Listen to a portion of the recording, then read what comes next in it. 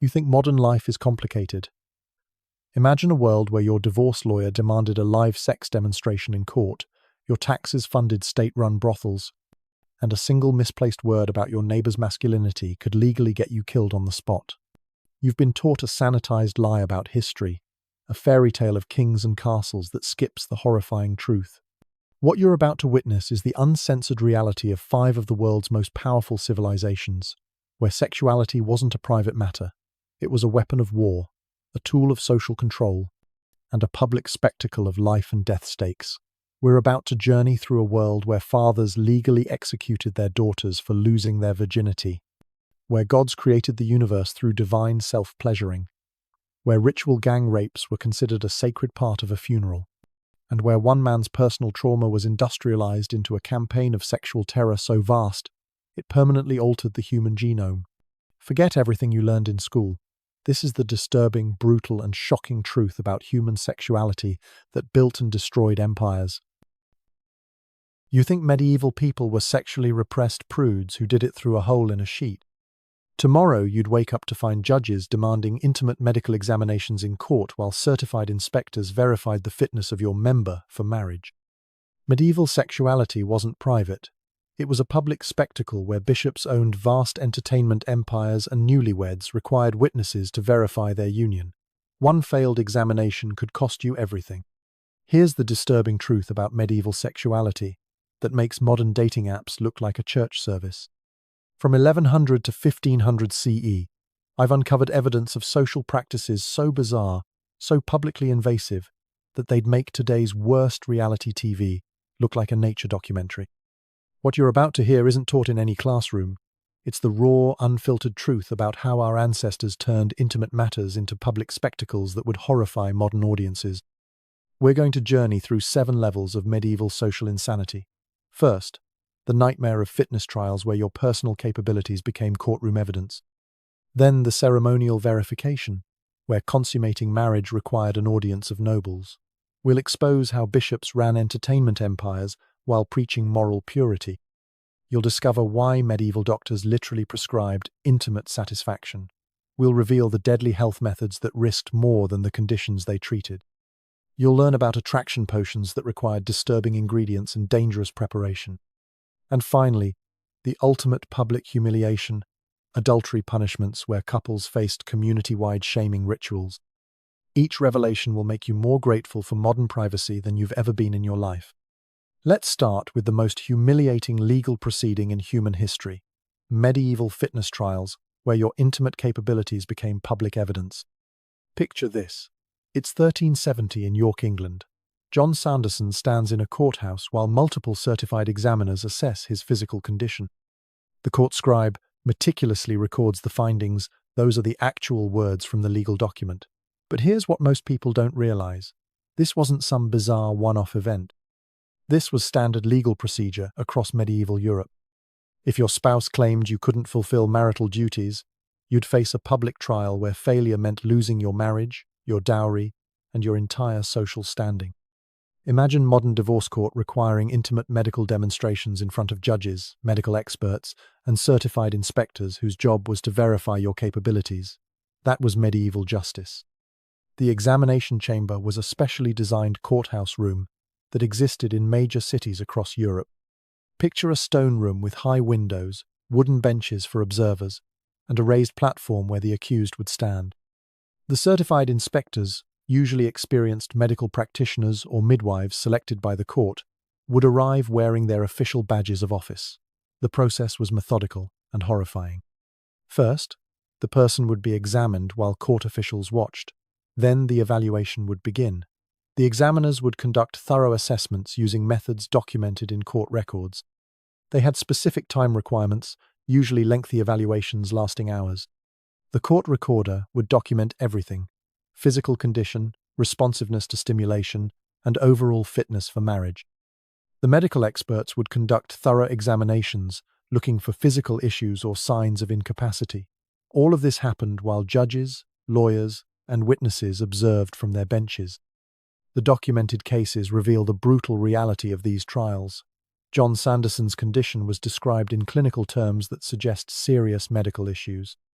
His wife had initiated the trial after 3 years of unconsummated marriage, claiming economic damages from the failed union. In 1292, Walter de Fonte faced an even worse ordeal. His wife demanded 3 separate examinations over the course of a month, each more invasive than the last. The court records show he failed all 3 attempts despite medical intervention. But wait, it gets worse. Pierre de Francheville, in 1450 Paris, succeeded only on his 3rd attempt, but only after consuming dangerous herbal remedies that could cause permanent damage or death.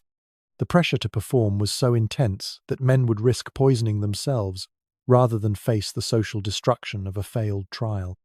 The performance pressure of these trials cannot be overstated. Multiple attempts were technically allowed, but each failure exponentially destroyed your reputation. Witnesses included not just legal officials but medical experts who would conduct examinations, notaries who recorded every detail, and often the spouse's family members who had a financial stake in the outcome. The certified inspectors had specific assessment techniques documented in medical texts. Some involved various stimulation methods, others used temperature variations, and some employed primitive devices that would be considered medical equipment today. The psychological torture was arguably worse than the physical examination.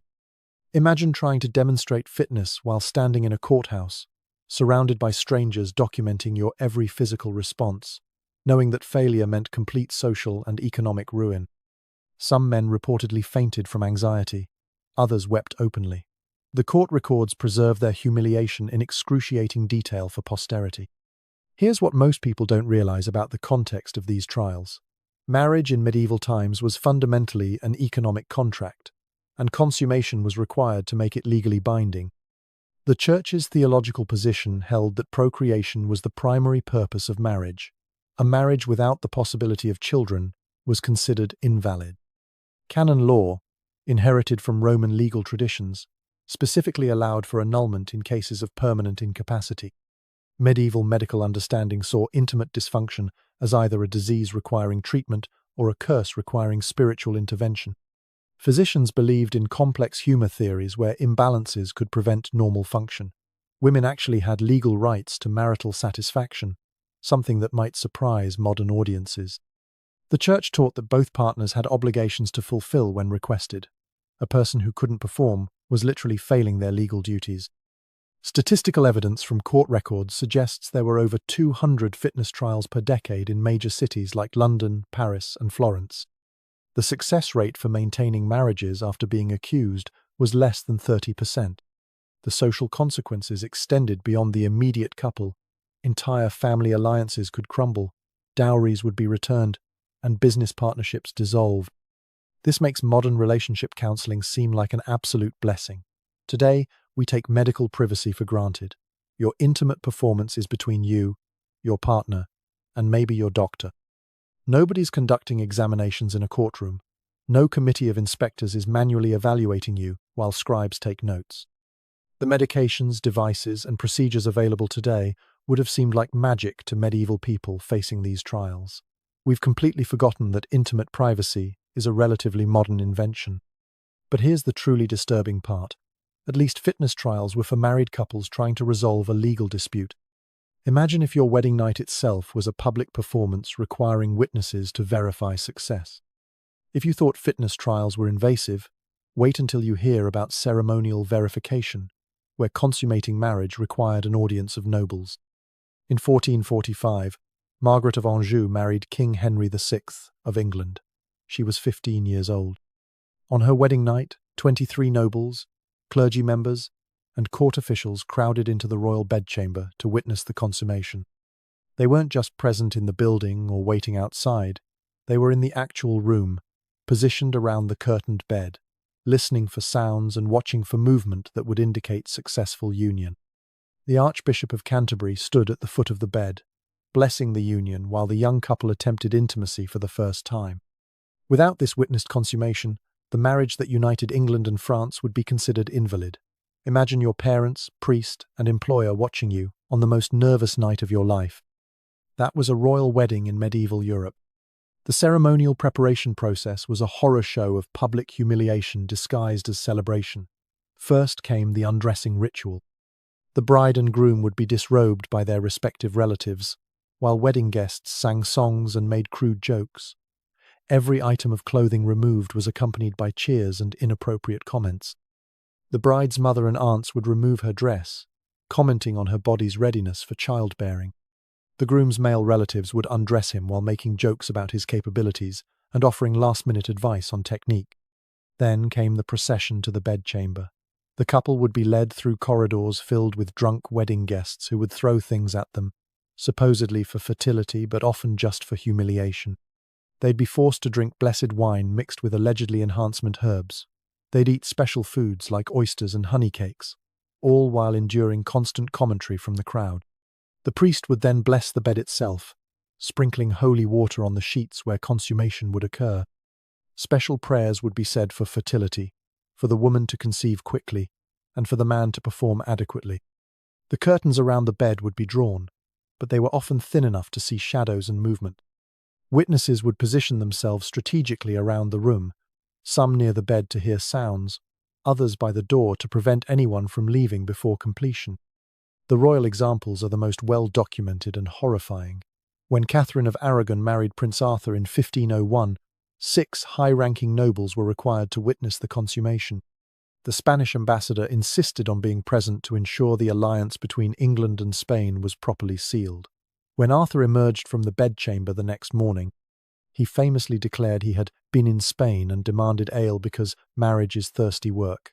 Whether he actually consummated the marriage became a matter of international dispute decades later during Henry VIII's annulment proceedings. Louis XVI and Marie Antoinette's wedding night in 1770 was even worse. The Archbishop of Reims stood in the bedroom, along with various French nobles, while the teenage couple fumbled through their first intimate experience. Court records indicate it took 7 years before they successfully consummated the marriage. 7 years of repeated public attempts with witnesses present. The psychological damage of such public pressure on intimate performance is unimaginable. When Margaret Tudor married the King of Scotland at age 13, Scottish nobles literally insisted on watching to ensure the English princess was properly claimed for Scotland. Witnesses reported hearing her distress, whether from pain, fear, or the horror of public consumption we'll never know. The political nature of these marriages meant that every moment was a matter of state importance. The verification methods went beyond just witnessing the act itself. The next morning brought fresh humiliations. The sheets would be displayed publicly, hung from windows or paraded through the castle. The bride would be examined by midwives, who would check for physical signs of consummation. They would then swear legal oaths about what they found. These testimonies were recorded in official documents that survive to this day.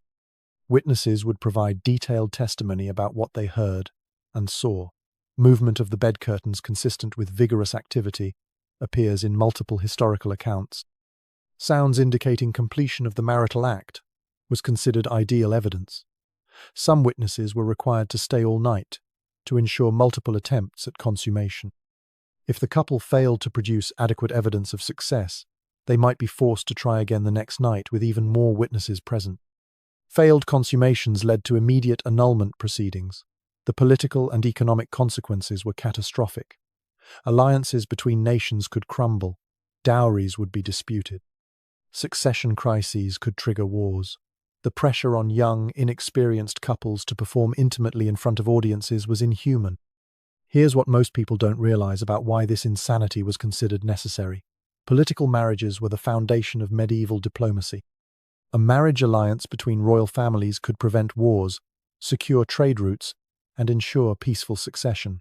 But an unconsummated marriage was legally void. It didn't count. Inheritance law demanded absolute proof that marriages were real and consummated. The virginity of noble brides was considered a valuable political asset that needed to be publicly transferred to ensure legitimacy. The Church's position made things worse. Marriage was a sacrament, but it wasn't complete until physical consummation. The theology was specific. The two becoming one flesh required actual union. Witnesses were necessary to prevent future disputes about legitimacy. A king needed to know his heir was actually his. A noble family needed to ensure their daughter was properly married before releasing her dowry. Community investment in noble fertility was intense. The entire social structure depended on legitimate heirs. Witness testimony could prevent succession wars. The practice varied by region. French ceremonies tended to involve more witnesses. English ones focused on mourning verification. Italian ceremonies sometimes involved the entire wedding party crowding into the bedchamber. This makes modern awkward wedding speeches seem absolutely delightful. Today, the most embarrassing part of a wedding might be a drunk relative's toast. We've privatized intimacy to such a degree that even mentioning it at a wedding is considered crude. The idea of witnesses to consummation is so foreign to modern sensibilities that it sounds like fiction. Privacy in intimate matters is such a given that we can't imagine a world where your intimate performance was a public spectacle. The truly disturbing part is that we think of privacy as a fundamental human right, but it's actually a modern invention that didn't fully develop until after 1700. For most of human history, intimacy was a community affair with social, economic, and political implications that required public verification. Speaking of the church's involvement in intimate matters, wait until you hear about the bishops who literally owned entertainment establishments. Here's where medieval society gets truly insane. The same bishops preaching moral purity owned thousand-worker entertainment operations. The Bishop of Winchester didn't just tolerate adult entertainment, he ran the largest such empire in medieval England. 18 separate establishments in Southwark, just across the Thames from London, employed over 1,000 women known as Winchester geese. These weren't hidden operations. They had official signs, published price lists, and the bishop's coat of arms displayed prominently above the doors. The profits from these establishments funded the construction and maintenance of Winchester Cathedral. Every prayer uttered in that holy space, every hymn sung to God's glory, was literally paid for by the entertainment industry. The hypocrisy is so staggering, it defies modern comprehension. The Winchester operation was a sophisticated business empire. The establishments weren't random houses, they were purpose-built facilities located in Southwark's Liberty of the Clink, an area under the bishop's direct jurisdiction. The buildings had distinctive architecture with large windows facing the street where women would display themselves. The famous Boar's Head establishment could accommodate over 100 customers per night. The Cardinal's Hat specialized in higher-class clientele, charging premium rates for clean women certified disease, free by the bishop's physicians. The bishop's officials maintained detailed records that survived in church archives. Weekly profit reports showed earnings of £20 to £40 per establishment, equivalent to hundreds of thousands in modern currency. The licensing system was remarkably bureaucratic. Women needed official permits renewed annually for a fee. They paid weekly sin taxes directly to the church coffers. Special fees were charged for working on holy days, though adult entertainment was technically banned during Lent, a ban widely ignored with payment of additional fines. The recruitment system was especially disturbing. The annual goose fair was ostensibly a hiring fair for domestic servants, but everyone knew its real purpose. Young women from the countryside would arrive seeking work, only to find the best-paying positions were in the bishop's establishments. Church officials would assess women for attractiveness and health, directing the most appealing to the premium facilities. The Bishop of Winchester's business model became the template for ecclesiastical entertainment across Europe. Each transaction was taxed, with the church taking typically 30 to 40% of gross revenues. The bishop's physicians would conduct weekly medical inspections, checking for visible signs of disease. Women who passed received official stamps of approval. Those who failed were banned from working until cleared, though they could pay bribes to continue operating. Protection services were another revenue stream. The bishop's guards would patrol the entertainment districts, preventing violence against the women, for a fee. They also ensured customers paid their bills, acting as medieval collection agents. Women could purchase retirement funds, essentially insurance policies that would provide for them when they could no longer work. Of course, few lived long enough to collect. The Winchester operation wasn't unique, it was just the best documented. In Avignon, the papal entertainment complex operated directly under Vatican control during the Avignon papacy. The Pope's treasurers collected taxes that funded papal armies. The building still stands today, its papal coat of arms carved in stone above the entrance. Church records show it employed over 200 women at its peak, with special rooms reserved for visiting church dignitaries. German bishop establishments formed virtual chains across the Holy Roman Empire. The Archbishop of Mainz controlled similar operations in 6 different cities. The Bishop of Strasbourg owned 4 establishments within sight of his cathedral. These weren't secret operations, they advertised openly, competed for customers, and paid their taxes directly to church treasuries. Spanish cathedral operations were often built into the cathedral complex itself. In Seville, the cathedral's entertainment facility occupied a building connected to the church by underground tunnels. Priests could visit without being seen in public. The women were required to attend special masses, sitting in designated areas while being preached to about the activities they'd engage in later that evening. Multiple church councils attempted reform, but the economic reality made change impossible. The Council of Constance in 1414 tried to ban clerical ownership of entertainment establishments. The attending bishops arrived with an entourage of 700 women from the industry. The reform motion failed. The Council of Basel in 1431 issued stern condemnations of clerical involvement in adult entertainment.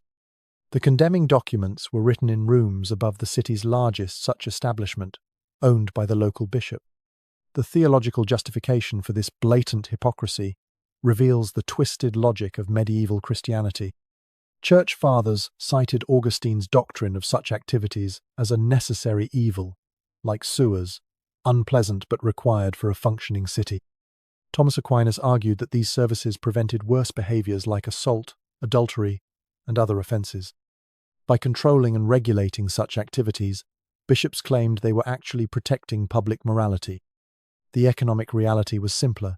The church needed money. Cathedrals were expensive. Bishops lived like princes. Wars required funding. Entertainment taxes were reliable income streams. Some historians estimate that such revenues provided 20 to 30% of church income in major cities. The Bishop of Winchester's entertainment empire alone generated enough annual revenue to build a new church every year. The profit margins were staggering. A typical transaction might cost the customer 4 pence. The woman would keep 1 penny, the establishment would take 1 penny for overhead, and 2 pence would go directly to church coffers.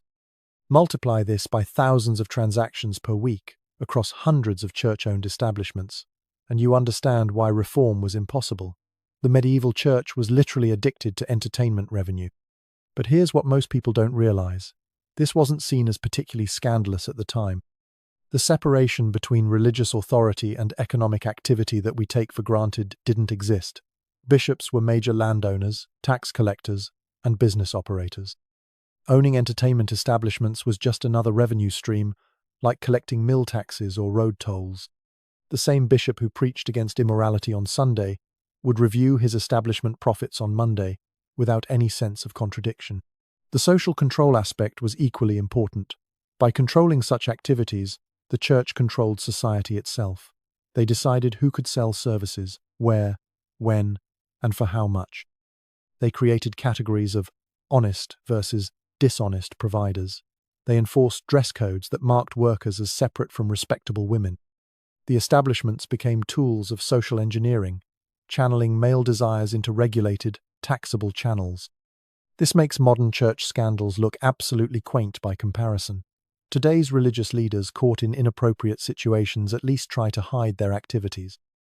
Medieval bishops put their coat of arms on establishment doors. They didn't just tolerate adult entertainment, they industrialized it, regulated it, and profited from it on a massive scale. The hypocrisy wasn't hidden. It was institutionalized at the highest levels of religious authority. But the church's intimate contradictions went deeper. They literally prescribed satisfaction as medical treatment. Medieval doctors literally prescribed physical satisfaction as medical necessity for conception. According to medieval medical theory, your great-great-grandmother couldn't get pregnant without experiencing satisfaction. This wasn't some fringe belief, it was accepted medical fact taught in universities and written in medical textbooks. The two-seed theory held that conception required contributions from both partners, and women only released their contribution during peak experience. If a woman couldn't reach satisfaction, she couldn't conceive. This meant husbands were medically required to master intimate techniques, physicians taught detailed stimulation methods, and midwives provided hands-on instruction to struggling couples. Medieval doctors were literally prescribing satisfaction centuries before anyone understood anatomy properly. The medical theory came from ancient Greek physician Galen, whose ideas dominated medieval medicine. He taught that women had internal reproductive organs that produced female contribution to conception. Just as men released their contribution through satisfaction, women needed to reach peak experience to release theirs. The medieval medical establishment took this further, creating elaborate theories about the nature of female response. Hot-natured women needed different techniques than cold-natured ones. Moist-humid women required different positions than dry-humid ones. The complexity rivaled modern intimate instruction, but with absolutely no basis in actual anatomy. Medical texts provided exhaustively detailed instructions. The most popular was the Trotula, a compilation of women's medicine that included specific techniques for achieving female satisfaction. Physicians recommended gentle stimulation with sweet-smelling oils and careful attention to sensitive areas. They described optimal positions: woman on top for cold constitutions, sideways for tilted anatomy, alternative positions for women with excessive moisture. The clinical precision is startling from an era we assume knew nothing about female response. Physicians developed tools and techniques that would make modern therapists blush. They prescribed specially designed warming devices, essentially medieval stimulation aids made from polished wood or ivory. Herbal preparations containing mint, pennyroyal, and other heating herbs were applied before intimacy to increase sensitivity. Massage oils with cinnamon and pepper were used to increase blood flow. Some physicians recommended musical accompaniment, believing certain rhythms encouraged female arousal. The practical applications of this theory created a bizarre medical specialty. Midwives became intimate coaches, teaching couples bedroom techniques with startling frankness. They used illustrated manuscripts showing positions designed to maximize female pleasure. They demonstrated manual techniques on cloth models. Some even provided supervised practice sessions where they would coach couples through intimacy, offering real-time advice on rhythm, pressure, and positioning. Herbal enhancement aids for women became a major medical market. Recipes included ground pearls mixed with wine, powdered exotic ingredients in honey, and tinctures of mandrake root.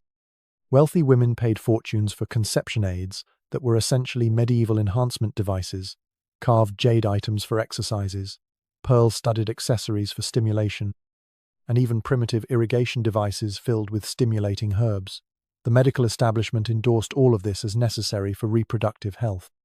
Case studies from medical texts reveal the clinical approach to female intimate dysfunction. One physician described treating a merchant's wife who had failed to conceive after 3 years of marriage.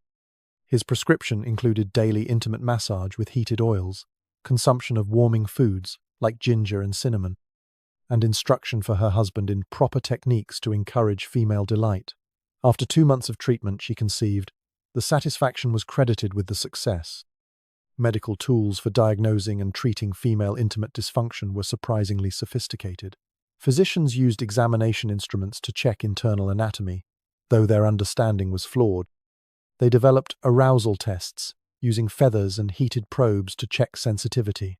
Some even created primitive feedback devices, hollow tubes placed externally to amplify sounds that would indicate arousal. The medicalization of female pleasure was complete. The Church's position on all this created mind-bending contradictions. Pleasure for its own sake was sinful, but pleasure for procreation was mandatory. Confessors had to thread an impossible needle, condemning women who enjoyed intimacy too much while also condemning those who didn't enjoy it enough to conceive. Theological debates raged about whether experiencing pleasure during conception made the resulting child more sinful. Some argued that children conceived through female satisfaction would be more lustful.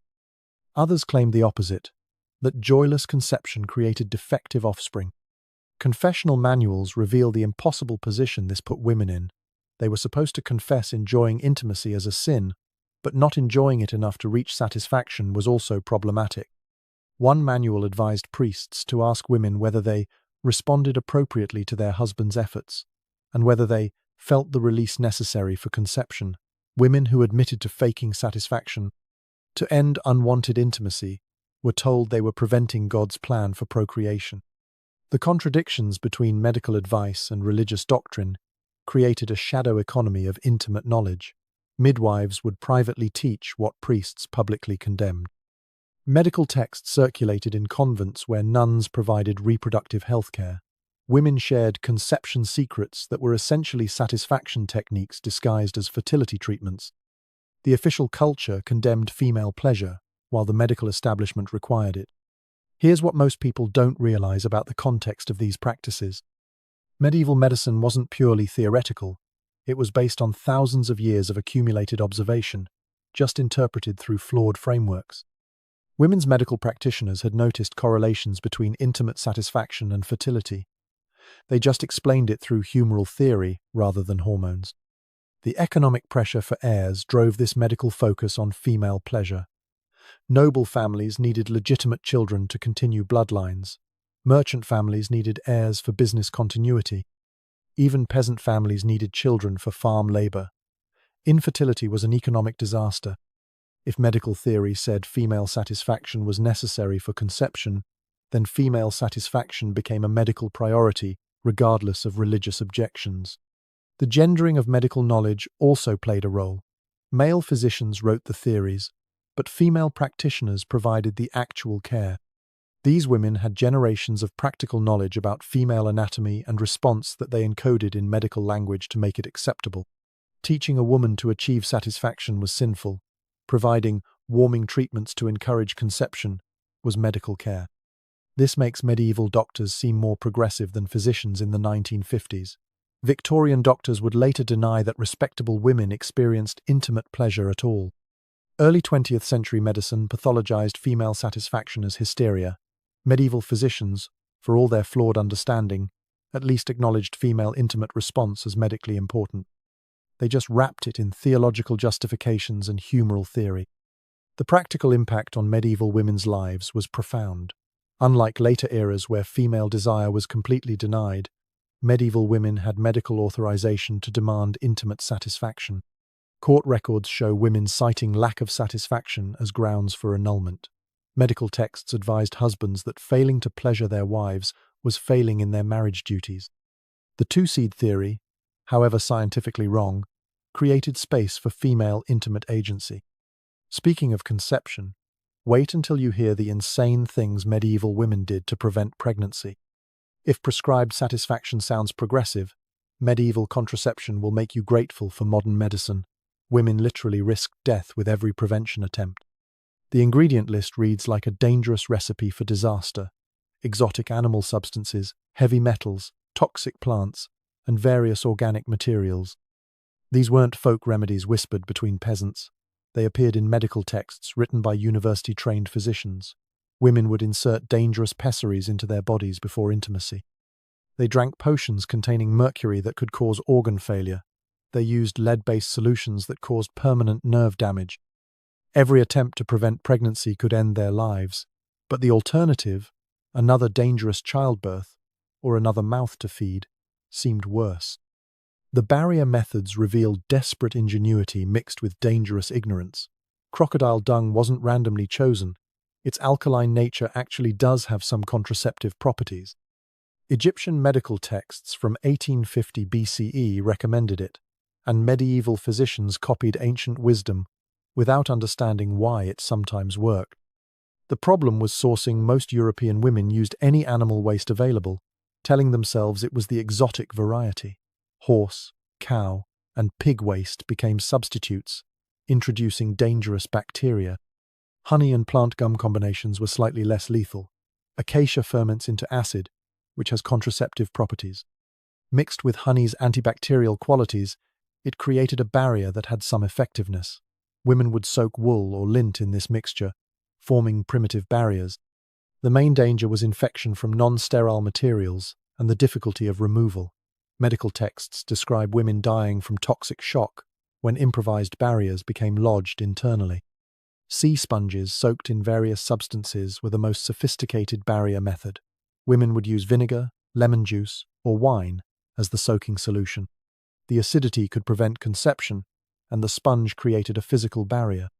Mediterranean women had access to natural sea sponges, while Northern European women used whatever absorbent materials they could find: moss, rags, even bread. The practice required careful timing and removal, with infection being a constant risk. Animal membrane barriers represent the closest thing to modern protection. Sheep intestines, fish bladders, and pig bladders were cleaned, stretched, and sometimes sewn into sheaths. These were expensive, reusable, and primarily available to the wealthy. They were tied on with ribbons and had to be soaked in warm milk or water before use. The Catholic Church condemned them absolutely, calling them armor against God's will. Users faced excommunication if discovered. The toxic interventions women subjected themselves to reveal the desperation of unwanted pregnancy. Mercury-based potions were known to prevent pregnancy by slowly poisoning the woman. Physicians prescribed small doses, claiming they cooled the womb. Women experiencing mercury poisoning suffered tremors, tooth loss, and madness. But it did prevent pregnancy, either through toxicity or because dying women don't conceive. Lead salts were equally horrific. Women would drink solutions containing lead compounds, known as sweet salt, for their taste. Others used lead-based vaginal applications. The resulting lead poisoning caused severe abdominal pain, constipation, and eventually brain damage. Skeleton analysis from medieval cemeteries shows young women with lethal levels of lead concentration, likely from contraceptive use. Copper sulfate applications were recommended by Arab medical texts translated into Latin. Women would irrigate internally with copper solutions after intimacy. While copper does have contraceptive properties, the concentrations used caused severe chemical burns. Medical texts describe women suffering permanent scarring and infection from these treatments. The herbal cocktails were marginally safer but still potentially lethal. Pennyroyal tea could prevent implantation but also caused liver failure. Rue, Queen Anne's lace, and tansy were commonly used but required precise dosing. Too little was ineffective. Too much was fatal. Women shared recipes like 7 seeds of Queen Anne's lace chewed daily, or rue tea drunk during menstruation. The margin between contraceptive and poison was razor thin. The magical methods seem absurd, but were taken seriously by desperate women.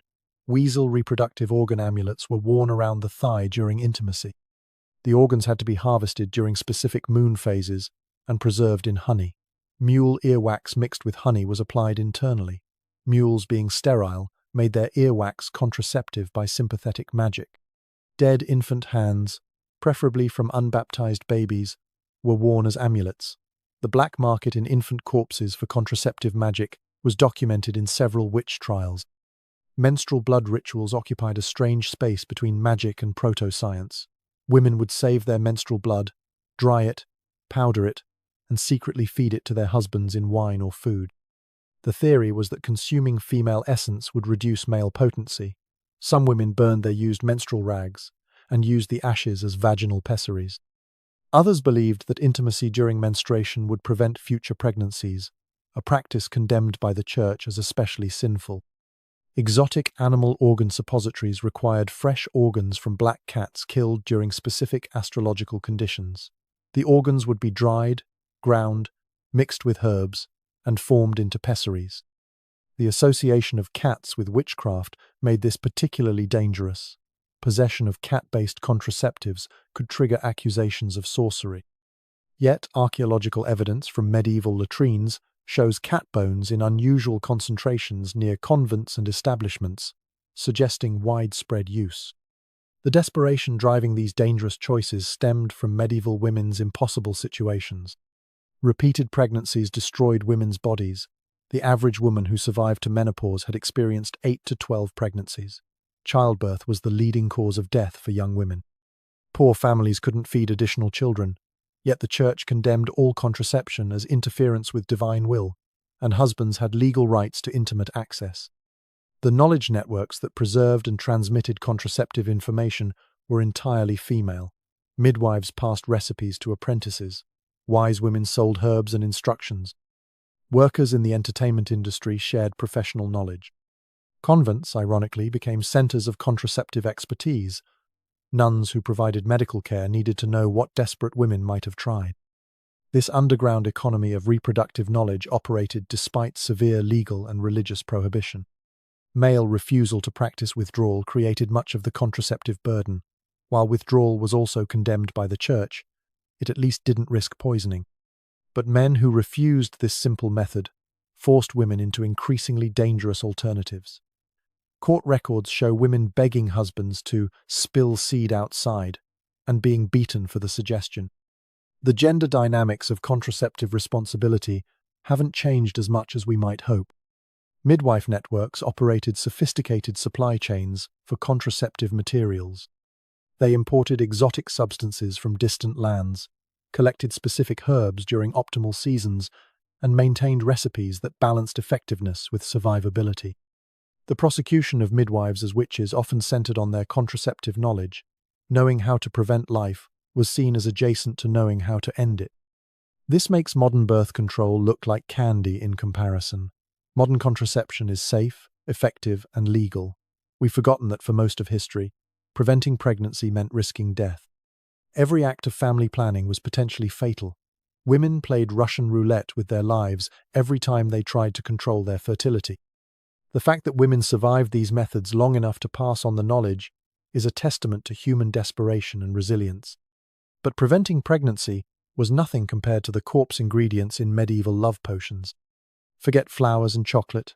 Medieval romance required corpse parts, bodily fluids, and the bone marrow of dead children. In 1320, Beatrice de Planisoles stood trial in France for feeding her menstrual blood to her lover mixed in wine. She wasn't some isolated madwoman. She was following established recipes from grimoires that circulated among desperate women. The shopping list for medieval love potions reads like evidence from a serial killer's basement. Ground bones from unbaptized infants, organs from recently executed criminals, bodily fluids harvested during intimacy, brain tissue from doves, and powdered human heart. These weren't metaphorical ingredients or poetic exaggerations. Women literally robbed graves, bribed executioners for corpse parts, and collected their own bodily secretions in pursuit of love. Medieval dating involved actual grave robbing. The human ingredients required careful sourcing and preparation. Children's bone marrow was considered most potent, especially from children who died before baptism. Women would bribe gravediggers or sneak into cemeteries themselves to harvest fresh bones. The marrow had to be extracted within 3 days of burial using heated needles. It would then be dried, ground, and mixed with honey and wine. The resulting potion would be slipped into a target's drink over several weeks. Menstrual blood collection required planning and privacy. Women saved their monthly flow in special vessels, often ceramic pots marked with symbols. The blood would be dried into cakes or mixed fresh into food and wine. Some recipes required blood from specific days of the cycle. Others demanded the blood be collected during certain moon phases. The most elaborate rituals involved mixing menstrual blood with other bodily fluids collected after intimacy, creating a potion from the mingled essences of both partners. Hair harvesting happened during or immediately after intimate encounters. Women would secretly collect their lovers' hair, saving them in lockets or sewn into clothing. The hair would later be burned with specific incenses, ground into powder, or woven into amulets. Some recipes required hair from both partners, braided together and worn against the skin. Others demanded the hair be collected without the man's knowledge, adding another layer of deception to intimate moments. Corpse organ preparation was a specialized skill. The organs had to come from someone who died violently. Executed criminals were preferred, suicide victims second best. The organs would be dried slowly over low heat, then ground with specific herbs like vervain and mandrake. The powder would be mixed into food over time, supposedly creating irresistible attraction. Executioners developed side businesses, selling organs to desperate women. The preparation rituals surrounding these ingredients were as elaborate as the components were disturbing. Midnight cemetery expeditions required specific timing: new moon for binding spells, full moon for attraction magic. Women would recite incantations while harvesting materials, often elaborate Latin phrases they didn't understand. The mixing had to happen at crossroads or in churchyards. Some recipes required the woman to be unclothed, others demanded she wear her target's clothing. Full moon timing was considered essential for most love magic. Grimoires provided detailed astronomical charts showing optimal collection and preparation times. Ingredients gathered under the wrong moon phase were considered useless or even dangerous. Women would plan their activities months in advance, waiting for the perfect celestial alignment to create their potions. The incantations were a mixture of church Latin, folk charms, and pure nonsense. A typical example from a 14th century grimoire, per viscera mortui, per sanguinem menstruum, liga cor amantis me. Women who couldn't read would memorize these phrases phonetically, often garbling them beyond recognition. The power was in the ritual, not the accuracy. Dosage calculations reveal surprising sophistication. Grimoires provided detailed instructions on how much potion to administer based on the target's size, temperament, and resistance level. Too little would be ineffective. Too much could cause madness or death. Women kept careful records of doses and effects, adjusting their recipes based on results. Some became known as love magic specialists, selling their services to other desperate women. The legal consequences for practicing love magic were severe but inconsistently enforced. The Church considered it a form of witchcraft, punishable by excommunication or death. Secular authorities treated it as poisoning if the target became ill, but enforcement depended entirely on social status and outcomes.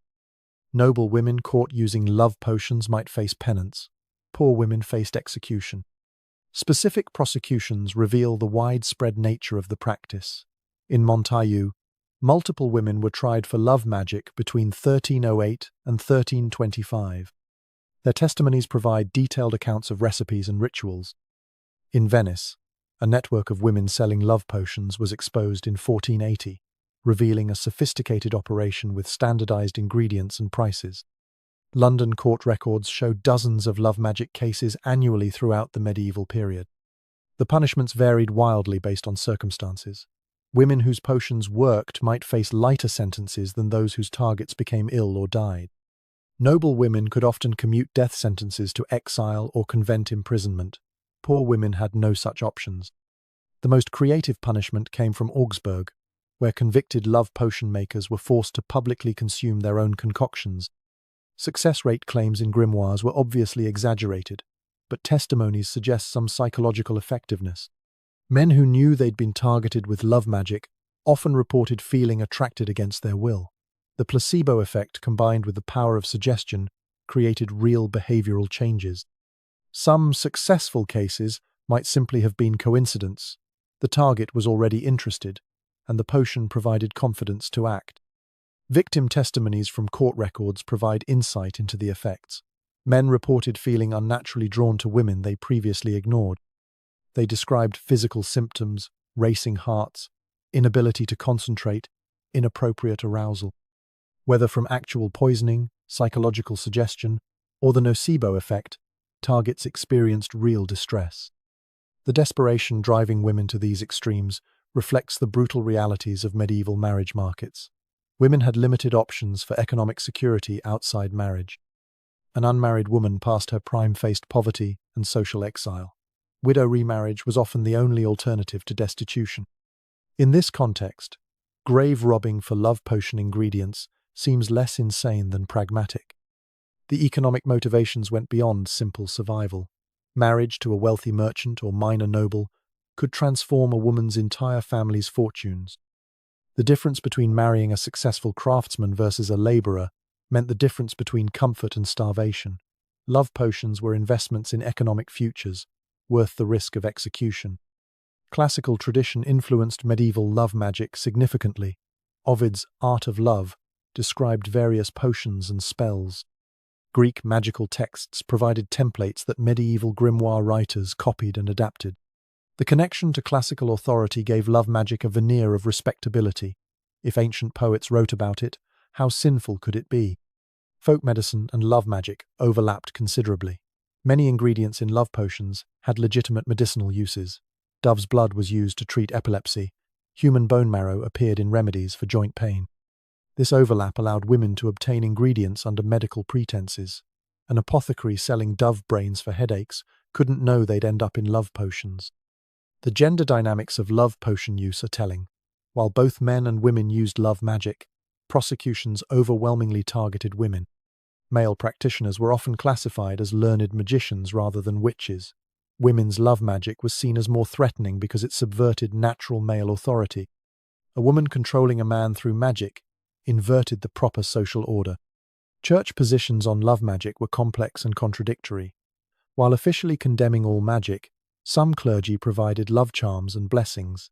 Priests sold blessed candles and holy water for use in love rituals. Some monasteries had reputations for effective love magic. The Church's condemnation focused more on the diabolical aspects than the practice itself. This makes dating apps look absolutely miraculous by comparison. Modern romance might be complicated, but at least it doesn't require exhuming corpses. We've replaced magic potions with profile pictures and pickup lines. The worst that happens with online dating is ghosting, not actual poisoning. The extreme measures medieval women took for love reveal both the desperation of their circumstances and the universal human need for connection. But the most public humiliation was reserved for adulterers. Think public shaming on social media is bad?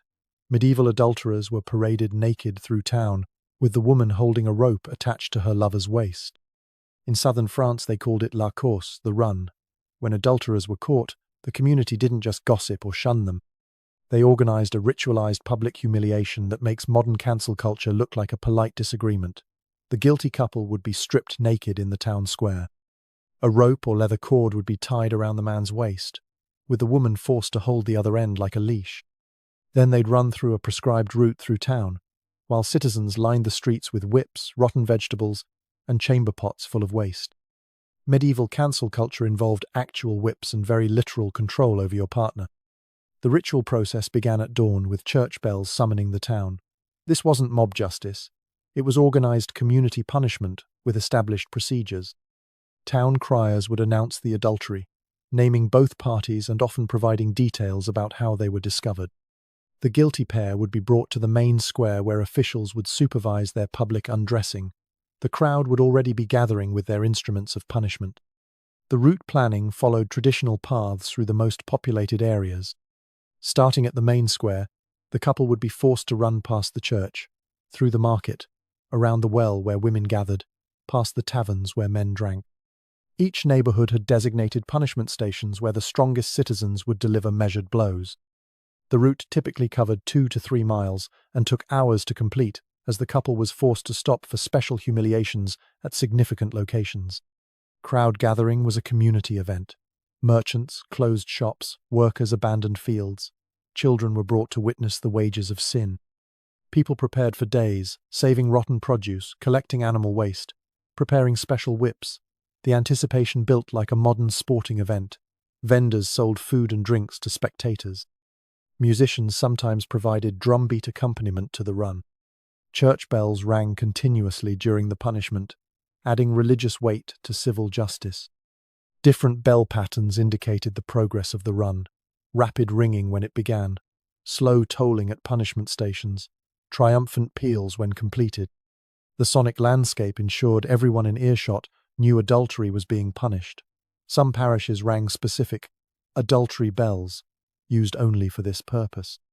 The documented cases from Carcassonne's 1347 judicial records provide disturbing detail. A merchant's wife caught with a young clerk faced la course in July. The records note she was forced to pull him 3 miles while enduring strikes from willow branches and filth from the crowd. She survived but left town immediately after. He wasn't so lucky. The waist binding caused severe damage, and he died from infection within a week. Toulouse records from 1389 describe a knight caught with a baker's wife. Despite his noble status, he wasn't exempt from la course. The social inversion of a common woman leading a noble by a rope added extra humiliation. The crowd was especially vicious, seeing opportunity to punish social superiority. He survived, but was so damaged he couldn't ride a horse again, ending his military career. The survival rates were surprisingly low considering this was punishment, not execution. Between 30 to 40% of men died from infection or damage caused by the waist binding. Women faced better odds but still suffered severe injuries from whipping and crowd violence. Some couples attempted suicide rather than face la course. Others fled town when adultery accusations surfaced, becoming permanent exiles. Crowd participation levels revealed community dynamics. The most vicious attacks came from those closest to the wronged spouse. Family members were expected to deliver the harshest blows. But anyone with a grudge could use la course for revenge. Business rivals, rejected suitors, anyone who felt wronged could claim moral authority to inflict damage. The ritual became a pressure release for all community tensions. The community justice philosophy behind Lacourse reflected medieval understanding of sin as communal pollution.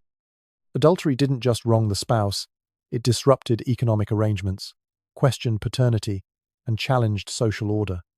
The community had to physically purge the sin through collective action. Everyone who struck a blow was helping restore balance. The humiliation served as both punishment and cleansing ritual. Gender dynamics in punishment revealed medieval double standards. While both parties suffered, the symbolism differed. The woman holding the rope showed her unnatural dominance over men through sexuality. The man being led demonstrated how lust reduced men to animals. But women faced additional consequences. Most were expelled from town after La Course, while men might be allowed to stay if they survived. Economic disruption emphasis explained the harsh punishment. Adultery threatened inheritance, disrupted business partnerships, and confused bloodlines. In a world where economic and family life were inseparable, adultery was theft of the highest order. The public nature of punishment restored confidence in social contracts. Everyone saw the consequences of breaking marriage vows. Comparison to other regions shows the Mediterranean particularly favoured rope-focused punishments. In England, adulterers more commonly faced the pillory or stocks. German towns preferred head shaving and tar. But southern France and parts of Italy made rope binding central to adultery punishment. Some historians link this to Roman law traditions that emphasized physical humiliation. The effectiveness as deterrent is debatable. Court records show adultery rates remained consistent despite harsh punishments. But La Course served other functions: community bonding through shared violence, release of social tensions, reinforcement of marriage norms. The ritual's persistence suggests communities found it useful beyond simple deterrence. Evolution to less violent shaming happened gradually. By the 1500s, many towns replaced physical running with symbolic processions. Adulterers might be paraded on donkeys facing backward, or forced to wear signs detailing their crimes. The rope binding disappeared first. Too many deaths created legal problems. But public humiliation for adultery continued into the modern era in various forms. Twitter mobs seem positively gentle compared to La Course. Online shaming might destroy reputations and careers, but it doesn't involve literal rope torture. We've replaced whips with hashtags, excrement with angry tweets. The impulse to publicly punish transgressions remains, but we've mostly eliminated the physical violence. Though the psychological damage of modern public shaming can last just as long as medieval scars. After witnessing the nightmare of fitness trials where judges examined men's capabilities in court, the horror of ceremonial verification where nobles watched newlyweds consummate, the hypocrisy of bishops running massive entertainment empires, the medical prescription of intimate satisfaction for conception, the deadly risks women took with dangerous contraception, the grave robbing required for love potions, and the rope leash parades for adulterers, one thing becomes crystal clear. We've just witnessed 7 levels of medieval social insanity that make modern life look like a prudish paradise. We've seen judges examining capabilities in court while certified inspectors attempted to verify fitness for marriage. We've watched noble families crowd into bedchambers to verify royal consummation. We've exposed bishops counting entertainment profits while preaching moral purity from pulpits paid for by those very activities. We've discovered physicians prescribing satisfaction as medical necessity while priests condemned pleasure as sin. We've revealed women risking death with mercury applications and exotic animal substances. We've uncovered the corpse-robbing reality of love potions requiring dead infant bones. And we've witnessed the ultimate public humiliation of rope-leashed adultery runs through jeering crowds. The ultimate revelation is this: medieval people weren't sexually repressed prudes, hiding their desires behind religious dogma. They made intimacy everyone's business in ways that would horrify modern society. Your intimate performance could be legally examined in court. Your wedding night required witnesses. Your bishop might own the entertainment establishment you frequented. Your doctor would prescribe satisfaction while your priest condemned it. Every aspect of intimacy that we consider intensely private was publicly regulated, witnessed, documented, and judged. Privacy as we understand it simply didn't exist. The idea that what happens in your bedroom is nobody else's business would have seemed insane to medieval people. Intimacy had economic implications. Invalid marriages disrupted inheritances, It had political ramifications. Unconsummated royal weddings could cause wars. It had social consequences. Adultery polluted entire communities. It had medical importance. Satisfaction was required for conception. It had religious significance. Every intimate act was subject to divine judgment. In this context, of course, intimacy was public. How could something so important be left to private discretion? The transformation from public intimacy to private sexuality is one of the most profound changes in human history. We've gone from capability examinations in courtrooms to doctor-patient confidentiality, from witnessed consummations to honeymoon suites, from bishop-owned entertainment to criminalized adult industries, from prescribed satisfaction to denied female desire, and back to acknowledging it again, from deadly contraception to safe birth control, from corpse ingredient love potions to dating apps, from rope leash adultery runs to, well, we still publicly shame people for adultery, just without the rope binding. But here's what these medieval practices reveal about unchanging human nature. The desire for intimate satisfaction, the need for romantic connection, the impulse to control fertility, the tendency to publicly punish transgressions, these constants persist across centuries. Only the methods change. Medieval people weren't fundamentally different from us. They just lived in a world where privacy hadn't been invented, where intimacy was communal property, where your body could become public evidence. The social control aspect is particularly revealing. By making intimacy public, medieval society could regulate it completely. Modern privacy gives us freedom but also isolation. We've traded communal humiliation for private anxiety. Instead of fitness trials, we have performance anxiety. Instead of witnessed consummation, we have wedding night pressure. Instead of public adultery punishment, we have private relationship destruction. The publicness is gone, but the human experiences remain. What this reveals about surveillance culture is unsettling. Medieval people accepted total intimate surveillance because they had no concept of privacy.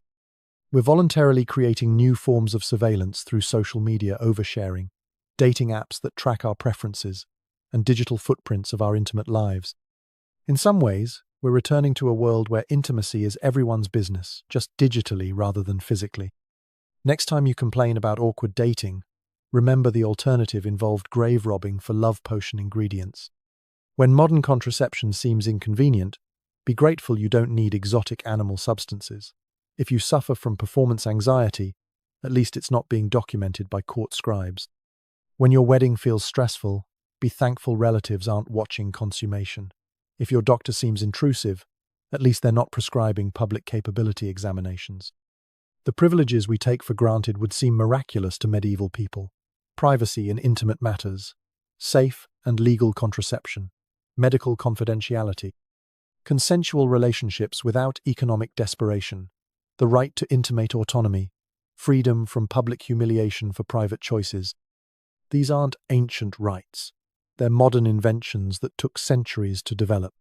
We should be grateful for modern medicine that doesn't require corpse parts or deadly potions, for legal systems that don't examine our bodies in public, for churches that don't own entertainment establishments, for doctors who understand anatomy beyond wandering wombs and two-seed theory, for contraception that won't kill us, for love based on mutual attraction rather than economic desperation, for adultery punishments that don't involve rope torture. The medieval world shows us the nightmare of intimacy without privacy, but also the universality of human intimate nature. People have always wanted satisfaction, connection, and control over fertility. They've always dealt with performance anxiety, relationship drama, and social judgment. The medieval solutions were publicly brutal, but the problems were deeply human. So subscribe to see more disturbing historical truth that your teachers definitely didn't mention. Comment your most shocking takeaway. Was it the capability examinations, the bishop entertainment empires, or the rope leashes? Like if you're grateful for modern privacy and the beautiful fact that your intimate life is nobody's business but your own.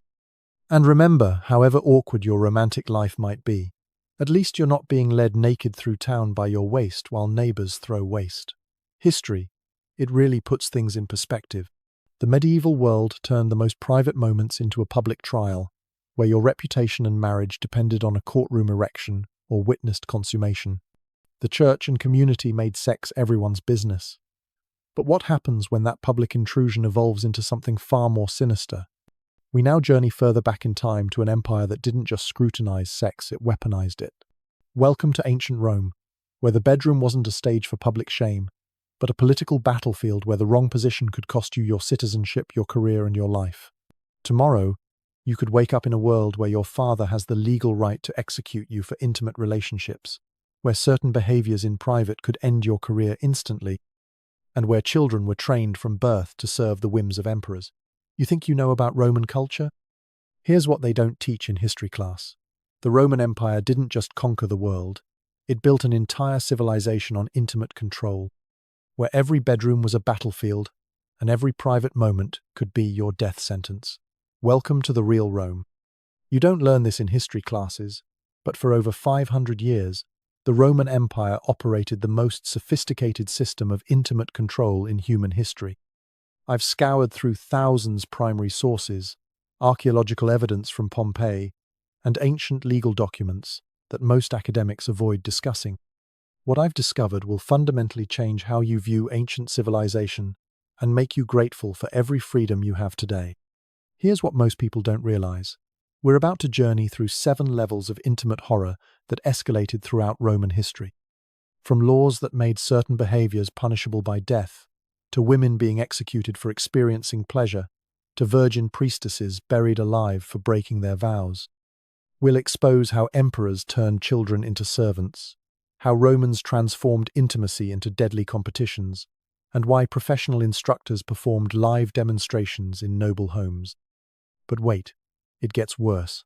All of this insanity was literally carved into their streets as religious monuments. Let's start with the most basic rule that governed every Roman's life, and death. Imagine if your private behavior determined your public status.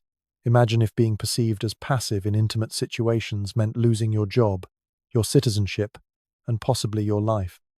In Rome, this wasn't imagination, it was law.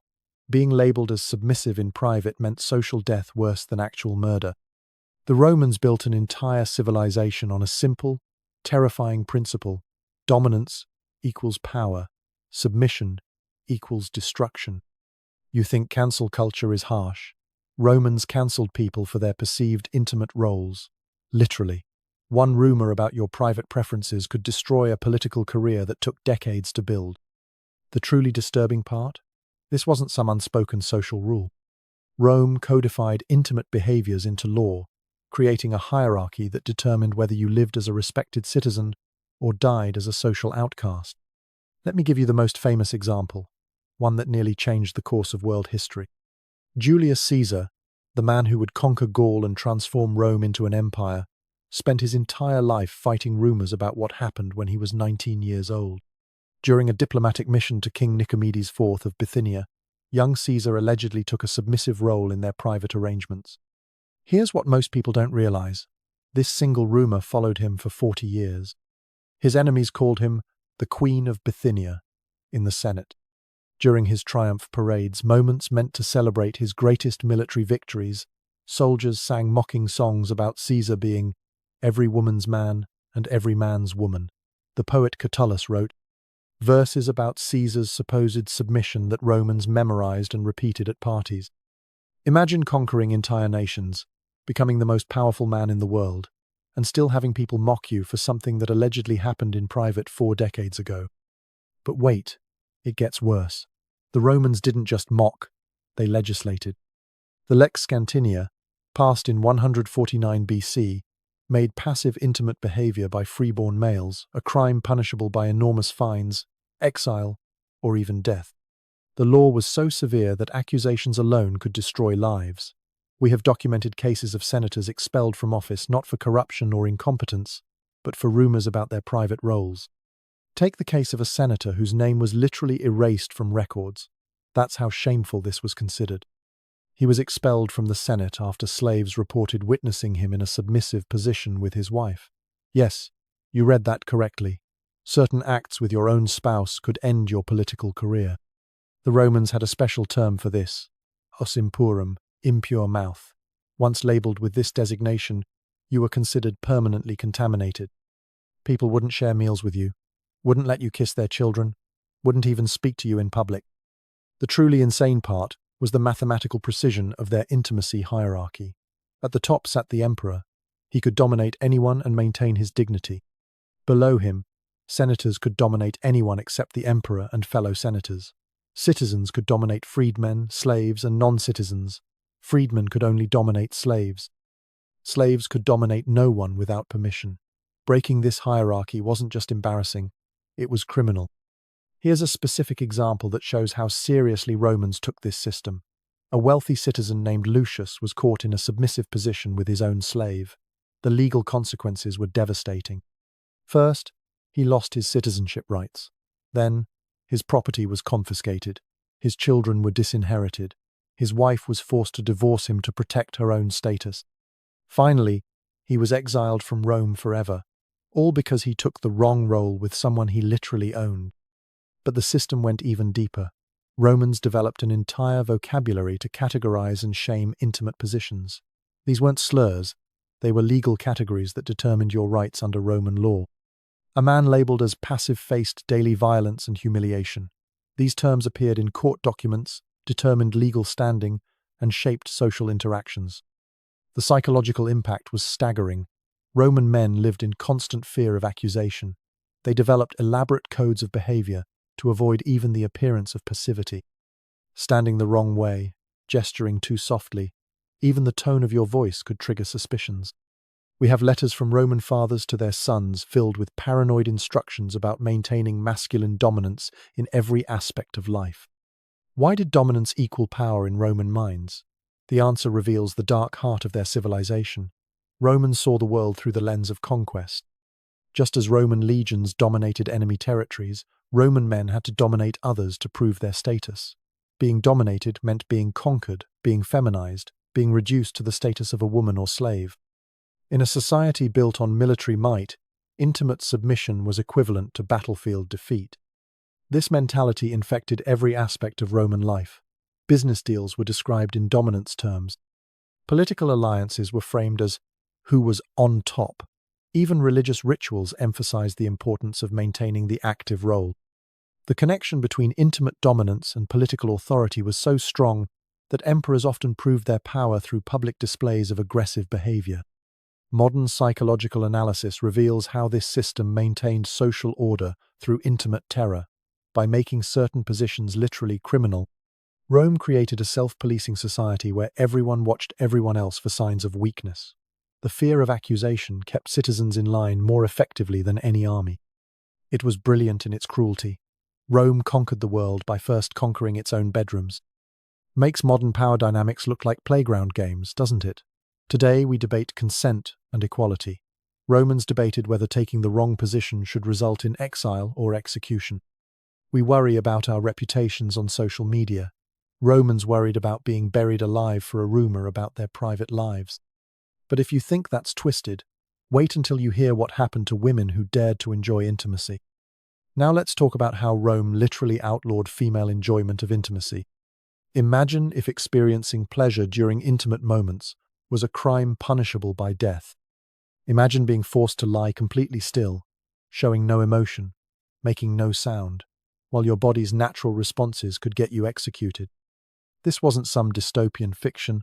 This was daily reality for Roman women. Rome built an entire legal system around a paradox that would break modern minds. They celebrated male desire while making female enjoyment a capital offense.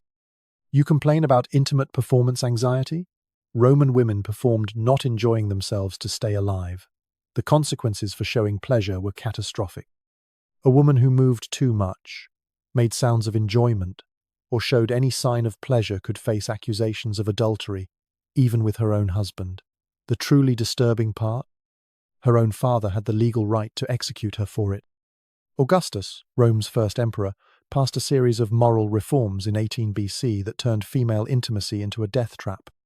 The Lex Julia de Adulteriis Coascendis didn't just punish adultery, it criminalized female agency entirely. Under this law, a father who discovered his daughter had engaged in premarital relations could legally execute both her and her partner on the spot. No trial, no appeal, just execution. Here's what most people don't realize. Augustus used this law to exile his own daughter, Julia the Elder. Despite being the emperor's daughter, despite being married with 5 children, Julia was banished to a remote island for the crime of enjoying intimacy too publicly. Her specific offense? Attending parties where she allegedly showed enthusiasm during private encounters. Augustus forbade anyone from visiting her, banned wine from her diet, and declared that she should be buried outside the family tomb. The Emperor of Rome destroyed his own daughter for experiencing pleasure. But wait, it gets worse. Roman medical experts created an entire mythology around female desire designed to terrorize women into numbness. They claimed that female arousal caused hysteria, insanity, and demonic possession. Dr. Soranus of Ephesus, considered Rome's greatest gynecologist, wrote that women who experienced too much pleasure would suffer from wandering uterus, a condition where the womb would detach and float around the body, causing madness. The treatments for female arousal were essentially medical torture. We have detailed records of the procedures. Women showing signs of enjoyment were subjected to cooling treatments, forced to sit in ice water for hours, drink potions made from lead and mercury, or undergo fumigation where they breathed toxic smoke to calm the womb. Wealthy women paid fortunes for doctors to essentially poison them into numbness. Consider the case of Sempronia, a noble woman whose story survives in fragments. After her husband reported that she seemed to enjoy their wedding night excessively, she was sent to Rome's leading medical authorities. The treatment regimen was horrifying: daily ice baths at dawn, forced consumption of bitter herbs that caused illness, bloodletting to reduce passion, application of lead powder to cool the body. After 6 months of this medical torture, Sempronia had learned to lie perfectly still during intimate encounters, showing no response whatsoever. The doctors declared her cured. The double standard was breathtaking in its cruelty. The same men who demanded intimate numbness from their wives openly celebrated their own conquests. A Roman man could engage with slaves, prostitutes, and non-citizens without consequence. He could boast about his virility in the Senate. He could commission statues celebrating his prowess. But if his wife smiled during intimacy, death sentence. Roman women developed elaborate survival strategies that read like psychological horror. They created secret networks to teach each other the performance of numbness. Older women instructed younger ones in the art of emotional suppression, how to breathe silently, how to keep facial muscles relaxed, how to prevent involuntary responses. We have fragments of letters where mothers write to daughters with advice like, think of household accounts during the act, and bite your tongue if you feel pleasure rising. The psychological damage was catastrophic and generational. Roman women learned to dissociate from their own bodies as a survival mechanism. They passed down trauma like family heirlooms, mothers teaching daughters that feeling anything during intimacy could kill them. The entire female population of Rome was essentially trained to develop dysfunction as a life-preserving skill. But the system went even deeper than individual oppression. Roman law made women's bodies public property subject to state control. The concept of female consent didn't exist. Women were transferred from father to husband like property deeds. A woman's intimacy belonged to her male guardian, and any expression of personal desire was theft from her owner. The legal term was stuprum, any intimate act that violated male ownership, regardless of the woman's feelings. Here's a specific legal case that shows the insanity. A woman named Claudia was accused of adultery because she was seen laughing with a male friend in the market. The evidence against her? Witnesses testified that she appeared flushed and smiled excessively in his presence. Her husband divorced her, her father disowned her, and she lost custody of her children. She was never accused of actually having relations, just of appearing to enjoy a conversation with a man. The religious justification made it even worse. Roman priests taught that female pleasure angered the gods and caused natural disasters. They blamed crop failures on women's enjoyment. They attributed military defeats to wives enjoying their husbands too much. The Vestal Virgins, Rome's most sacred priestesses, were held up as the ideal. Women so pure they felt nothing, wanted nothing, experienced nothing. Why did Rome criminalize female pleasure? The answer exposes the empire's deepest fears. Roman men were terrified of female desire because they couldn't control it through force.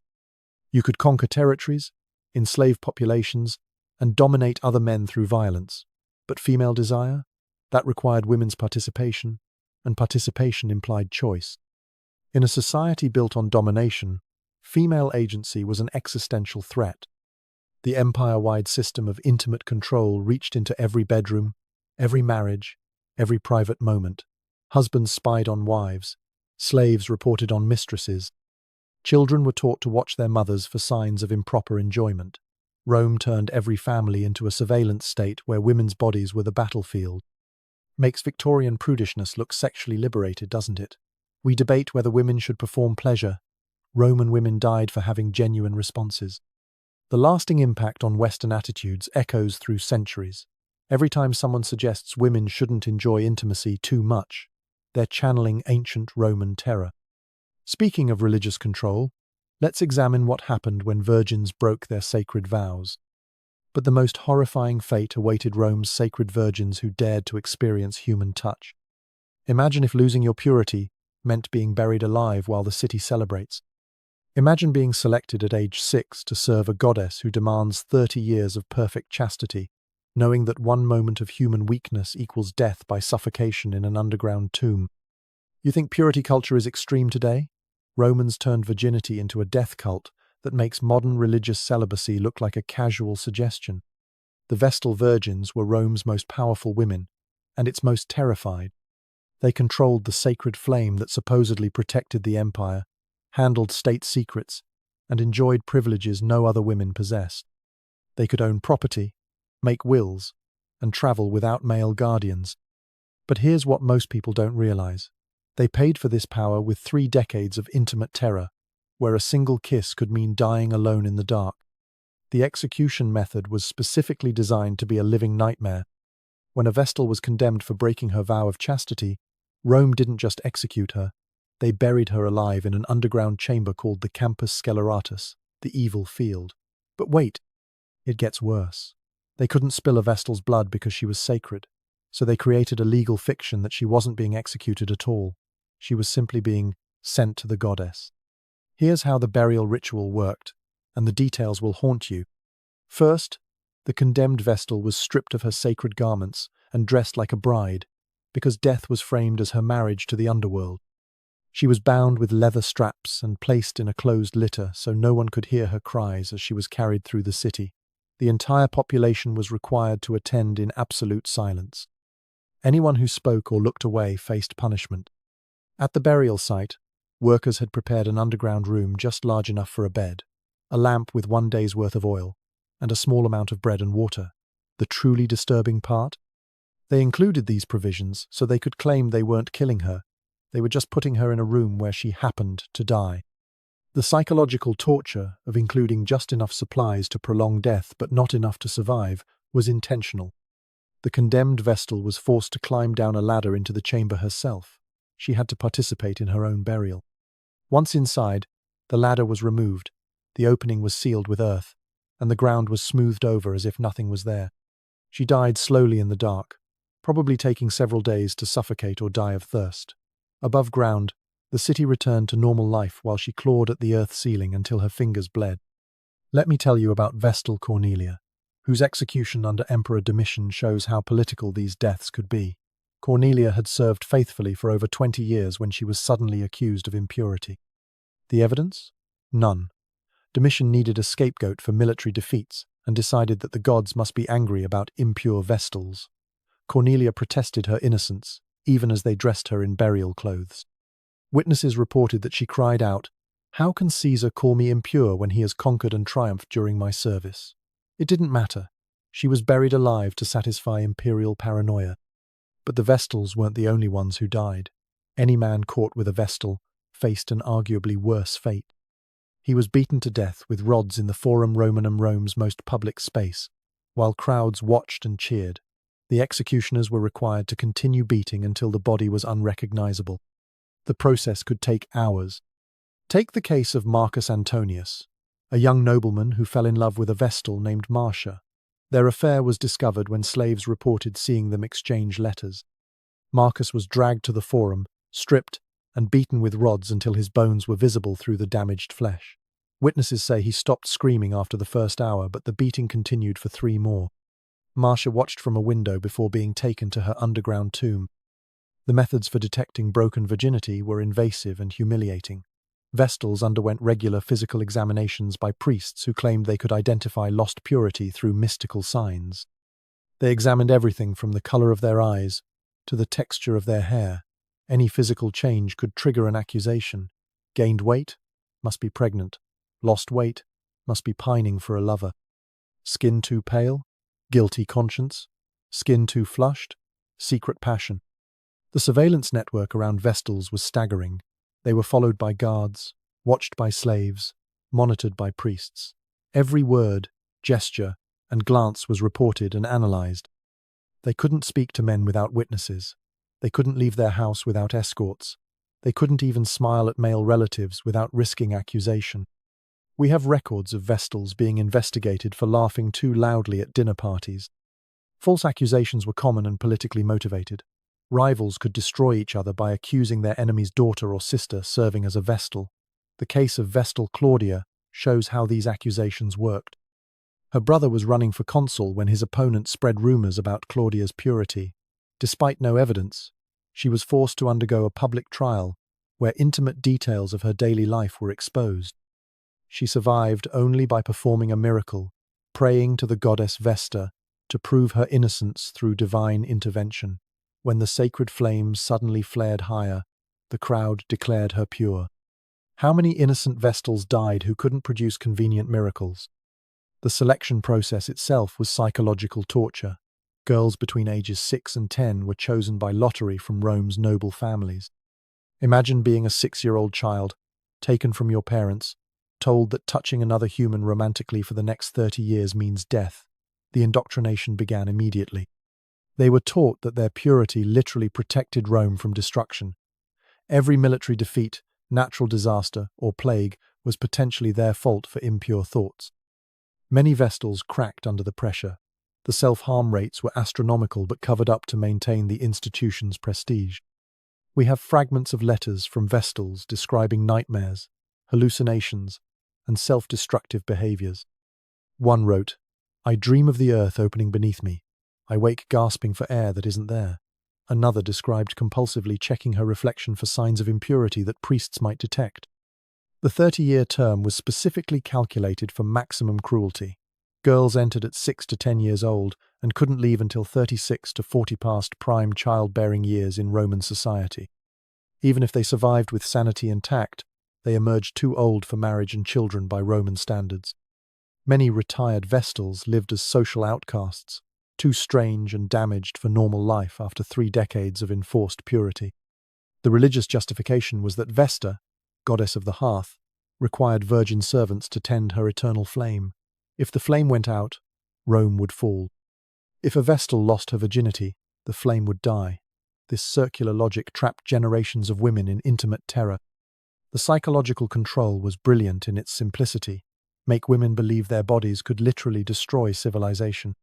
Why did virginity hold such religious power?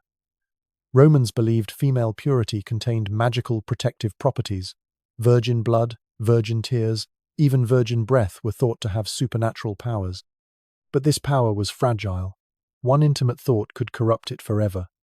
Vestals were essentially human talismans, whose value lay in what they didn't do, didn't feel, didn't experience. The institution lasted over 1,000 years, from Rome's founding to 394 AD, when Christian Emperor Theodosius finally disbanded it. Think about that. A millennium of young girls buried alive for experiencing human desire. Thousands of women suffocating in the dark because they felt what every human naturally feels. The screams from underground chambers that no one was allowed to hear. Makes modern religious celibacy look like a casual suggestion, doesn't it? At least modern clergy who break their vows face disappointment, not suffocation. The echo of virgin sacrifice continues in every purity pledge, every father-daughter covenant. We've just replaced burial chambers with psychological ones. If sacred virgins faced death, imagine what happened in the emperor's bedroom. Now we enter the nightmare realm of imperial bedrooms, where human children became living servants. Imagine if world leaders could legally turn your children into personal servants. Imagine if the most powerful man on earth collected infants to train as attendants, hosted inappropriate dinners as state entertainment, and married castrated boys in public ceremonies. You think powerful men abuse their positions today? Roman emperors made modern scandals look like amateur hour. Because they didn't hide their perversions, they made them state policy. The Roman Empire granted its emperors absolute immunity from normal social rules. Whatever sick fantasy crossed an imperial mind became reality, enforced by legions and funded by taxes. The progression from power to perversion was predictable and horrifying. Each emperor tried to outdo his predecessors in extremism, creating a competitive spiral of depravity that destroyed countless lives. Let's start with Emperor Tiberius, who retired to the island of Capri and turned it into a training facility that defies modern comprehension. Ancient historian Suetonius, who had access to imperial archives, recorded details that most modern academics refuse to translate fully. Tiberius created what he called his little fish, children trained from infancy to perform aquatic services. Here's what most people don't realize about the systematic nature of this horror. Tiberius had pools constructed specifically for these activities. Children as young as toddlers were trained to swim between his legs and perform services while he floated. He called them his minnows. The training began before they could speak, conditioning infants to associate water with servitude. Those who cried or resisted were drowned in the same pools. But wait, it gets worse. Tiberius collected what he called tight rosebuds, young boys at the specific age where their bodies were just beginning to develop. He had procurement agents across the empire whose sole job was identifying and kidnapping children at this exact developmental stage. Parents who resisted had their entire families crucified. The lucky children died quickly. The unlucky ones aged out and were discarded like broken toys. The infrastructure required for these operations reveals the true horror. Tiberius employed teams of trainers, guards, procurers, and disposers. There were dormitories full of children in various stages of training. Medical staff kept them alive but compliant through drugs and specialized diets. Accountants tracked expenses for what official records called theatrical supplies, a euphemism for child servants. Then came Caligula, who made his uncle Tiberius look restrained. Caligula didn't just commit inappropriate acts with family members, he turned it into performance art. He engaged inappropriately with all three of his sisters publicly at state banquets while forcing senators to watch and applaud. When his favorite sister Drusilla died, he declared her a goddess and made worship of her mandatory. The truly insane part was the religious doctrine Caligula created around imperial behavior. He claimed that as a living god, normal human taboos didn't apply to him. He compared himself to Jupiter, who married his sister Juno. Anyone who questioned the divinity of his inappropriate relationships faced execution for atheism. Imagine being forced to worship the abuse you witnessed or die for impiety. Caligula's intimate terrorism extended beyond his family. He would invite noble couples to dinner, examine the wives like cattle, then take whoever appealed to him to his bedroom, while the husband waited at the table. He'd return and critique the woman's performance in explicit detail to her husband and other guests. One senator's wife refused him, so Caligula had her stripped at a party and auctioned her virginity to the highest bidder while her husband watched. But even Caligula's depravity pales before Nero, who achieved new levels of horror through theatrical innovation. Nero castrated a boy named Sporus because he resembled Nero's dead wife. He then married Sporus in a public ceremony, complete with bridal veil and dowry, forcing the mutilated child to play the role of empress. Roman citizens were required to celebrate this wedding or face treason charges. Nero's other innovations included what he called beast games. He would have himself released from a cage dressed in animal skins, then attack the private parts of men and women tied to stakes. This wasn't private perversion, it was public entertainment at the arena. Thousands watched their emperor simulate being a wild animal assaulting bound victims. The crowd was required to cheer or face accusations of disloyalty. The architectural evidence of imperial perversion survives today. Nero's Golden House included rotating bedrooms with ceiling panels that opened to shower guests with flowers and perfume during inappropriate gatherings. Hidden passages allowed him to watch guests without their knowledge. Special chambers had different themes. One recreated a forest for hunting servants. Another simulated the heavens where Nero could pretend to assault gods and goddesses portrayed by victims painted gold and silver. Each emperor's court developed its own vocabulary of perversion. These weren't slang terms. They were official court positions with salaries and ranks. The positions had specific duties, training requirements, and advancement opportunities within the imperial service structure. The normalization of imperial perversion corrupted Roman society from top to bottom. Senators competed to offer their children to emperors, hoping for political favor. Mothers trained daughters in techniques to please imperial tastes. Fathers castrated sons to make them more appealing as imperial servants. What started as imperial sickness became aspirational behavior for social climbers. The psychological profiles of these tyrants share common patterns. Each started with relatively normal desires that escalated once they realized no one could stop them. The ability to fulfill any fantasy immediately led to boredom. With conventional pleasures, they needed increasingly extreme acts to feel anything. Power didn't just corrupt, it annihilated their ability to see others as human. The court enablers were almost as monstrous as the emperors themselves. Freedmen built careers on procuring increasingly exotic victims. They maintained networks of spies in every province, tracking beautiful children like inventory. They developed drugs to keep victims compliant but conscious. They disposed of bodies when emperors tired of their toys. These men became wealthy beyond imagination through systematic child trafficking. But here's what truly shows the scope of imperial terror. The infrastructure survived individual emperors. When Tiberius died, his successor Caligula inherited not just the throne but the entire system, the trainers, the procurers, the facilities. When Nero fell, his successor found detailed records of victims, suppliers, and techniques.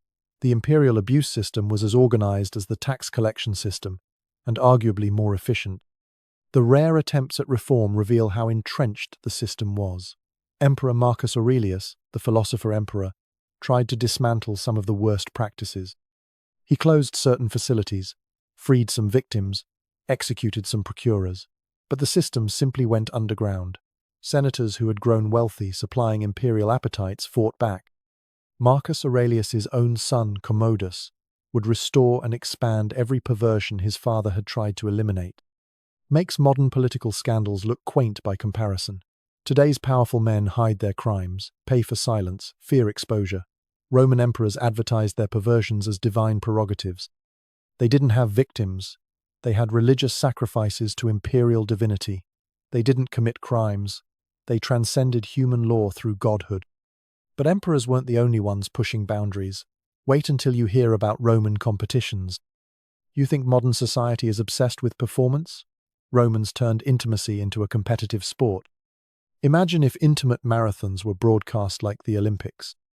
Imagine if your city gave civic honors for endurance performance, if wealthy matrons publicly competed with professionals in intimate contests, if gladiators earned freedom through physical athletics instead of combat. You binge Netflix. Romans binged human performances with the same casual entertainment value, except their shows featured real people destroying themselves for applause. Rome didn't just normalize public intimacy, it gamified it. They created formal competitions with rules, judges, and scoring systems. Winners received prizes, fame, and social advancement.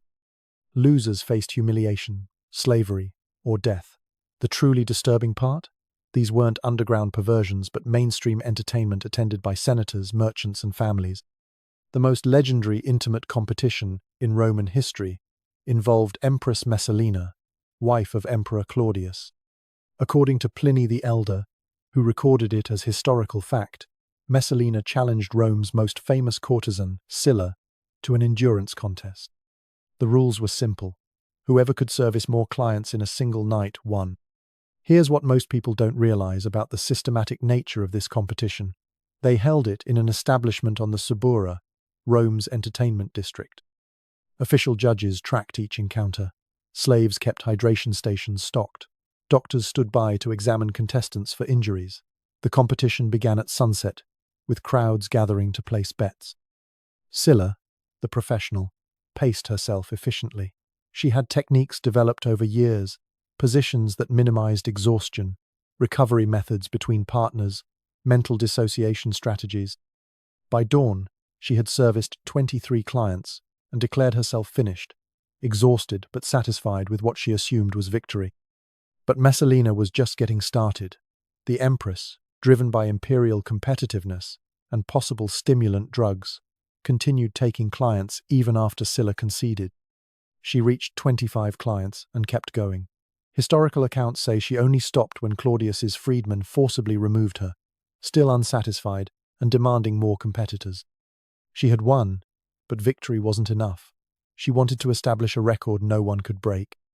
The clinical approach to this competition reveals Roman attitudes toward intimacy as athletics. They tracked statistics like modern sports analysts. How long did each encounter last? What techniques were used? How much recovery time between partners? Messalina's victory was recorded in the same matter-of-fact tone historians used for military campaigns or architectural achievements. But Messalina's competition was just the most famous example.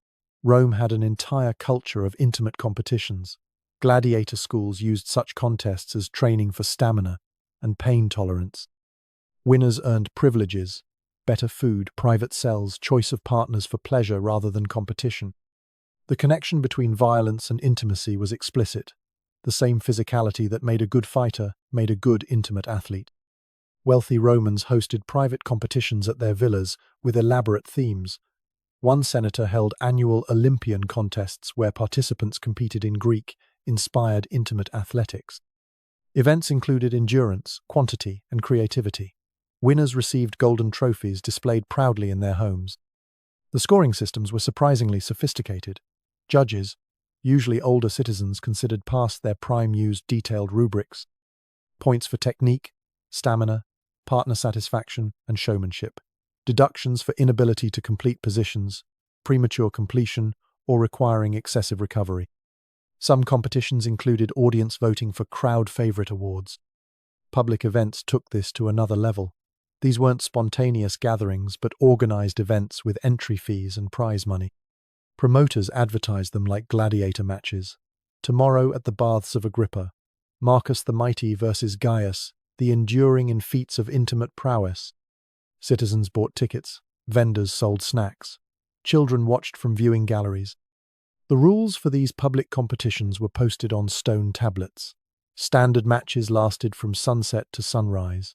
Competitors could withdraw at any time but forfeited prizes and faced public mockery. Stimulants were not only allowed but provided by organizers, special wines mixed with herbs, primitive enhancers, even dangerous substances like powdered beetles that increased blood flow but could cause heart failure. Women's competitions had their own horrifying dynamics. Unlike men who competed voluntarily for glory, many female participants were slaves or desperate freedwomen competing for survival. Winners might earn enough to buy freedom or feed their children. Losers often suffered permanent physical damage. We have medical texts describing common competition injuries, torn tissues, dangerous inflammation, infections that killed slowly. The gladiator connection deserves special attention because it shows how Rome weaponized intimacy. After victories in the arena, gladiators could be rented for intimate encounters. Women and men bid astronomical sums for nights with champion fighters. But here's the sick twist. Some gladiators earned freedom, not through combat victories, but through intimate performance for wealthy patrons. The infrastructure supporting these competitions was extensive. Training facilities where aspiring competitors practiced techniques, medical specialists who treated competition-related injuries, betting houses that set odds and took wagers, even regulatory bodies that certified official competitions versus unsanctioned events. Rome bureaucratized competitive intimacy like any other public entertainment. Drug use was rampant and dangerous. Competitors consumed potions made from toxic plants, animal organs, and minerals like mercury. One popular stimulant was made from crushed beetles that caused prolonged arousal but also kidney failure. Deaths during competitions were common enough that organizers kept funeral pyres ready. Dying for intimate glory was considered honorable, like dying in the arena. The psychological damage to participants was severe, but ignored.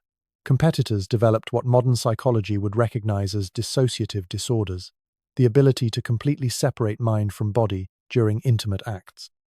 Many became incapable of normal relationships, only able to perform in competitive contexts. Retired champions often harmed themselves, unable to adjust to life without the crowd's roar. Children's exposure to these competitions was particularly damaging.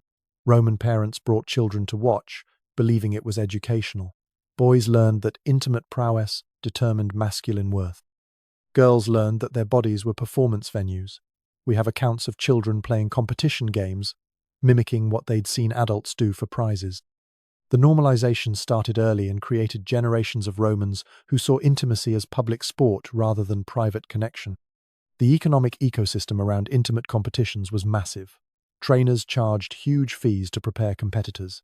Merchants sold equipment, special oils, performance-enhancing drugs, recovery tonics. Artists created commemorative sculptures of famous victories. Poets wrote odes to legendary performances. Intimate athletics generated revenue comparable to gladiatorial games. Some competitions had themed variations that pushed boundaries even further. Mythological contests where participants reenacted divine, intimate exploits. Historical competitions recreating famous encounters from the past. Exotic championships featuring positions imported from conquered territories. Each variation required specialized training and equipment, creating entire industries around intimate innovation. The record-keeping was meticulous. Roman historians tracked intimate achievements like military victories. Who held the endurance record? Which position earned highest scores? What was the maximum number of partners in a single competition? These weren't private tallies, but public knowledge, carved into stone monuments and preserved in official archives. Makes modern hookup culture look romantically conservative, doesn't it? We worry about dating app addiction while Romans literally died competing for intimate records. The echoes persist in modern culture's emphasis on performance over connection, in the gamification of romantic conquest, in the reduction of human intimacy to athletic achievement. Speaking of performance, Romans employed professional instructors you won't believe. But the truly insane part? Romans hired human beings as living intimate education manuals. Imagine if intimate education meant watching live demonstrations by professionals. Imagine attending your wedding rehearsal where trained experts showed you exactly how to perform on your wedding night, not with diagrams or dolls, but with their own bodies in real time. You learned about intimacy from books or videos? Romans learned from live human performances that would be illegal in every country today. The spintriae were Rome's professional intimate demonstrators, and their existence reveals depths of systematic perversion that historians still struggle to explain. These weren't courtesans or entertainers, they were academic specialists who turned their bodies into educational tools. The Romans approached intimate education with the same systematic methodology they applied to engineering aqueducts or training legions. The selection process for spintriae began in childhood, and the criteria were specific to the point of insanity. Scouts searched for children with particular physical attributes, extreme flexibility, unusual stamina, specific body proportions that allowed for exotic positions. They looked for double-jointed limbs, abnormal muscle control, and high pain tolerance. These children were purchased or taken from families and began training before puberty. Here's what most people don't realize about spintriae training academies. They operated like athletic schools, with dormitories, training schedules, and graduated curriculum. Young spintriae spent years learning to contort their bodies into positions that would hospitalize normal humans. They practiced specific breathing techniques to maintain positions that cut off air supply. They developed muscle memory for sequences that defied anatomical logic.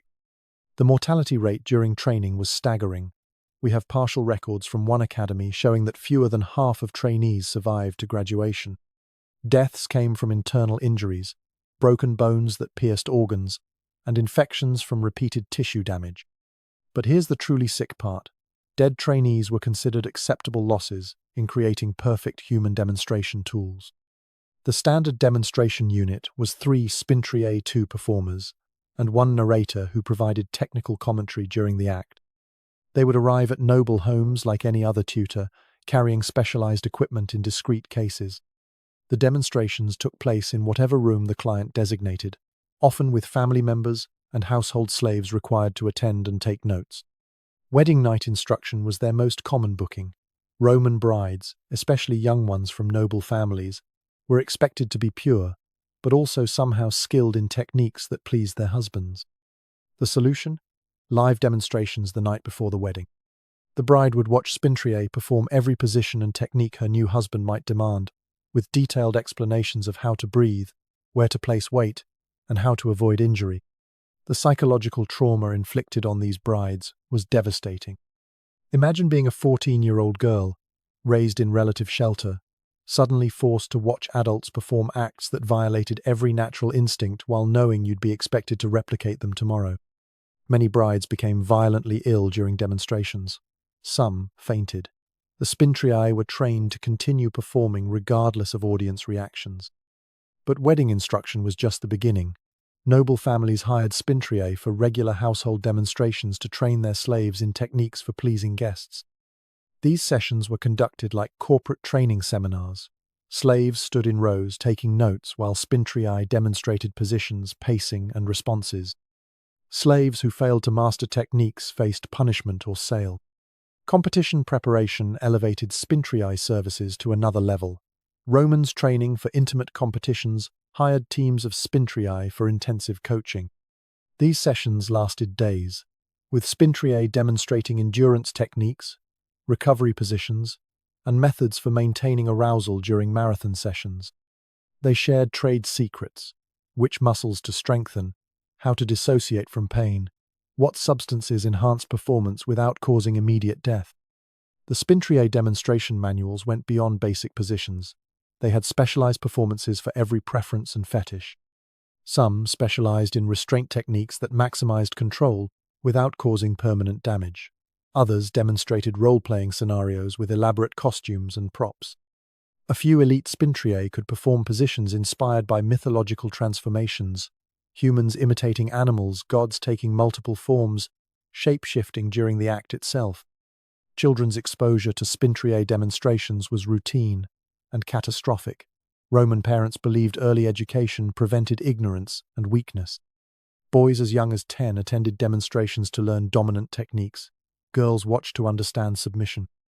The spintriae had special educational routines designed for young audiences, slightly less extreme, but still involving full nudity and explicit acts. The trauma of watching adults perform like educational puppets damaged entire generations. The medical knowledge spintriae possessed was extensive and disturbing. They understood anatomy at levels that surprised even Roman doctors. They knew exactly how far joints could bend before breaking, how long oxygen deprivation could last before brain damage, which positions caused internal injuries versus surface pain. This knowledge came from experience. Their own bodies were laboratories for intimate experimentation. Some spintriae achieved celebrity status. Marcus the Flexible could dislocate his hips at will to achieve impossible angles. Livia the Enduring once demonstrated for 12 hours straight without breaks. Gaius the Innovative created 17 new positions that became standard in Roman bedrooms.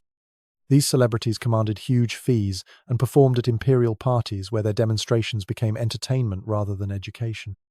The equipment spintriae used reveals the industrial scale of their operations. Custom furniture designed for specific positions, restraint systems with precise tension controls, mirrors arranged at calculated angles for optimal viewing, measurement tools to ensure correct positioning.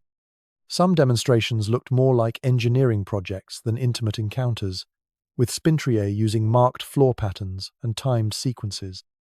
The business structure around spintriae was sophisticated. Agencies managed bookings and set prices based on demonstration complexity. Insurance policies covered injuries during performances. Contracts specified exactly which acts would be demonstrated, and liability for audience members who attempted replication. Some spintriae formed guilds with standardized training and certification processes. Retirement for spintriae was rare and brutal. Bodies destroyed by years of extreme positions often failed by age 30. Those who survived faced crippling arthritis, chronic pain, and psychological damage from years of public performance. Rome had no pension system for broken human demonstration tools. Many ended up begging in streets, their famous flexibility replaced by permanent contortion from accumulated injuries. The psychological profiles of spintriae reveal complex trauma patterns. They developed extreme dissociation abilities, describing out-of-body experiences during demonstrations. Many couldn't form normal intimate relationships, only able to perform when watched by audiences. Some developed exhibition compulsions, unable to stop demonstrating even when their bodies screamed for rest. The mental damage matched the physical destruction. The influence of spintriae on Roman intimate culture was profound and lasting. Their demonstrations set impossible standards that regular citizens tried to match, causing widespread injuries. Their techniques became required knowledge for social advancement. Their performances turned intimacy into technical execution rather than emotional connection. They created a culture where intimacy was academic subject rather than human experience. Makes modern adult education look tasteful and educational, doesn't it? At least, digital content doesn't require human beings to destroy their bodies for live demonstration.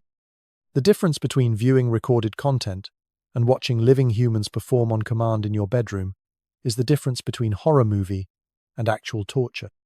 All of this insanity was literally carved into their streets. And if you walked through any Roman city, you couldn't escape the stone symbols pointing the way. Imagine if every street sign was shaped like reproductive organs.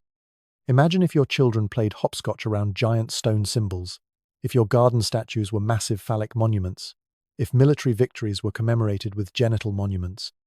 You think Times Square is explicit?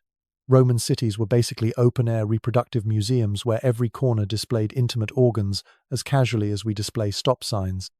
The archaeological evidence from Pompeii alone reveals the staggering extent of public phallic display.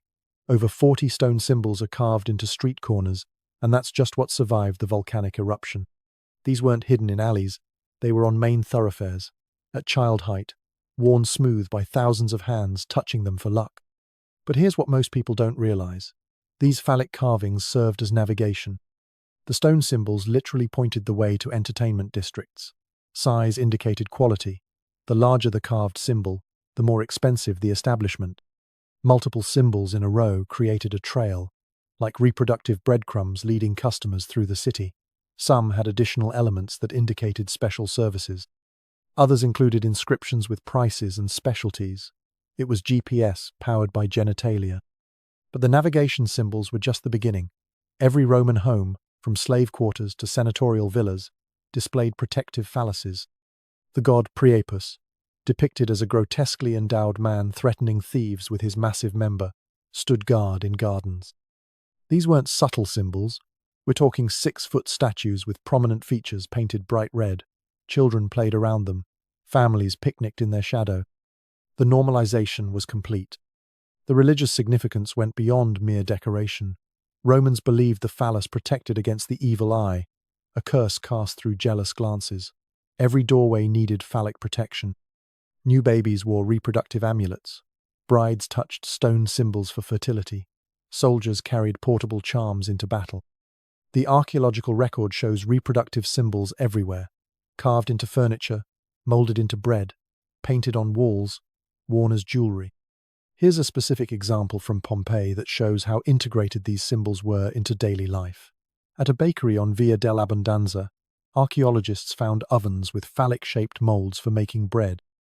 Above the ovens, a massive stone symbol protected the baking process. The bakery's sign? A carved relief showing Priapus weighing his enormous member against a bag of gold. Customers bought symbolically shaped bread under a phallic sign from ovens protected by reproductive carvings. It was symbols all the way down. The military took phallic protection to extremes.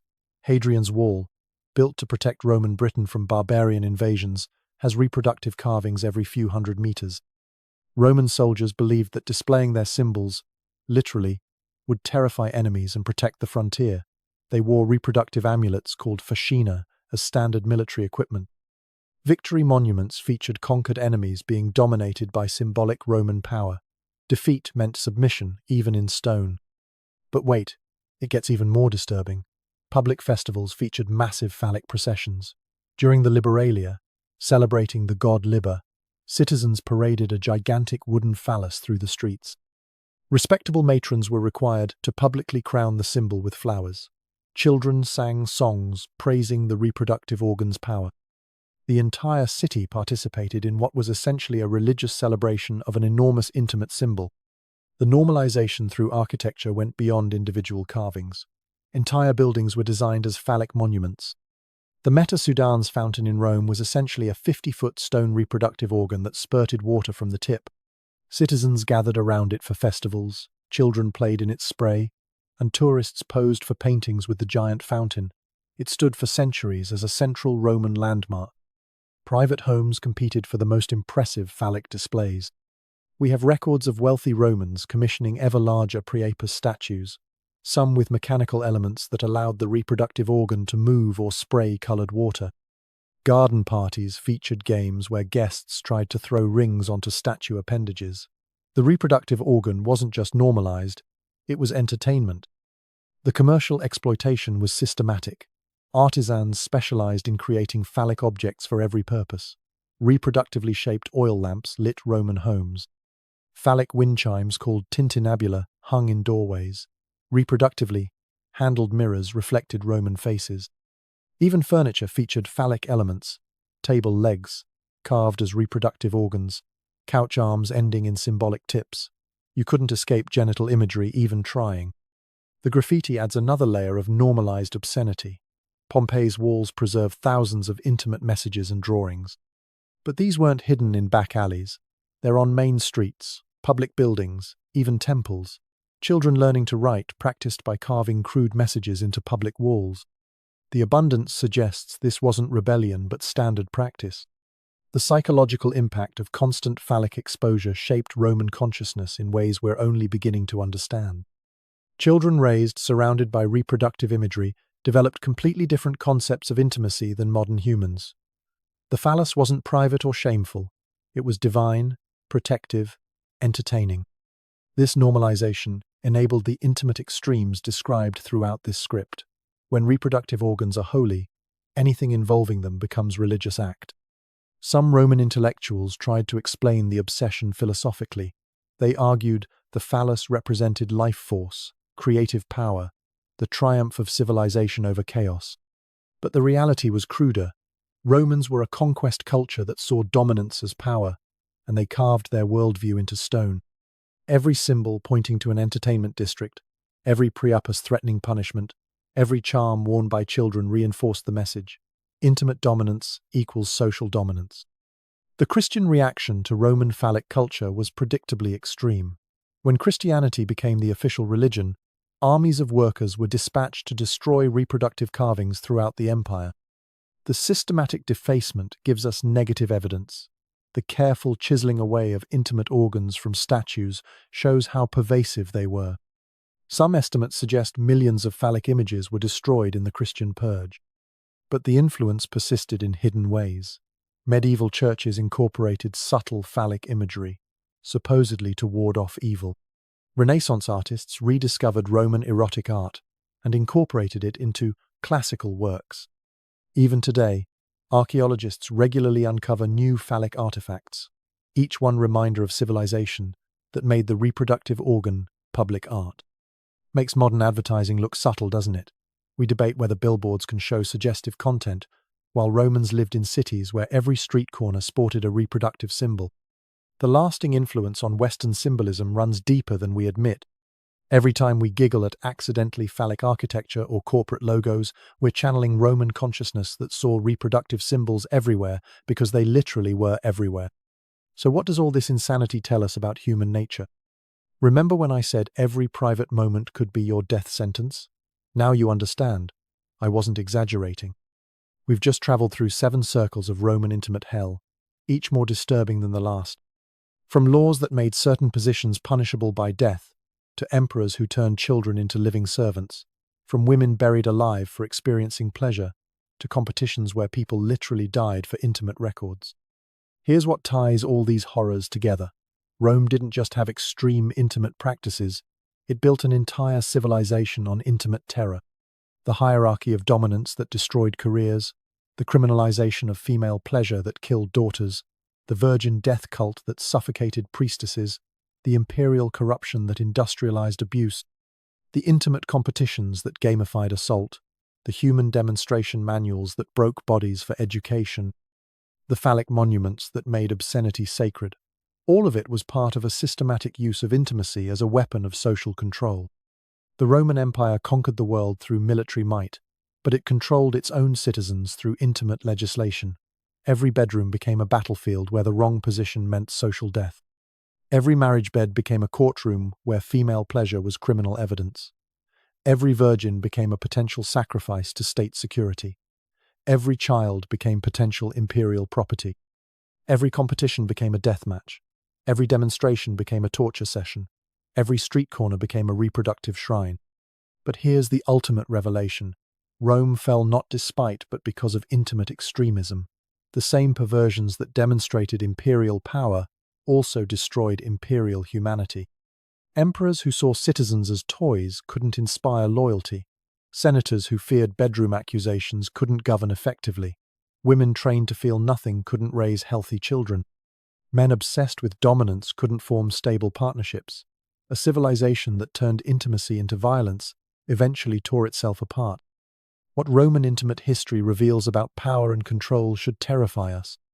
When governments legislate what happens in bedrooms, when powerful men face no consequences for their appetites, when intimacy becomes performance rather than connection, when children are exposed to adult content as normal, when competition replaces intimacy, when bodies become demonstration tools, when obscenity becomes sacred, civilization doesn't become more sophisticated. It becomes more savage. The dangers of legislating intimacy echo through history. Every society that tried to control human intimacy through law created worse perversions than what it tried to prevent. Extreme religious repression, Victorian prudishness, puritanical extremes, all followed Rome's footsteps in trying to cage human nature through terror. The result is always the same. The repressed returns as sickness. The psychological damage from Roman intimate terror lasted generations. We inherited concepts of intimacy shaped by Roman extremes, the shame around pleasure, the power dynamics in bedrooms, the performance anxiety, the separation of intimacy from connection. Western civilization's confused relationship with intimacy traces directly back to Rome's toxic legacy. We're still recovering from their damage 2,000 years later. Next time you complain about dating apps, remember Roman women faking numbness to survive state-mandated marital relations. Your worst dating experience beats being buried alive for experiencing pleasure. Modern intimate freedom, the right to choose partners, positions, and pleasure, is a historical anomaly we take for granted. For most of human history, what happened in bedrooms was controlled by law, religion, and social terror. We live in paradise compared to Roman intimate terror. You can choose your partners without checking their legal status. You can experience pleasure without fearing execution. You can refuse advances without being murdered by your father. You can love whoever you want without being buried alive. You can compete intimately for fun rather than survival. You can learn about intimacy from books rather than broken human demonstrators. You can walk down streets without navigating by stone reproductive symbols. But here's why understanding this matters for modern society. The Roman impulses haven't disappeared. They've just gone underground. Every politician who legislates bedrooms channels Roman control. Every powerful person who abuses their position echoes imperial perversion. Every culture that shames female pleasure continues Roman misogyny. Every society that makes intimacy performance, rather than connection, follows Roman footsteps toward destruction. The Roman Empire shows us what happens when intimacy becomes a weapon, when private acts become performance, when power faces no boundaries, when law enters bedrooms, when children become objects, when competition replaces connection, when bodies become tools, when obscenity becomes normal. It's a warning written in stone symbols and buried virgins. Civilizations that weaponize intimacy destroy themselves from within. We have a choice. We can learn from Rome's catastrophic experiment in intimate control, or we can repeat their mistakes with modern variations. We can protect intimate freedom as a human right, or watch it erode through legislation and shame. We can treat intimacy as sacred personal connection, or reduce it to public performance and competition. We can protect children from adult content, or normalize their exploitation. We can see the warning signs, or ignore them until we're burying our own innocence. Subscribe for more disturbing historical truths they don't teach in school. Comment which Roman intimate horror shocked you most. Share this before it gets buried like a Vestal virgin who dared to feel human. Because those who don't learn from history aren't just doomed to repeat it. They're doomed to repeat it in their bedrooms, their laws, and their children's lives. The Roman Empire conquered the world and then destroyed itself through intimate extremism. The question is, will we learn from their screams, or add our own to history's chorus of intimate terror? The choice is ours. Choose wisely. Your civilization depends on it. Rome perfected sexuality as a tool of domination, a pornographic economy built on slavery, and a legal system that turned fathers into executioners. It was a culture that ran on shame, power, and fear. But what if a civilization took the exact opposite path? What if, instead of being a source of brutal control, sex was the most sacred and celebrated force in the universe? From the cold legalism of the Roman Forum, we travel to the warm sands of ancient Egypt, a 3,000-year-old empire built not on sexual shame, but on a life-affirming worship of fertility so open it would make a Roman emperor blush. Forget the pyramids and mummies. The most shocking secret of ancient Egypt isn't buried in a tomb.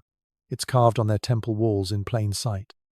For 3,000 years, the Egyptians built their civilization on a view of creation and fertility so radical, it still shocks us today.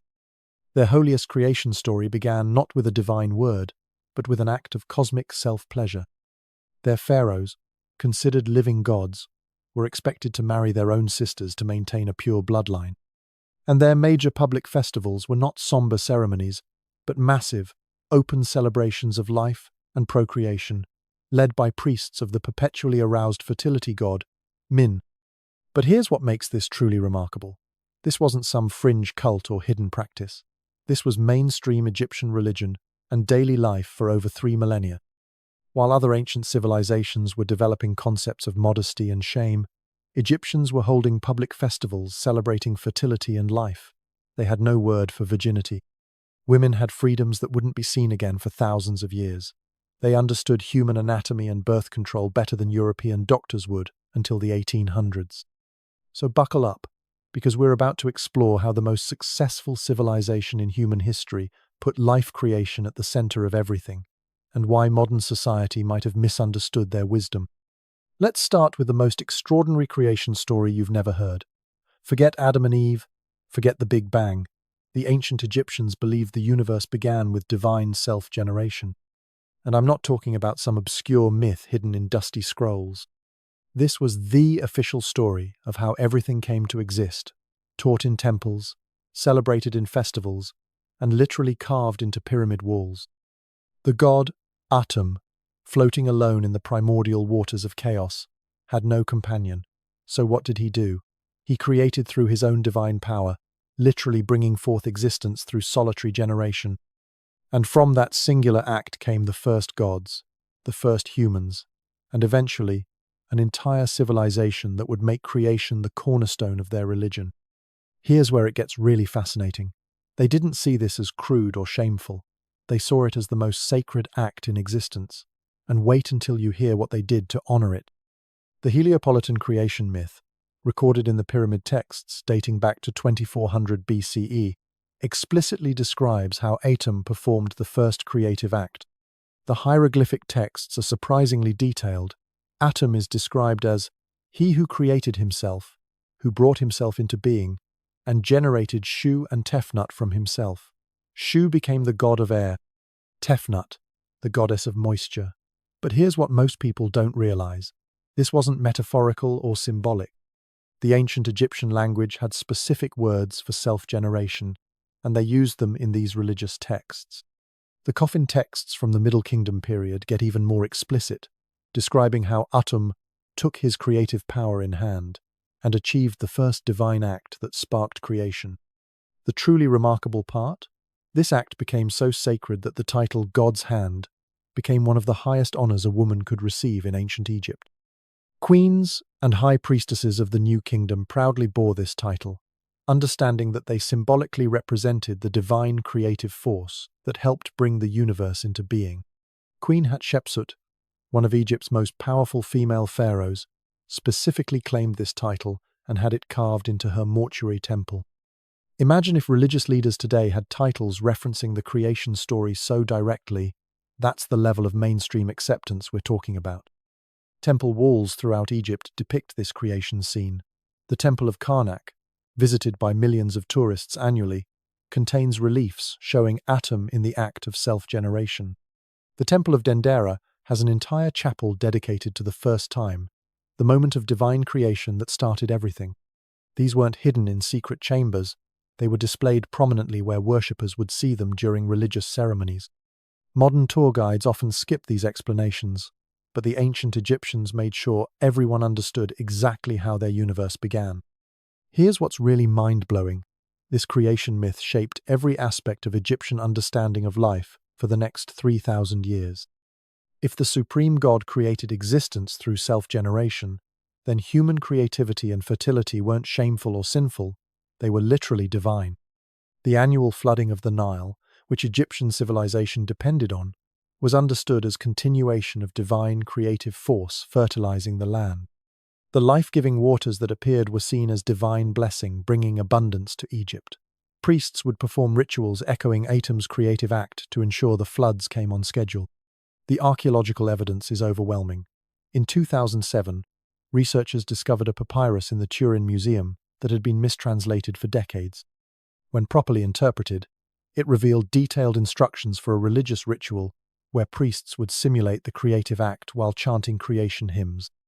The Brooklyn Museum houses a statue from the late period showing a priest in a position of reverence to creation. These artifacts prove this wasn't abstract theology, it was practiced religion. Why did the Egyptians develop this unique creation story? The answer reveals their sophisticated understanding of biology and nature. They observed that life came from bodily generation. Creation led to new life. Floodwaters created crops. In a desert civilization entirely dependent on the Nile's annual flood, the connection between life-giving forces and creation made perfect sense. Unlike the Mesopotamian creation myths involving violent battles between gods, or the Hebrew story of divine speech creating light, the Egyptians went straight to the biological source of creation. This foundation myth had profound implications for Egyptian society. Women weren't seen as passive vessels as in Greek philosophy. Instead, they were active participants in the creative process, symbolically representing divine creative power. Self-generation wasn't shameful but a sacred echo of the first divine act. Temple practices throughout the ancient Near East took on religious significance as recreation of divine creativity. The entire Egyptian understanding of gender, reproduction, and religious duty stemmed from this primal scene of divine creation. The influence extended to Egyptian medicine and science. The Kahun gynecological papyrus, dating to 1800 BCE, shows remarkable understanding of human reproduction, likely stemming from religious study of divine creation. Egyptian doctors understood the connection between generation and conception centuries before other civilizations. They developed some of the world's first fertility treatments based on religious principles derived from their creation myth. Modern Egyptologists were initially so surprised by these texts that many early translations were deliberately sanitized. Victorian scholars like E.A. Wallace Budge simply refused to translate the explicit sections, leaving them in hieroglyphics or replacing them with Latin euphemisms. It wasn't until the social revolutions of the 1960s that accurate translations became publicly available. Even today, many museum exhibitions gloss over these aspects of Egyptian religion, presenting a sanitized version that would have baffled the ancient Egyptians themselves. Imagine walking into Sunday school and being taught that God created the universe through self-generation. Parents would be shocked, but for ancient Egyptians, this wasn't scandalous, it was sacred. While we hide discussions of creation behind euphemisms, they carved it on temple walls. And speaking of temples, wait until you hear about the god they worshipped as the embodiment of fertility. If you thought divine creation was surprising, the festival of Min is going to amaze you. Because unlike Atum, who was alone in the cosmic void, Min was very much present in Egyptian cities, and his worship involved public displays that would make modern celebrations look tame. Now let's talk about the most prominent fertility deity in human history, a god who was literally worshipped for his representation of masculine creative power. Min wasn't some minor deity hidden in the shadows. He was one of Egypt's most important gods, dating back 6,000 years, and his festivals were the ancient equivalent of Mardi Gras, meets a fertility celebration, meets a religious ceremony. Picture this: massive processions through cities, carrying statues of a god representing virility, while priests offered lettuce, yes, lettuce, because when you cut it, white sap emerges that reminded them of life-giving properties. Foreign visitors were so shocked they could barely describe what they saw. But here's the truly remarkable part. This wasn't considered inappropriate. This was serious religious business, essential for ensuring the Nile would flood and crops would grow. Min's iconography is absolutely unmistakable. Every single depiction shows him as a symbol of fertility and regeneration, usually prominently displayed, painted black to represent the fertile soil of the Nile Valley. But here's what most people don't realize. This wasn't artistic exaggeration. Temple statues of Min, some over 20 feet tall, featured full representations of masculine power. The colossal Min statue at Koptos, discovered in 1894, was so explicitly depicted that the Victorian excavators tried to modify it.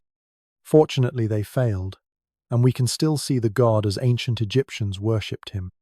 The festival of Min, held during the harvest season, makes modern celebrations look subdued by comparison. Here's what actually happened. According to multiple ancient sources, the pharaoh himself would lead a procession carrying Min's statue through the streets. Priests walked alongside carrying massive amounts of lettuce, not for eating, but because lettuce was considered an aphrodisiac due to its milky sap. Women would line the streets and perform ritual gestures toward the statue, sometimes dancing, in ritual acts meant to honor the god and ensure fertility. The procession would end at special Min chapels, where sacred rituals took place. The Greek historian Herodotus, visiting Egypt in 450 BCE, was so amazed by Min worship that he wrote, "What I witnessed in the temples of this god, I can barely bring myself to describe in detail, though I have no doubt of what mine eyes beheld." Roman writers were equally shocked. Plutarch described seeing women openly venerating Min statues in ways that would cause Jupiter himself to blush. These weren't considered inappropriate acts. They were religious obligations. Women trying to conceive would perform ritual honors with Min statues in ways that showed deep religious devotion. Archaeological evidence confirms these ancient accounts. In 1998, a team working in the Luxor temple discovered a hidden chamber containing dozens of small Min figurines, each showing signs of ritual use. Analysis showed traces of ancient oils and offerings, confirming their religious purpose. The team leader later said finding this cache was like discovering an ancient ritual chamber, except it was a chapel. The figurines dated from multiple periods, showing this practice continued for thousands of years. But here's the really remarkable part. Min wasn't just worshipped in temples. Every Egyptian home had a Min shrine, usually in private quarters. Small Min amulets were worn as jewelry, with his symbols proudly displayed. Children wore Min charms for protection. Imagine giving your kid a fertility symbol today. It would be controversial. But for Egyptians, this was as normal as wearing any religious symbol. The Cairo Museum has over 10,000 Min amulets in its collection, and that's just what survived. The public nature of Min worship shocked foreign visitors for millennia. When Napoleon's expedition reached Egypt in 1798, French soldiers reported seeing rural Min festivals that left them speechless. One officer wrote, "The natives parade fertility symbols through their villages with such enthusiasm that our men are amazed by their openness." British Victorian travellers were so disturbed they campaigned to have Min statues removed from public view. Many were hidden in museum basements where they remain today.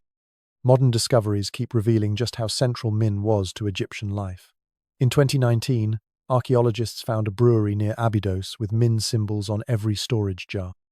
Analysis showed the beer was brewed with herbs known to enhance vitality. This wasn't just religious symbolism, they were literally brewing special beer for Min festivals. The brewery could produce over 22,000 litres at a time, suggesting these festivals involved the entire population, celebrating fertility while honouring their deity. Min's influence on Egyptian culture can't be overstated. The hieroglyph for virility is literally Min's symbol. The word for fertility incorporates his sacred lettuce. Even Egyptian architecture reflected Min worship.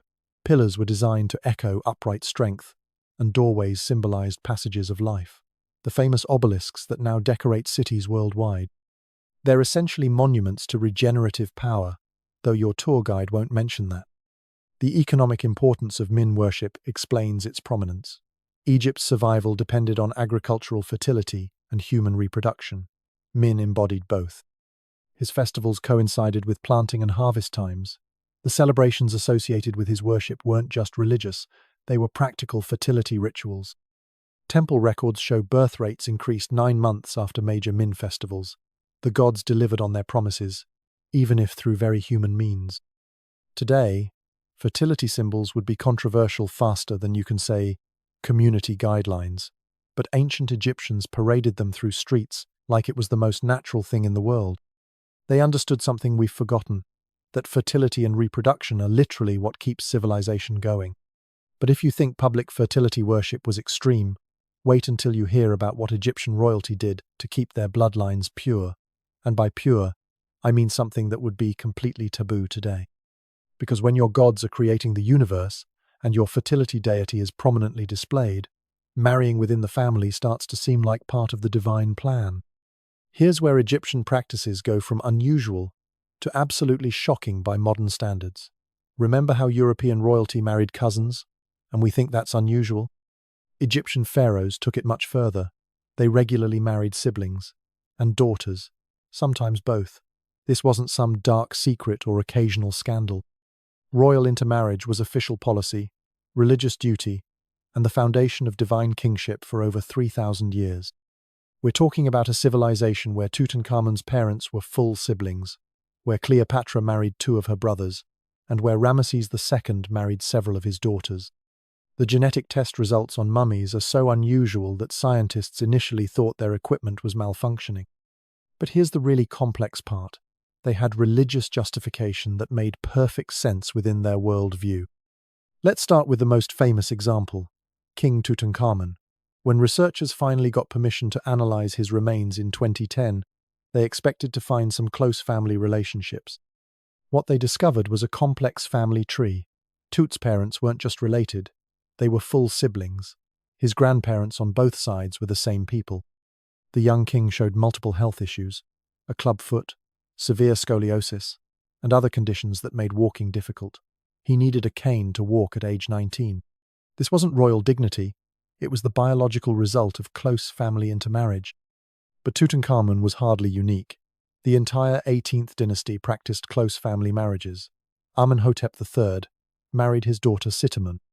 When genetic testing became available, researchers discovered she wasn't just his wife, she was also the mother of some of his children. Amenhotep IV, later Akhenaten, married several of his daughters. One would go on to marry her brother Tutankhamun, making her both his sister and his wife simultaneously. Here's what most people don't realize. This wasn't hidden or shameful. Royal inscriptions proudly proclaimed these relationships. The title King's Sister, King's Wife was carved on temple walls and official documents. A stela from Amenhotep II's reign literally states, "His Majesty's heart was filled with love for his sister, and he made her his great royal wife." Imagine modern politicians announcing they'd married their siblings. The scandal would be enormous. But Egyptian subjects celebrated these unions as divine. The Ptolemaic period continued royal intermarriage traditions. Cleopatra VII, the famous Cleopatra, married both her brothers, Ptolemy XIII and Ptolemy XIV. This wasn't unusual for her dynasty. The Ptolemies practiced sibling marriage for 300 years straight. Ptolemy II started the tradition by marrying his full sister Arsinoe II, and it continued unbroken. By Cleopatra's time, the family tree had become extremely interconnected. Analysis of Ptolemaic remains shows progressive health issues, increased birth complications, shortened lifespans, and fertility problems that eventually ended the dynasty. But here's where it gets truly complex. They had religious justification that made perfect sense within their worldview. The myth of Isis and Osiris, the most important story in Egyptian religion, centered on a brother-sister couple who loved each other so deeply that even death couldn't separate them. Isis searched for Osiris's dismembered body, reassembled it, and then brought him back to life long enough to conceive their son Horus. This wasn't just a myth, it was the template for royal behavior. Archaeological evidence shows just how normalized royal intermarriage was. Marriage contracts between royal siblings have been found with the same legal language as any other marriage. A papyrus from the Ptolemaic period discusses dowry arrangements between a brother and sister as casually as we'd discuss a prenup. Temple reliefs show brother-sister couples in intimate poses, with hieroglyphic labels proudly identifying their relationship. The Edwin Smith papyrus includes medical advice for conditions common in divine marriages. They knew the biological consequences, but considered them acceptable for maintaining divine bloodlines. Foreign rulers were constantly confused by Egyptian marriage customs. The Amarna letters, diplomatic correspondence from the 14th century BCE, include multiple instances of foreign kings expressing shock at Egyptian proposals. One Babylonian king wrote, "You ask for my daughter's hand while being wed to your own blood? This is not done among civilized peoples." The Egyptian response essentially said, "You wouldn't understand. It's a divine matter." Diplomatic marriages became complicated when foreign princesses discovered they were expected to share their husband with his sisters. The health consequences were severe and well documented. The remains of Tutankhamun's two stillborn daughters, from his sister wife, showed severe genetic abnormalities. The infants had conditions incompatible with life. But here's the really poignant part. The Egyptians mummified these tragic infants with the same care as healthy royals, believing they'd be reborn perfect in the afterlife. They knew the physical cost, but prioritized divine bloodline purity. Royal intermarriage had political advantages beyond religious justification. It kept power and wealth within the family. It prevented foreign influence on the throne. It eliminated succession disputes. Who could challenge a pharaoh married to every potential rival? The practice was so effective that some non-royal elite families began copying it. Studies of middle-class mummies from the late period show increasing rates of close family marriages, though never approaching royal levels. Modern Egyptologists struggled to accept the extent of royal intermarriage for decades. Early scholars assumed the titles were ceremonial, that sister meant beloved rather than biological sibling.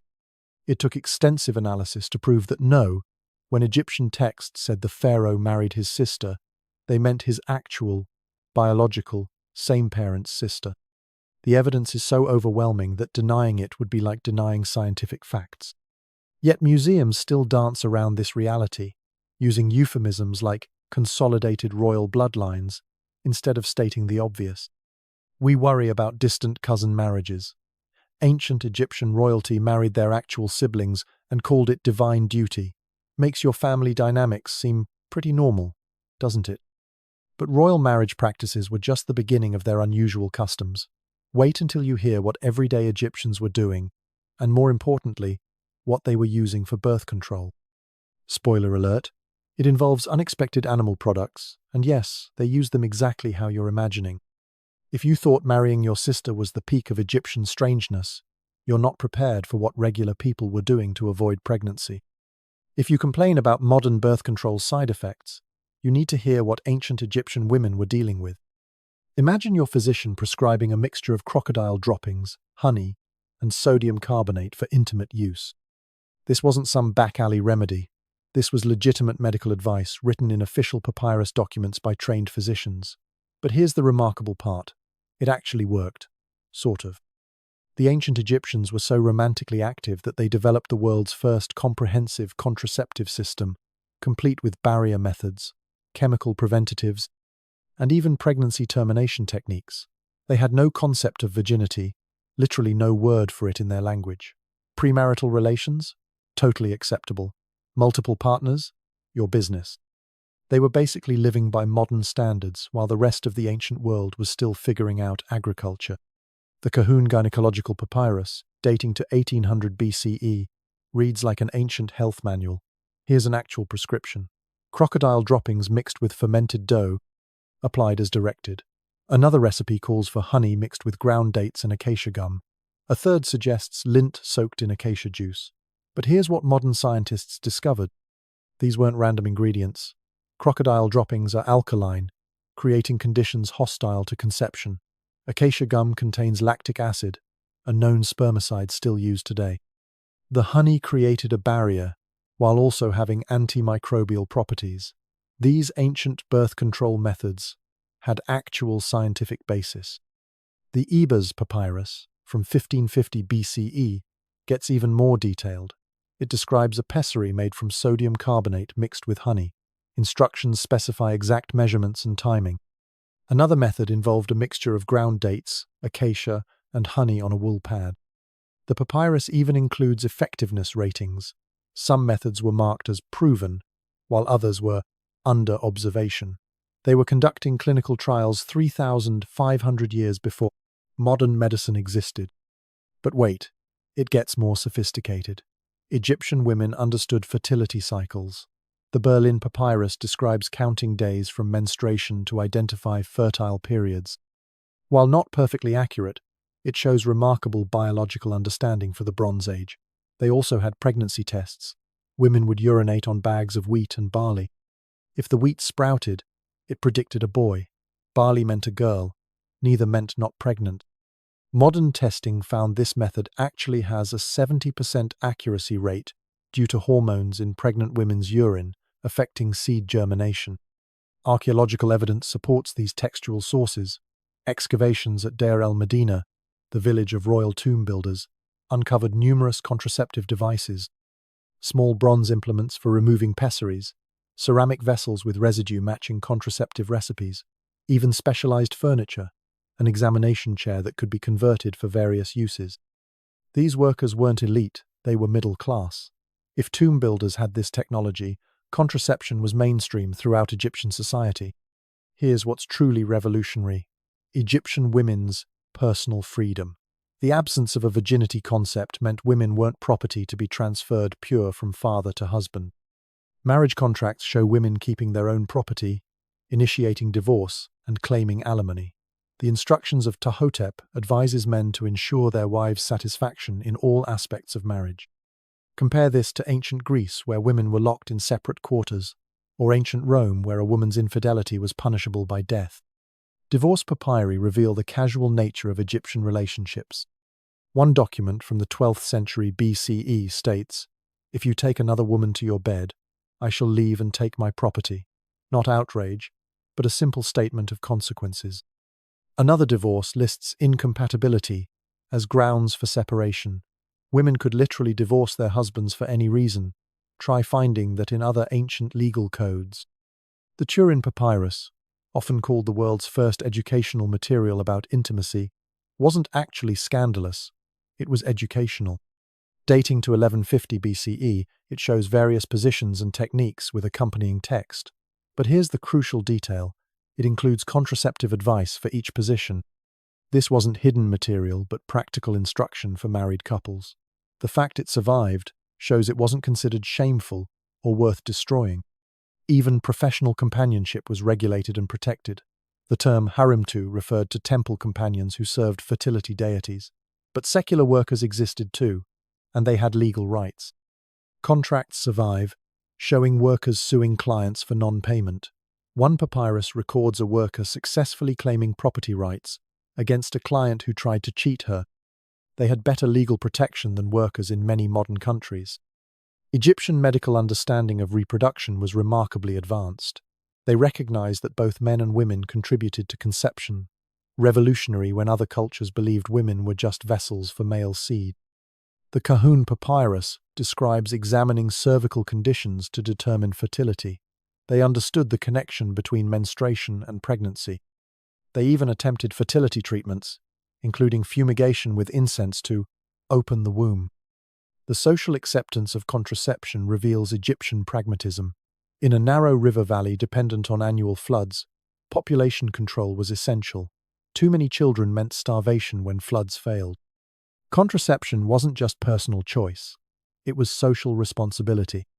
Temple inscriptions praise women who knew when to open and close their wombs. Family planning was religious duty, not rebellion against nature.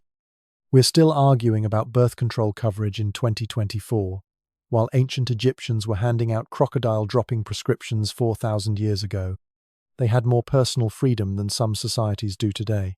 But if you think their earthly romantic lives were liberated, wait until you hear what they believed happened after death. Because apparently, dying didn't mean the party was over, it was just getting started in the afterlife. And when I tell you what they did to prepare their bodies for eternal vitality, you're going to understand why Victorian archaeologists spent so much time censoring their findings.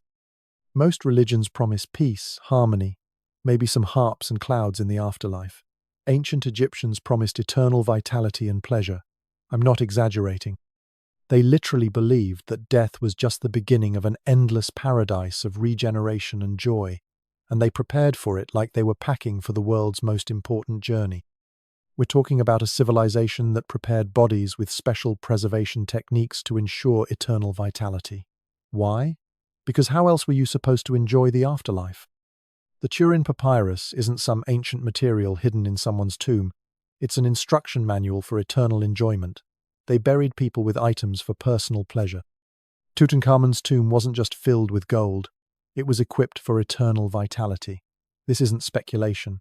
We have the evidence to prove it. Let's start with the most shocking discovery. When researchers began analyzing mummies in the early 2000s, they found something that made them question their equipment. Bodies had been prepared with special techniques to preserve vitality for eternity. Not symbolic preservation, anatomically detailed preparation using resin-soaked linen. The mummy of Tutankhamun shows this preparation. Ramesses II shows it. Even non-royal mummies from the late period show evidence of special preservation techniques. This wasn't grave robbers' vandalism, this was standard mummification practice. The religious texts explain why. The Book of the Dead, the instruction manual for navigating the afterlife, contains spells specifically for maintaining vitality in the field of reeds. Spell 69 ensures the deceased shall have power for eternity. Another spell promises eternal youth and vigor. The afterlife wasn't about playing harps on clouds. It was about eternal youth, beauty, and unlimited enjoyment with whoever you wanted. But here's where it gets truly remarkable. The Egyptians believed you could enjoy divine company in the afterlife. The Book of Coming Forth by Day describes deceased individuals joining the gods in eternal celebration. One passage describes the deceased declaring, "I have union with the divine forces of creation." These weren't metaphorical spiritual unions. The hieroglyphics are explicitly about regeneration and vitality. Imagine heaven, but everyone's enjoying eternal youth and vigor. That's the Egyptian paradise. The grave goods prove they took this seriously. The tomb of Nefertari, Ramesses II's favorite wife, contained items for personal care and pleasure.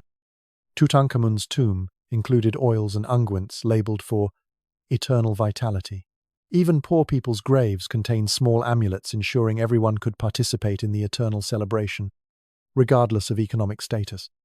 The Turin Papyrus, long misunderstood as ancient art, is actually labeled Positions for Eternity. Recent translation work revealed it's not just showing activities, it's showing positions only achievable with the magical flexibility granted in the prosons. Afterlife. One scene shows impossible acrobatics, with hieroglyphics explaining, "In the field of reeds, the body knows no limits." This was a training manual for pleasures you couldn't even attempt while alive. Archaeological evidence keeps supporting these beliefs. In 2018, excavators at Saqqara found a tomb with walls covered in scenes of eternal vitality, not hidden in a back chamber, but in the main burial room. The deceased, a middle-ranking official, is shown enjoying various activities with different partners, both human and divine. Hieroglyphic captions describe each scene in detail. The tomb preparation alone would have cost years of salary, showing how important eternal vitality was even to middle-class Egyptians. Mummification procedures specifically preserved or enhanced vital characteristics. The Edwin Smith Papyrus describes techniques for ensuring eternal vitality. For wealthy individuals, this involved special preservation techniques. The poor made do with symbolic items, but everyone got some form of preparation for eternal vitality. The concept of fading away didn't exist. Everyone would enjoy full vitality in paradise, regardless of when they died. Even children's burials show preparation for eventual adult vitality. While not given adult preparation, children's mummies often included fertility amulets and texts promising that upon reaching appropriate age in the afterlife, they would enjoy full adult vigor. The concept of eternal childhood didn't exist. Everyone would become vibrant adults in paradise, regardless of when they died. The most remarkable aspect? Some tombs contain instructions for eternal regeneration and creation. Not in the royal tradition of earthly intermarriage, but based on the belief that in the afterlife, earthly limitations no longer applied. A papyrus from the Ptolemaic period explicitly states, "In the field of reeds, all become as gods, and gods know no forbidden unions." The afterlife was imagined as a place where every possible joy was not just permitted but encouraged. We can't even talk about the afterlife at dinner. and ancient Egyptians were planning their eternal vitality while still breathing. They turned death into the ultimate transformation. But even with all their openness about life and regeneration, they had one shocking taboo that reveals just how sophisticated their society really was. And it involves a 3-day waiting period that would make modern people lose their minds.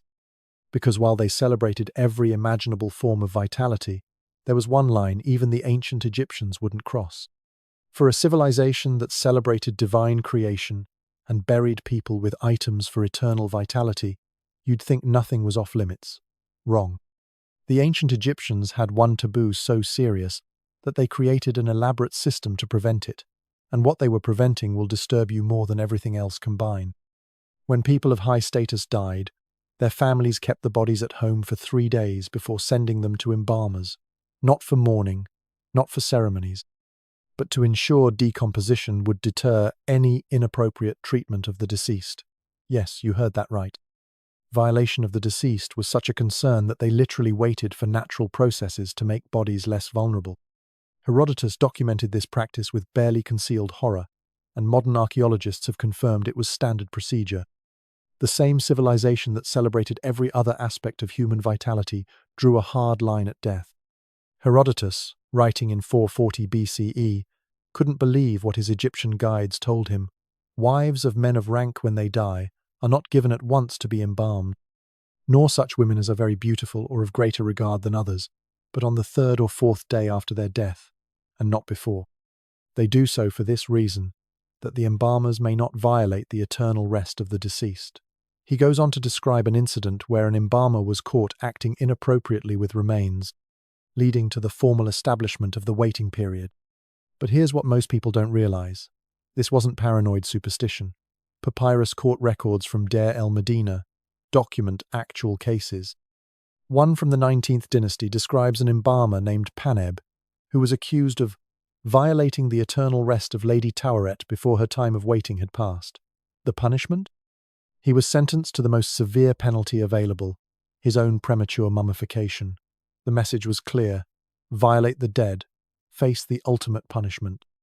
The 3-day rule reveals sophisticated understanding of decomposition. Egyptian embalmers knew exactly how long a body remained vulnerable in the hot climate. 3 days in Egyptian heat meant significant changes that would deter even the most disturbed individuals. Families would keep bodies in special waiting rooms, well-ventilated chambers where nature could take its course. The wealthy hired guards to ensure no one attempted early collection. Archaeological evidence supports these practices. Multiple tomb paintings show the delivery of the prepared, families bringing bodies to embalmers after the waiting period. The artistic convention shows these bodies with clear signs of natural change, obviously indicating decomposition. Contrast this with scenes of royal mummification, where pharaohs were embalmed immediately due to constant supervision and religious protection. What's truly revealing is how systematic the protection was. The Rhine papyrus includes contracts between families and embalmers with specific clauses about the waiting period. One states, should the embalmer accept the body before natural change is evident, the contract is void and criminal proceedings may commence. Families could sue embalmers who collected bodies too early, even if no violation occurred. The legal system recognized the vulnerability and built in protections. The taboo extended beyond practical concerns to religious horror. Egyptians believed that violation of remains could trap the deceased's soul, preventing their journey to the afterlife. The Book of the Dead includes spells specifically against those who would defile the body in its house of eternity. Tomb inscriptions threaten violators with eternal punishment, not just death, but complete annihilation of their soul, the worst fate imaginable in Egyptian religion. But here's the really complex part. The taboo only applied to the vulnerable period. Once properly mummified, the body became a sacred object, protected by different rules. The waiting period was specifically about the dangerous time between death and mummification. Some scholars suggest this indicates the taboo wasn't about respecting the dead, but about maintaining ritual purity. Remains in transition were liminal, neither living nor properly prepared. Contact during this period was cosmically dangerous. The profession of embalming itself became suspect due to these concerns. Embalmers lived in separate quarters outside towns, almost like a caste system. They were well paid but socially isolated. Marriage contracts from the late period show families specifically excluding embalmers as potential husbands for their daughters.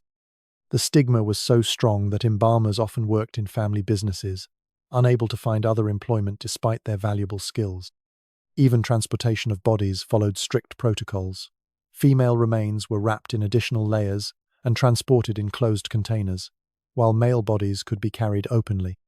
Guard records from the valleys of the kings and queens show special patrols during the waiting days when bodies were vulnerable. One papyrus describes guards catching grave robbers who arrived too early, before mummification. They weren't after treasure, but vulnerable remains. The 3-day rule had unexpected social consequences. It became a status symbol to be embalmed immediately after death, indicating either royal blood or absolute trust in the embalmers. Cleopatra famously arranged for immediate mummification, declaring, "My beauty shall not wait for time." The ability to bypass the waiting period became another marker of elite privilege, though most still followed traditional protocols. We worry about funeral costs and flower arrangements. Ancient Egyptians worried about protecting their loved ones from violation before mummification. It's a disturbing reminder that even in the most open society in history, some lines couldn't be crossed. But this taboo makes sense when you understand how vitality and regeneration were literally built into every aspect of their civilization, including their architecture. And when I tell you what those obelisks really represent, you'll never be able to visit a museum the same way again. You've walked past them in museums, seen them in movies, maybe even touched one on vacation. But did you know that every Egyptian obelisk represents divine creative power? And those temple doorways you walked through? Congratulations, you've symbolically experienced rebirth. The ancient Egyptians didn't just practice sacred regeneration, they built it into every structure, every monument, every architectural decision. The Washington Monument? It's based on a symbol of divine creation. Place de la Concorde in Paris? Monument to regenerative power. These aren't conspiracy theories or modern interpretations.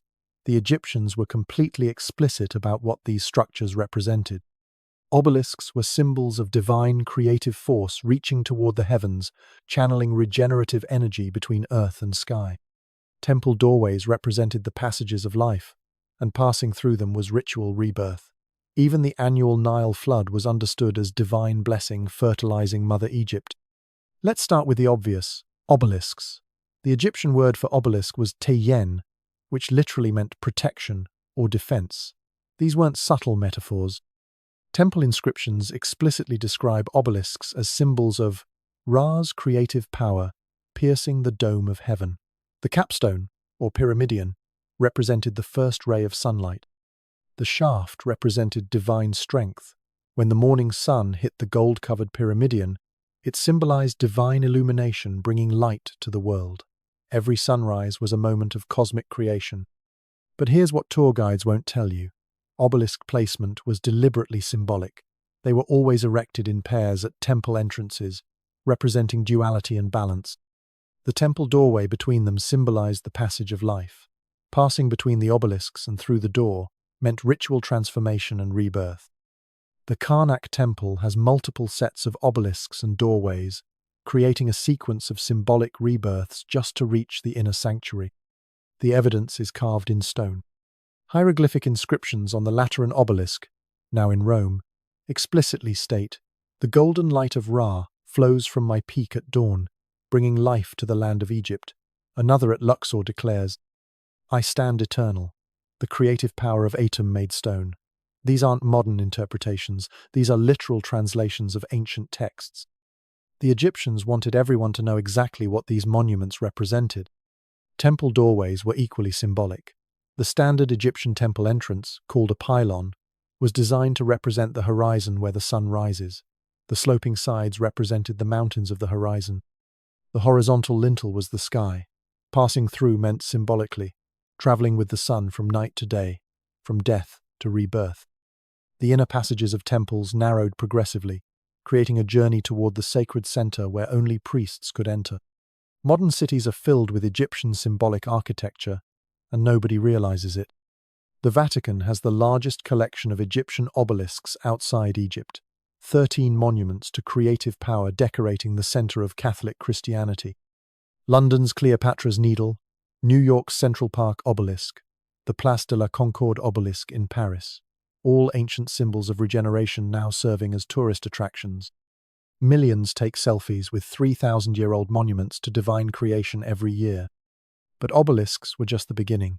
Column designs in Egyptian temples represented bundled papyrus plants, symbols of regeneration and new growth.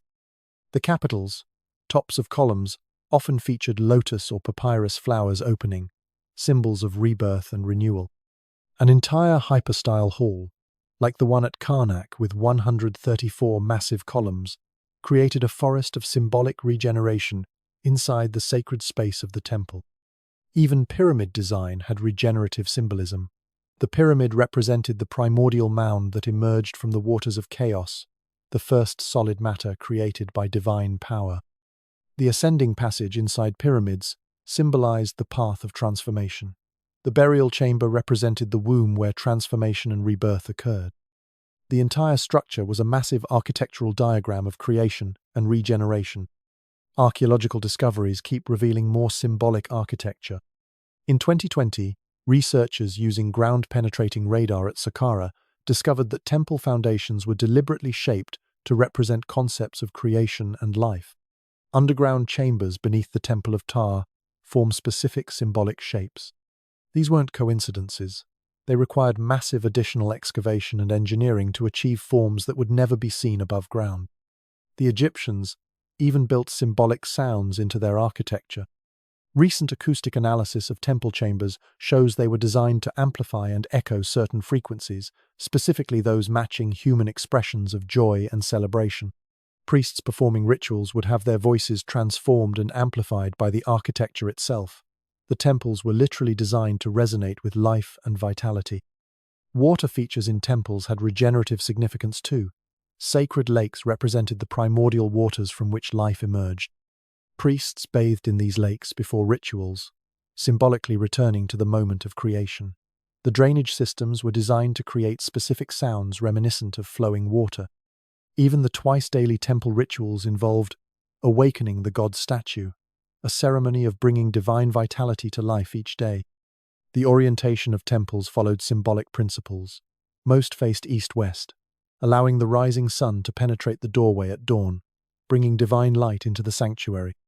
But some faced the Nile, positioned so the annual flood would symbolically bring life-giving waters to the temple. The Temple of Khnum at Esna has channels carved to direct flood water into the sanctuary, literally allowing the Nile's life-giving waters to bless the Holy of Holies. This symbolic architecture wasn't limited to religious buildings. Palace designs incorporated the same symbolism. The pharaoh's throne room often featured twin obelisks and a doorway behind the throne, positioning the king at the point of divine power. Royal chambers were built with specific proportions matching sacred ratios found in religious texts. Even common houses had doorways designed with symbolic curves, ensuring every Egyptian experienced ritual passages multiple times daily. Millions of tourists photograph ancient Egyptian monuments every year and have no idea what they represent. We've surrounded ourselves with their symbolic architecture while completely missing the point.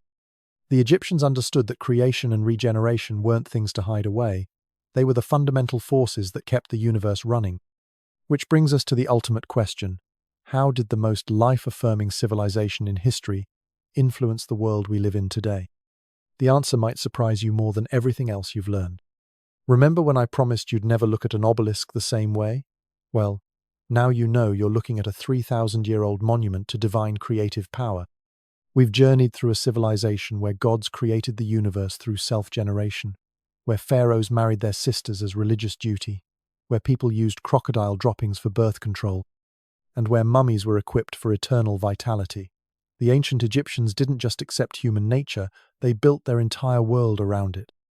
Every temple, every festival, every religious practice celebrated the creative force that they believed kept the universe in balance. What modern society hides, they carved in stone. What we whisper about, they shouted from pyramid tops. And somehow, this remarkably open civilization lasted longer than any other in human history. Think about what we've discovered today. A creation myth centered on divine self-generation that shaped 3,000 years of culture. A fertility god prominently displayed and paraded through streets in festivals that made Mardi Gras look tame. Royal siblings marrying each other for so many generations their family trees became family circles. Women using innovative contraceptives while having more personal freedom than they'd see again for millennia. Dead people buried with symbolic items and instruction manuals for eternal vitality. A society so concerned about protecting the deceased, they let bodies decompose before embalming. Architecture that was literally one giant celebration of life and regeneration after another. Here's what this reveals about human nature. Our modern taboos aren't natural or inevitable. They're recent inventions. The Egyptians proved that a society can be remarkably open, celebrate life and vitality, give women reproductive freedom, and still build wonders of the world. They lasted 3,000 years with divine creation as their origin story. We can barely handle basic health education in schools. Maybe the question isn't why they were so different, but why we became so restrictive. They saw creation and regeneration as sacred forces. We often see them as shameful secrets. They built monuments to fertility. We build walls around natural discussions. The influence of Egyptian openness echoes through history in ways we don't recognize. Those obelisks in Rome, Paris, London, and New York. They're not just stolen monuments, they're symbols of regeneration we've neutered through ignorance. The medical symbol of snakes wrapped around a staff? That's derived from Egyptian symbols of healing and regeneration. Even our word chemistry comes from Kemet, the Egyptian word for their land, where natural philosophy and science intertwined. We've inherited their symbols while completely forgetting their meanings. But hey, at least we don't have to use crocodile droppings for birth control, right? And our wedding ceremonies don't require marrying our siblings.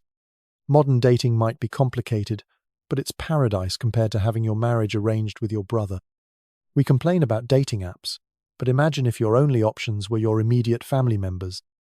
So next time you're frustrated with modern relationships, just remember, you could be living in ancient Egypt, trying to impress your sister while preparing crocodile-dropping contraceptives for your eternal afterlife adventures. The Egyptians understood something we've forgotten, that life, creation, and regeneration are the fundamental forces of the universe. They took this belief to extremes we find shocking, but their civilization thrived for longer than any other in human history. They built monuments that still inspire awe, developed medicine we still use, created art we still treasure, all while celebrating aspects of life we often hide. Maybe the lesson isn't that they were strange, but that we're too restrictive. Next time you see an obelisk, you'll know exactly what you're looking at. Next time you walk through a museum's Egyptian collection, you'll understand why Victorian archaeologists censored so much evidence. Next time someone complains about modern values, you can tell them about a civilization that made our most progressive ideas look conservative. The ancient Egyptians proved that an open society doesn't lead to collapse, that it can lead to 3,000 years of continuous civilization. If this video amazed you, hit subscribe because we're just getting started, exploring history's most incredible practices. Comment below which Egyptian custom surprised you the most. And remember, every time you see an obelisk, you'll know exactly what you're looking at. Share this video with someone who thinks they know ancient history. Let's see if they can handle the truth about humanity's most fascinating civilization. The Egyptians built monuments to creation, worshipped fertility in the streets, and gave women freedoms that wouldn't be seen again for millennia. They proved an open society could endure for ages. But far to the north, in the frozen lands of the Vikings, a deeply conflicted and violent sexual culture was taking root. This was a world torn between two extremes, a religion of shape-shifting, gender-fluid gods, and a legal code so rigid that a single word or a torn shirt could get a man murdered. Forget sacred celebration. We now enter a realm of paranoid masculinity, ritualized violence, and laws that turned intimacy into a blood sport. You think the Vikings were just mindless barbarians in horned helmets? You think their world was a simple one of raiding, feasting, and dying gloriously in battle? Tomorrow, you'd wake up to find your torn shirt was legal grounds for your wife to divorce you, take all your property, and leave you a social outcast. Viking society wasn't simple chaos. It was a paranoid labyrinth of sexual rules so extreme, so publicly invasive. They governed everything from poetry to warfare in ways that make modern courtrooms look like a playground. What you're about to hear isn't the heroic saga taught in classrooms. It's the raw, unfiltered truth, pulled from the original law codes and eyewitness accounts, about how our ancestors built an entire civilization on sexual terror. The man's face drained white as the word left his accuser's lips. Raga. That single syllable had just signed his death warrant. In the packed thing, the Viking assembly court, Enivate, warriors gripped their sword hilts. Everyone knew what came next. The accused had 3 choices: kill his accuser immediately, accept total social death, or face outlawry. There was no 4th option. The word rag meant something like unmanly or passive in bed, but its implications went far deeper. Vikings had created a 2-tier citizenship system based entirely on perceived sexual behavior. At the top sat real men, those who penetrated. At the bottom cowered the urgi, those suspected of being penetrated, and suspicion was enough to destroy everything. Here's where it gets dark. The law codes were explicit. Call a man raga, and he could legally kill you on the spot. No trial needed. But if he didn't, if he hesitated even a moment, the accusation stuck. He'd lose his property rights. His testimony became worthless in court. His children could be enslaved. All from one word. The paranoia this created was suffocating. Men watched each other constantly. Did he stand too close to another warrior? Did his voice crack during battle cries? Did he show too much emotion at his father's funeral? Any sign of softness could trigger accusations. But the real genius of this system was how it made men police themselves. Warriors would kill their closest friends rather than let suspicions fester. The sagas record case after case. Gudmund killed his shield brother for a joke about swimming together. Thorstein murdered his cousin for mentioning he'd once worn a torn shirt that showed his chest. Sound familiar? The legal texts spelled out exactly which words demanded blood. Ragra was instant death. Strodin, meaning used sexually. Same result. Swordin, one who is penetrated. Immediate violence required. These weren't slurs. They were legal death sentences. And then things went sideways with compound insults. Call someone grey-bearded raga, and you'd insulted both their masculinity and their age. That required double compensation, ARY, or double the bloodshed. The law code from medieval Iceland lists 16 pages of sexual insults and their required responses. 16 pages of words that meant kill or be killed. Women weren't exempt from this system, but their accusations worked differently. A woman calling another woman unmanly meant nothing, but accuse a woman of sexual availability, of enjoying it too much? That triggered the same violence. Holgerd, yes, the same one from our opening, once had 3 men killed for suggesting she'd been friendly with a travelling merchant. The paranoia extended to clothing, gestures, even facial expressions. Men practiced their walks to avoid seeming soft-hipped. They deepened their voices artificially. They grew beards specifically to avoid beardless insults. Some warriors scarred their own faces to look more violent, more penetrating, more safely masculine. But here's the thing that made it truly insane.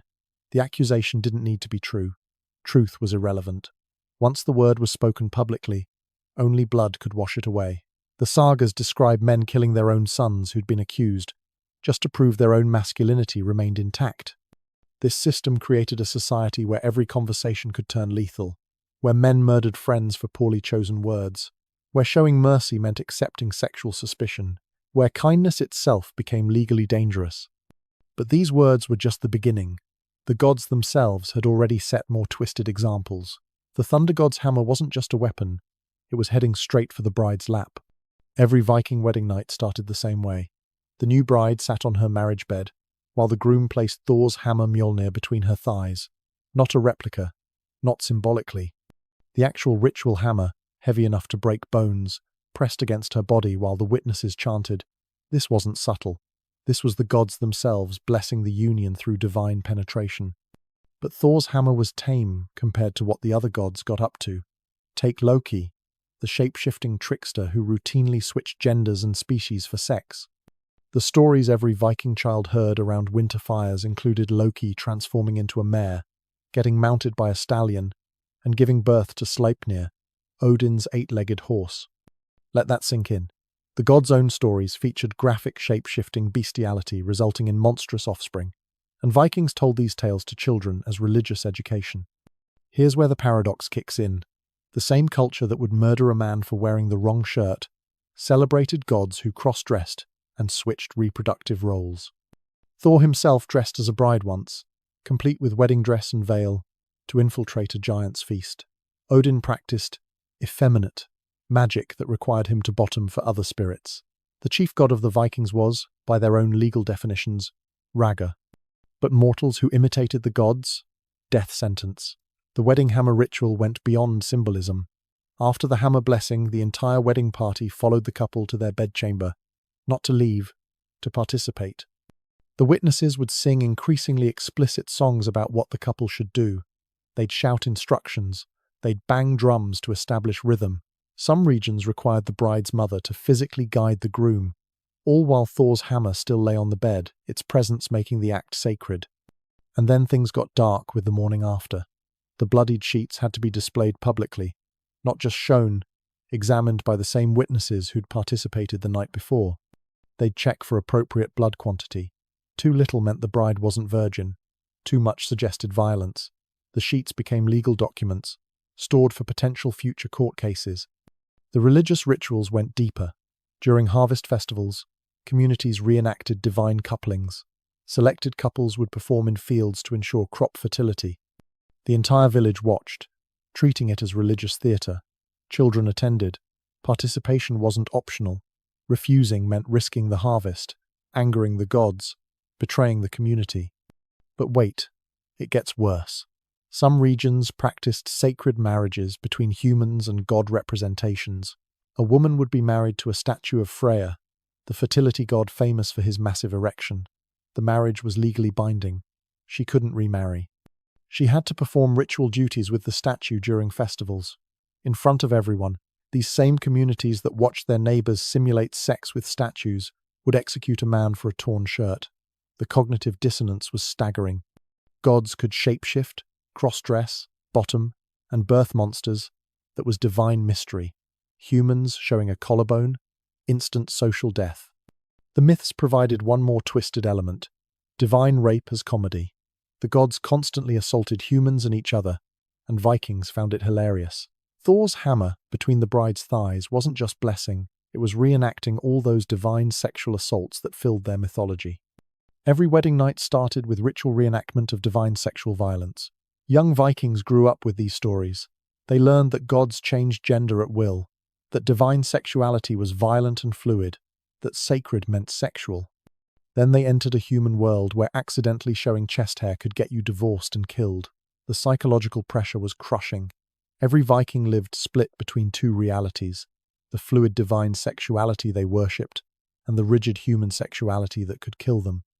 They attended rituals celebrating Loki's horse pregnancy in the morning, then murdered someone for a soft gesture in the afternoon, and these divine examples would soon justify horrors beyond imagination.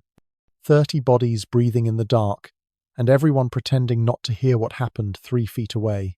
Welcome to Viking domestic life, where privacy was a concept that literally didn't exist. The average longhouse stretched maybe 60 feet long and 20 feet wide. Into this single room crammed 3 generations of family, their slaves, seasonal workers, and livestock. Yes, livestock. Cows and horses lived at one end, humans at the other, all under the same roof, all sharing the same air, thick with smoke and animal stench. Now imagine trying to have sex in that environment. The wealthy might have wool curtains dividing sleeping areas. The poor had nothing. Newlyweds consummated marriages, while grandparents lay an arm's length away. Children grew up hearing every grunt, every moan, every whispered endearment their parents shared. Privacy was so foreign that Old Norse didn't even have a word for it. Here's the thing. Vikings weren't ashamed of sex itself. They were terrified of performing it wrong. Every sound you made was judged. Too loud? You're showing off? Too quiet? You're hiding something shameful. The wrong noise at the wrong moment could start rumors that ended in blood feuds. The architecture made everything worse. Longhouses used massive central fire pits for heat and cooking. The smoke had nowhere to go except up through a hole in the roof, if you were lucky. Most nights, smoke filled the building until everyone's eyes streamed. You couldn't see past your outstretched hand, but you could hear everything. Every rustle of straw, every shifted blanket, every bodily function. And then winter arrived. For 6 months, Nobody left except for absolute necessities.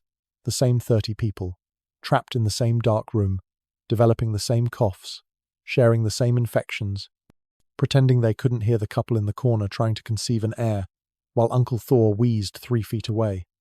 The sagas describe the unspoken rules that developed. Never acknowledge sounds in the night. Never make eye contact the morning after. Never mention what you heard, no matter how unusual. One saga tells of a man who listened to his brother being murdered in the dark and said nothing, because acknowledging night sounds broke social code. But the real horror was performance anxiety. Vikings believed sexual prowess directly connected to honor.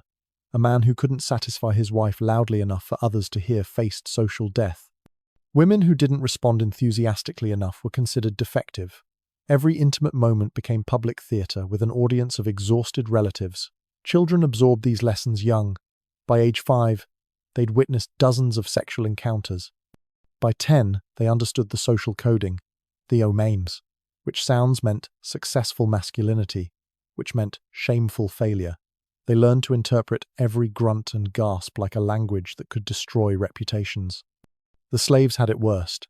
They slept closest to the animals, on bare ground, with no curtains at all. Free Vikings used them sexually without restraint, often in full view of everyone. The morning milking might include watching your owner take a slave girl against the cow stall, just another morning in the longhouse. Some tried to find privacy outdoors. Summer nights saw couples sneaking to barns or fields, but this carried its own risks. Getting caught outside suggested shame about your performance. Why hide unless something was wrong? The gossip could destroy you faster than staying inside and performing badly. The constant surveillance created elaborate deception systems. Couples developed silent communication. Hand signals indicating when others were asleep. Coded coughs meaning, "not tonight." Specific blanket arrangements showing availability. Entire relationships played out in gesture and implication while surrounded by witnesses. But here's what made it truly nightmarish. The witnesses had legal standing. That aunt who pretended to sleep through your wedding night, she could testify about your performance in divorce court. Those children who heard you every night for years, they'd grow up to become witnesses for or against your sexual adequacy. The psychological pressure was relentless. Every Viking lived their entire sexual life as public performance, judged by people who'd known them since birth. No moment of true intimacy. No escape from scrutiny. No privacy even in their own beds. The Longhouse transformed sex from private pleasure into public trial. Every night became a test. Every morning brought potential shame. Every sound carried the weight of social survival. At least Longhouse residents had some protection. Those captured in raids faced something far worse. The auctioneer grabbed her jaw, forcing her mouth open to display her teeth like a horse. Dublin's slave market ran every morning except Sundays. By the time Irish morning fog lifted, hundreds of human beings stood naked on platforms, while buyers prodded their muscles and examined their bodies with the same casual efficiency used for livestock. This wasn't hidden criminal activity. This was the economic engine of Viking Dublin, where 30% of the population lived in chains. The mathematics of human trafficking were precise. A healthy male labourer cost 12 ounces of silver. A young woman suitable for household duties brought 15. Everyone understood what those duties included. Children under 10 went for 8 ounces, but only if they showed no defects. The auctioneers kept detailed catalogues. Height, weight, teeth count, visible scars, suspected virginity, all meticulously recorded. Here's what made Viking slavery uniquely horrific: the total legal erasure of personhood. Slaves weren't considered human under law. Killing a slave brought the same penalty as killing a cow. We paid the owner for property damage. Raping a slave wasn't crime unless it damaged their sale value. The only legal protection slaves had was their worth in silver. The Dublin market specialised in Irish captives, but ships brought human cargo from everywhere. Vikings raided. Slavic peoples provided so many slaves that their ethnic name became the word slave itself. English monasteries yielded educated slaves who brought premium prices. Scottish Highland captives were valued for cold resistance. Each ethnic group had market stereotypes affecting their price. The inspection process was deliberately humiliating. Buyers would force slaves to run in place, checking stamina. They'd pull lips back to count teeth. Women faced additional violations. Buyers legally examined everything. often publicly, while discussing breeding potential. The auctioneers encouraged thorough inspection. No returns, after all. But the real horror started after sale. Viking law gave owners absolute sexual rights over slaves. Not just permission, expectation. A man who didn't use his female slaves was considered weird, possibly unmanly. The same culture that policed free people's sexuality to murderous extremes gave total license with slaves. No limits, no protection, no recourse.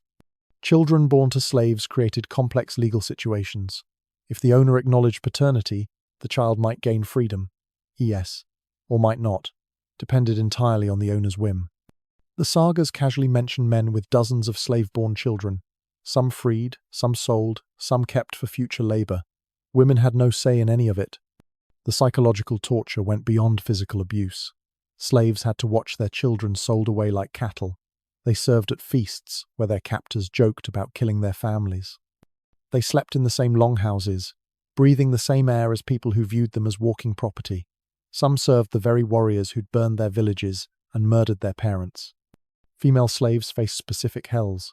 Beyond regular rape, they could be loaned to guests as hospitality. Refusing meant beatings or death. Pregnancy meant either abortion through violence or bearing children who'd be sold away. Some owners used slaves for public entertainment at feasts, forcing them to perform sexually for drunk warriors' amusement. The market's efficiency was terrifying. Dublin slave traders developed transportation networks spanning from Iceland to Constantinople. They had standardized pricing guides. They offered bulk discounts. They pioneered human trafficking techniques that would be used for centuries. All of it legal, regulated, taxed by the authorities. Even death offered no dignity. Slave bodies were disposed of like garbage. No funeral rites, no burial mounds, just mass pits outside town. Unless, of course, their owner died first. Then slaves faced one final horror, being selected as grave goods, buried alive to serve in the afterlife. The numbers are staggering. At its peak, Dublin's market sold thousands of humans annually. Entire Irish bloodlines vanished into Viking slave networks. Generations lived and died as property, their names erased, their stories untold except as casual mentions in their owners' sagas. Some slaves adapted, even thrived within limits.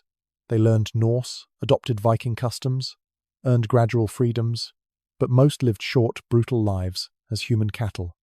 The lucky ones died quickly in labor. The unlucky ones survived decades of systematic dehumanization, watching their children suffer the same fate. These slaves would soon discover that even death offered no escape. She volunteered to die, but first she had to service 6 men while the angel of death watched. Ibn Fadlan couldn't believe what he was witnessing. The Arab diplomat had travelled far into Viking territories, but nothing prepared him for the funeral of a Viking chieftain. The slaves were asked who would join their master in death. A young girl raised her hand. Volunteering meant better treatment for her final days than she'd known in years of slavery. The 10-day funeral preparation turned her into a paradox. Honoured and doomed, celebrated and sacrificed. They dressed her in fine clothes. They gave her strong drink morning to night. They let her sing and laugh and pretend these were her wedding preparations. Everyone played along with the fiction while building the funeral pyre that would consume her. But first came the ritual that made even hardened Viking warriors uncomfortable. On the final day, they lifted her onto a platform overlooking her master's funeral ship. The drink and drugs had her swaying, half-conscious but still aware. 6 men waited, the dead chieftain's closest companions, each required to have sex with her as part of the ceremony. Not privately, right there on the platform, while hundreds watched. Here's what made it truly grotesque. Each man had to whisper the same words during the act. "Tell your master I did this out of love for him." They weren't raping a slave for pleasure. They were performing a religious duty, sending a message to the afterlife through her body. The crowd watched solemnly, treating gang rape as sacred ritual. The angel of death supervised everything. This wasn't a nickname. It was an official position. An old woman who specialized in ritual murder. She directed each man's performance, ensuring proper religious protocol. She held the girl's head, whispering comforts about the paradise waiting, while 6 men took turns destroying what was left of her humanity. Ibn Fadlan records the girl's changing states. First, drunk confidence. Then, growing fear, as the first man approached. By the third, she was sobbing. By the sixth, she'd gone silent, staring at nothing while the angel of death stroked her hair and hummed funeral songs. The crowd treated it all as deeply spiritual. Some wept, not for her suffering, but for the beauty of sacrifice. And then things got worse. The sexual ritual was just preparation. The real sacrifice required more theatre. They lifted her up 3 times, each time asking what she saw. "My parents," she said the first time. "My family," the second. "My master in paradise," the third. The drugs and trauma had her hallucinating exactly what they wanted to hear. The angel of death had done this many times. She knew exactly how much poppy juice kept victims conscious but compliant. She knew which words made them volunteer. She knew how to make murder look like martyrdom. The crowd saw divine mystery. Ibn Fadlan saw calculated barbarism wrapped in religious rhetoric. They led her into the tent where her master's body waited. The angel of death positioned her carefully. She had to die in exactly the right position to serve properly in the afterlife. The men who'd just raped her held her arms and legs. One put a rope around her neck. The angel of death raised her ritual dagger. What happened next took long minutes. The angel of death stabbed between ribs, while men strangled with the rope. Not quickly. Ritual required slow death, giving the soul time to prepare for journey. The girl twisted and fought despite the drugs. The men held her down. The angel of death kept stabbing, carefully avoiding immediately fatal spots, while the rope tightened incrementally. The crowd outside sang louder to cover the sounds. They beat drums and shields, creating walls of noise, not from shame, from religious ecstasy. They were sending a messenger to the gods, and the violence was part of the message. The greater the suffering, the more powerful the magic. When she finally died, they arranged her body next to her master's, positioning her hands in servant's posture. Then they lit the ship. The crowd cheered as flames consumed both bodies. The angel of death led prayers, thanking the girl for her service. Warriors competed to throw the most expensive goods onto the pyre, showing devotion. Ibn Fadlan vomited behind a tent. When Vikings asked why he was upset, he couldn't make them understand. They saw beauty where he saw horror. They saw willing sacrifice where he saw drugged murder. They saw sacred ritual where he saw systematic torture designed to look like religion. This wasn't the only way Vikings turned violence into sexual performance. The blade didn't aim for his heart or throat, it went lower, carving a message everyone would understand. The battlefield outside Uppsala was littered with the wounded when Thorkel found his rival Bjorn among the dying. Instead of granting a warrior's death, Thorkel did something that would echo through generations.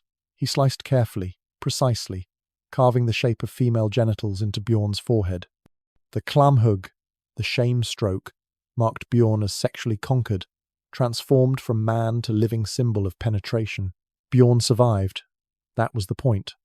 The klamhugg wasn't meant to kill Vik. It was meant to destroy something worse than life. Vikings had weaponized sexual humiliation into an art form. The specific cuts, always on visible areas, always genital in shape, turned the victim into a walking announcement of their own unmanning. Every person they met would see the scars and know, this man had been used like a woman. Here's what made it genuinely evil. The practice was completely legal. No law prevented marking enemies this way. In fact, delivering klamhugg in battle showed creativity, psychological warfare skills that other warriors admired. The sagas record admirers discussing particularly artistic shame strokes the way modern people discuss sports plays. The social death was instant and total. Bjorn couldn't enter the Great Hall anymore. His presence would pollute other warriors. His wife could legally divorce him without cause. His children could disown him. His property became contestable, all from scars that proclaimed him sexually defeated, penetrated, made woman. Some tried to hide the marks. They grew their hair long, wore unusual clothes, avoided public gatherings, but hiding confirmed shame. Real men would display battle scars proudly, except these weren't battle scars. They were rape declarations, carved in flesh, and everyone knew the difference. The practice evolved into elaborate variations. Some warriors specialized in specific patterns. One saga mentions a fighter known for carving realistic vulvas so detailed that viewers could identify individual features. Others preferred abstract symbols that suggested penetration without explicit representation. The artistry became competitive, with warriors trying to outdo each other in shameful creativity. But wait, it gets darker. The klamhugg created a caste of living ghosts. These marked men couldn't die honorably in battle. No warrior would fight them properly. They couldn't join raiding parties. They couldn't swear oaths or witness contracts. They existed in social limbo, alive, but excluded from every meaningful aspect of Viking life. The psychological torture was exquisite. Every morning, the marked man saw his shame in water reflections. Every person he met immediately knew his status. Children were taught to recognize the marks and avoid the carriers. Wives of marked men faced horrible choices: stay with a non-person or divorce and hope for better. Some marked men turned to banditry, forming outcast groups in forests. These bands of the sexually shamed became bogeymen in Viking stories, men so degraded they'd lost all human feeling. The sagas described them as more animal than human, driven mad by their marking, attacking anyone who ventured into their territories. The practice spread beyond battlefields. Legal disputes sometimes ended with authorized klamhug. A man who couldn't pay debts might receive the marks instead of death. Captured pirates got marked before release as permanent warning. The shame stroke became a tool of social control, threat hanging over every Viking male. The suicide rate among marked men was enormous, but even suicide carried complications. Vikings believed only battle death guaranteed Valhalla. Marked men couldn't achieve honorable battle death. Suicide from shame didn't count as warriors' ending. They were trapped. Living meant daily humiliation. Dying meant eternal exclusion from paradise. Women faced their own versions. While klamhug specifically targeted men, women could be marked with symbols indicating sexual availability or deviance. These marks, often on hands or necks, declared them public property. Any man could use them without legal consequence. The marks meant rape was no longer crime. It was expected. The truly sick part? Vikings saw this as merciful. They could have killed enemies outright. Instead, they let them live with marks that made life worse than death. The saga authors describe deliverers of klamhug as showing restraint, even kindness, by not murdering their victims. The practice persisted for centuries. Archaeological evidence shows skeletal remains, with specific scarring patterns matching saga descriptions. These weren't myths. Real humans lived and died bearing sexual shame carved into their bodies by neighbors who thought humiliation was sophisticated warfare. These battlefield humiliations would spark blood feuds lasting generations. His verses about her thighs had already killed 3 men, and he kept composing. Bjorn Arngeirsson was the most dangerous man in Iceland, not because he wielded a sword, but because he wrote love poetry. His verses about Thordis Grimsdottir had sparked a blood feud that consumed 2 families. Her brothers killed anyone who repeated the poems. Bjorn kept writing new ones. The body count rose with each stanza. Viking law made this insanity logical. The Gragas law code explicitly banned lausavisur, love poetry about women. The penalty? Full outlawry, meaning anyone could kill you without legal consequence. Writing, "She has beautiful eyes," was legally equivalent to murder. The law didn't care about consent. Thordis might have enjoyed the poems, irrelevant. Poetry itself was the crime. Here's why. Vikings believed words had magical power. A skilled poet could literally reshape reality through verse. Love poetry didn't just describe desire, it created it, forced it, made women helplessly attracted against their will. Every passionate verse was essentially a rape spell, violating women through supernatural compulsion. The paranoia went deeper. Vikings thought poetry could physically affect women's bodies. A verse praising a woman's breasts might make them ache for the poet's touch. Lines about her thighs could make her legs fall open involuntarily. The more skilled the poet, the more dangerous his words. Master poets were walking weapons of sexual assault. But the real issue was honor. A woman featured in love poetry became publicly sexualized. Every person who heard the verses imagined her naked, wanting, available. Her father and brothers faced unbearable shame. Doai, their female relative, transformed into communal fantasy. The only restoration was blood. Kill the poet. Kill anyone who repeated his words. Kill until the verses died with their speakers. The saga of Burnt and Jarl records the most famous case. Gunnar Hamundarson wrote verses about Holgerd Longlegs. Not explicit verses, CSA, just mentions of her hair like golden fire, her stride like a queen's. These mild compliments launched a feud, killing over 40 people. Holgerd's own husband joined the killing. Despite privately agreeing she did have nice hair, the poetry itself followed strict rules that made it more dangerous. Viking verse used complex meters and intricate wordplay. A skilled poet could hide sexual meanings in seemingly innocent phrases. Your wheat field awaits harvest might mean exactly that, or might describe pubic hair ready for ploughing. Every poem became a puzzle that listeners obsessively decoded for hidden obscenity. Poets knew the risks and wrote anyway. Some claimed divine inspiration. Odin himself was patron of poetry and madness. Others were genuinely lovesick, composing verses they knew would kill them. The sagas describe poets writing final verses while their killers climbed the walls, finishing the last line as axes split their skulls. Women sometimes commissioned revenge poetry. If someone wrote verses about you, you could hire a better poet to write worse verses about them. Poetry battles erupted, competing verses growing more explicit until someone snapped and started killing. These verse feuds could last generations, each family's poets adding new stanzas to ancestral insults. The law tried increasingly desperate measures. Some regions banned all poetry about women, even praise of mothers or sisters. Others required poems to be reviewed by law speakers before public recitation. Nothing worked. Vikings loved their complex verse forms too much to abandon them, even when poems meant death. The Christian conversion made things worse. Monks introduced new poetic forms from Europe, creating hybrid verses that Viking law hadn't anticipated. Latin-Norse combinations allowed poets to encode messages across languages. Christian themes provided cover for sexual imagery. HI. Suddenly, every salvation might mean orgasm, every resurrection an erection. Secret poetry societies formed. Groups met in hidden locations to share banned verses, memorizing each other's work to preserve it. If one member died, others would continue reciting their poems, keeping the offensive verses alive. These poetry cults became targets for massive manhunts. Entire groups of scholars died for remembering rhymes about someone's daughter. The saga of Cormac and Steingirth shows the ultimate tragedy. Cormac loved Steingirth but couldn't marry her. Her family forbade it. He wrote increasingly desperate verses about his passion. Her family kept killing his friends. He kept composing. By the saga's end, both families were destroyed. Steingirth was miserable in a forced marriage, and Cormac died in exile, all for poems about a woman he genuinely loved. But Vikings didn't just regulate poetry. They turned marriage itself into a blood sport. The newlyweds could hear them breathing outside the door, waiting for proof.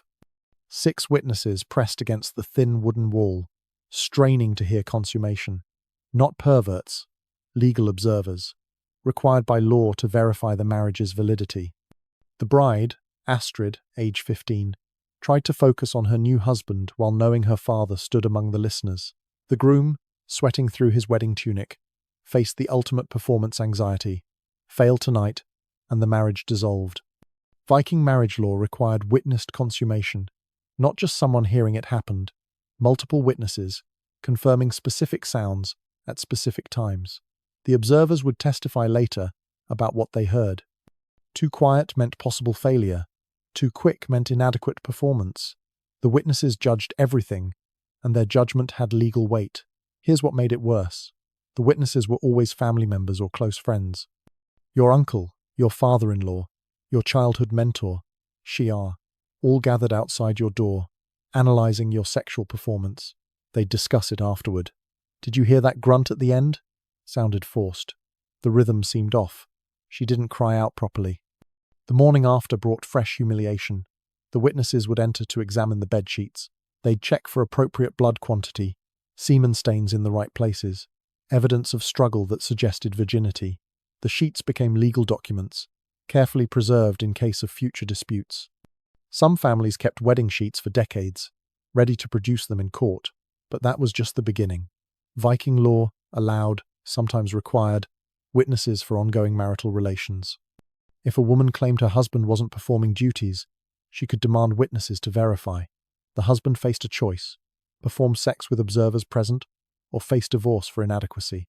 The observers would testify about erectile function, duration, apparent enthusiasm. The psychological damage was profound. Men developed elaborate pre-performance rituals, drinking specific potions, praying to Freya for potency. Women learned to vocalize artificially, producing sounds the witnesses expected. Sex became theatre, where bad reviews meant social death. Every coupling carried the weight of potential testimony.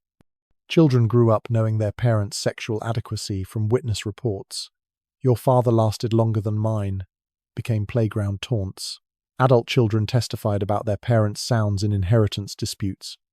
"I heard them coupling the night before he died, so the marriage was valid." Imagine testifying about your elderly parents' final sexual encounter to secure your inheritance. Some regions developed professional witnesses, experts who specialized in sexual verification. They knew exactly what to listen for, how to distinguish genuine from performed sounds, when to intervene if violence seemed excessive. These professionals became powerful figures, their testimony able to destroy marriages or confirm legitimacy.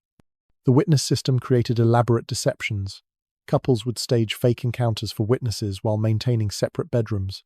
They'd hire others to make appropriate sounds while they slept elsewhere. Some wealthy families built houses with special acoustic chambers, amplifying sounds from the marriage bed to the witness room, ensuring everyone heard proof. But the darkest aspect was corrective witnessing.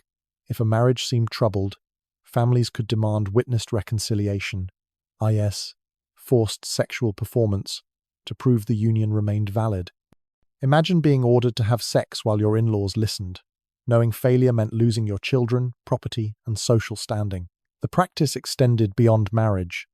Business partnerships sometimes required witnessed consummation to seal deals, not between the partners, but proving each man could perform adequately, demonstrating masculine fitness for agreement. Major treaties included clauses about witnessed marriage consummations between allied families. Women suffered uniquely under this system. A bride who didn't bleed enough faced accusations of prior activity. Too much pain suggested weakness. Not enough suggested experience. The witnesses would debate her reactions, analyzing every sound for implications about her past. Their conclusions became her permanent reputation. The sheets themselves became fetish objects. Some families displayed them publicly for days, proving their successful alliance. Others locked them in chests, bringing them out for important occasions. Inheritance disputes might hinge on 40-year-old bloodstains, examined by witnesses who'd swear they remembered that specific night's sounds. The Christian Church tried to end witness requirements, calling them pagan barbarism. Vikings resisted. How else could you prove consummation? How else prevent false marriages? The compromise was confession. Newlyweds had to describe their wedding night to priests in explicit detail. Not much improvement from doorside witnesses. These sheets would resurface in court years later. But first came the festivals. The child thought it was a harvest celebration, until he saw them drag the prisoner to the platform. Little Eric had begged his parents to attend the autumn bloat, the sacrifice festival where communities thanked the gods for harvest. He expected animal offerings, maybe some dancing. He didn't expect to watch his neighbors systematically torture a captured Saxon while placing bets on how long he'd survive. The festival grounds buzzed with excitement. Merchants sold honey cakes and strong ale. Children played games between the tent rows. Musicians tuned instruments for later dancing. And in the center, carpenters erected the Blood Eagle platform while discussing technical improvements from last year's construction. Here's what made Viking festivals uniquely horrific. They combined family entertainment with ritualized torture. The same event featured puppet shows for children and public dismemberment of enemies. Parents would buy their kids sweet treats, then hold them up for better views of the Blood Eagle, the infamous torture where victims' ribs were broken outward to resemble wings. The sexual component was inescapable. Before the main sacrifice, captured women would be displayed and auctioned, not for slavery, for temporary use during the festival. Winners got public access while crowds cheered. The women who survived would be sacrificed later, their violation considered part of the religious offering. Communities treated this as essential tradition. But the real nightmare was the gambling. Vikings bet on everything during torture sacrifices. How many ribs could be broken before the victim passed out? Would they scream or stay silent? How long between first cut and final death? Sophisticated betting pools developed, with odds updated as torture progressed. Children learned mathematics by calculating suffering odds. The Blood Eagle itself was performance art. The executioner, always a respected community member, would narrate each step. "Now, I separate the ribs from the spine. See how they spring outward." The crowd would applaud skillful technique. Points were awarded for keeping victims conscious longest, for achieving specific visual effects, for extracting particular sounds. Women faced specialized festival tortures. The mayor's welcome involved stakes and horses in combinations that Viking law codes refused to describe fully. The Freya's blessing required public violations by masked men representing divine forces. Communities brought their daughters to watch, teaching them that captured enemies deserved whatever happened. Between tortures, normal festival activities continued. Couples got married, traders made deals, children received naming ceremonies. The screams from the platform became background noise, as normal as merchants hawking wares. Sagas describe wedding feasts, where the couple exchanged vows while someone was being flayed 20 feet away. The community participation was total. Respected grandmothers would suggest creative additions to ongoing tortures. Children would throw stones at hanging victims, practicing their aim. Pregnant women touched torture platforms for luck, believing the suffering energy would strengthen their babies.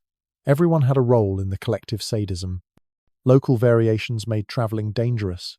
Each region had signature tortures performed only at their festivals. Uppsala specialized in hanging combinations.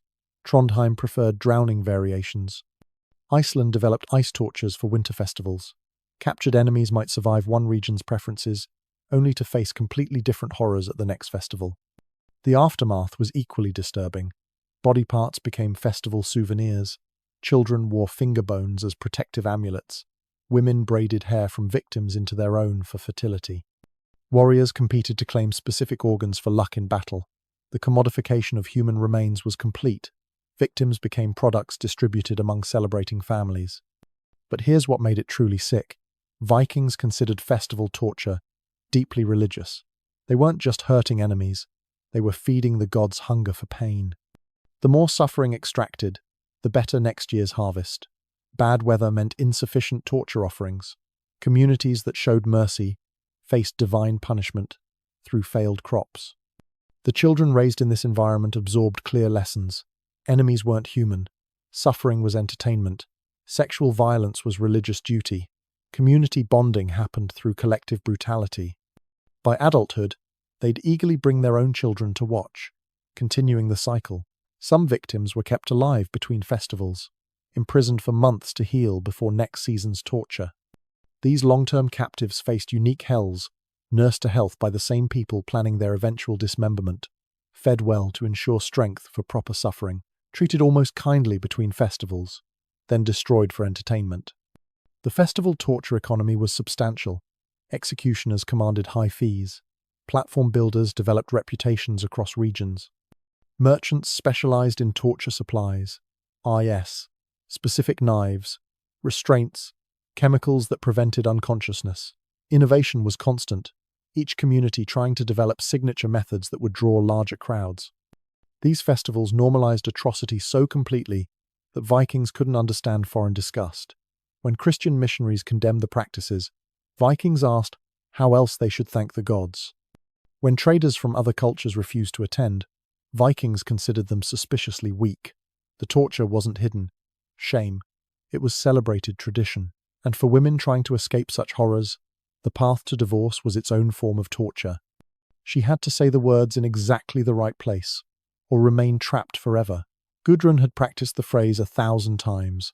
I declare myself divorced from Thorstein Egilson.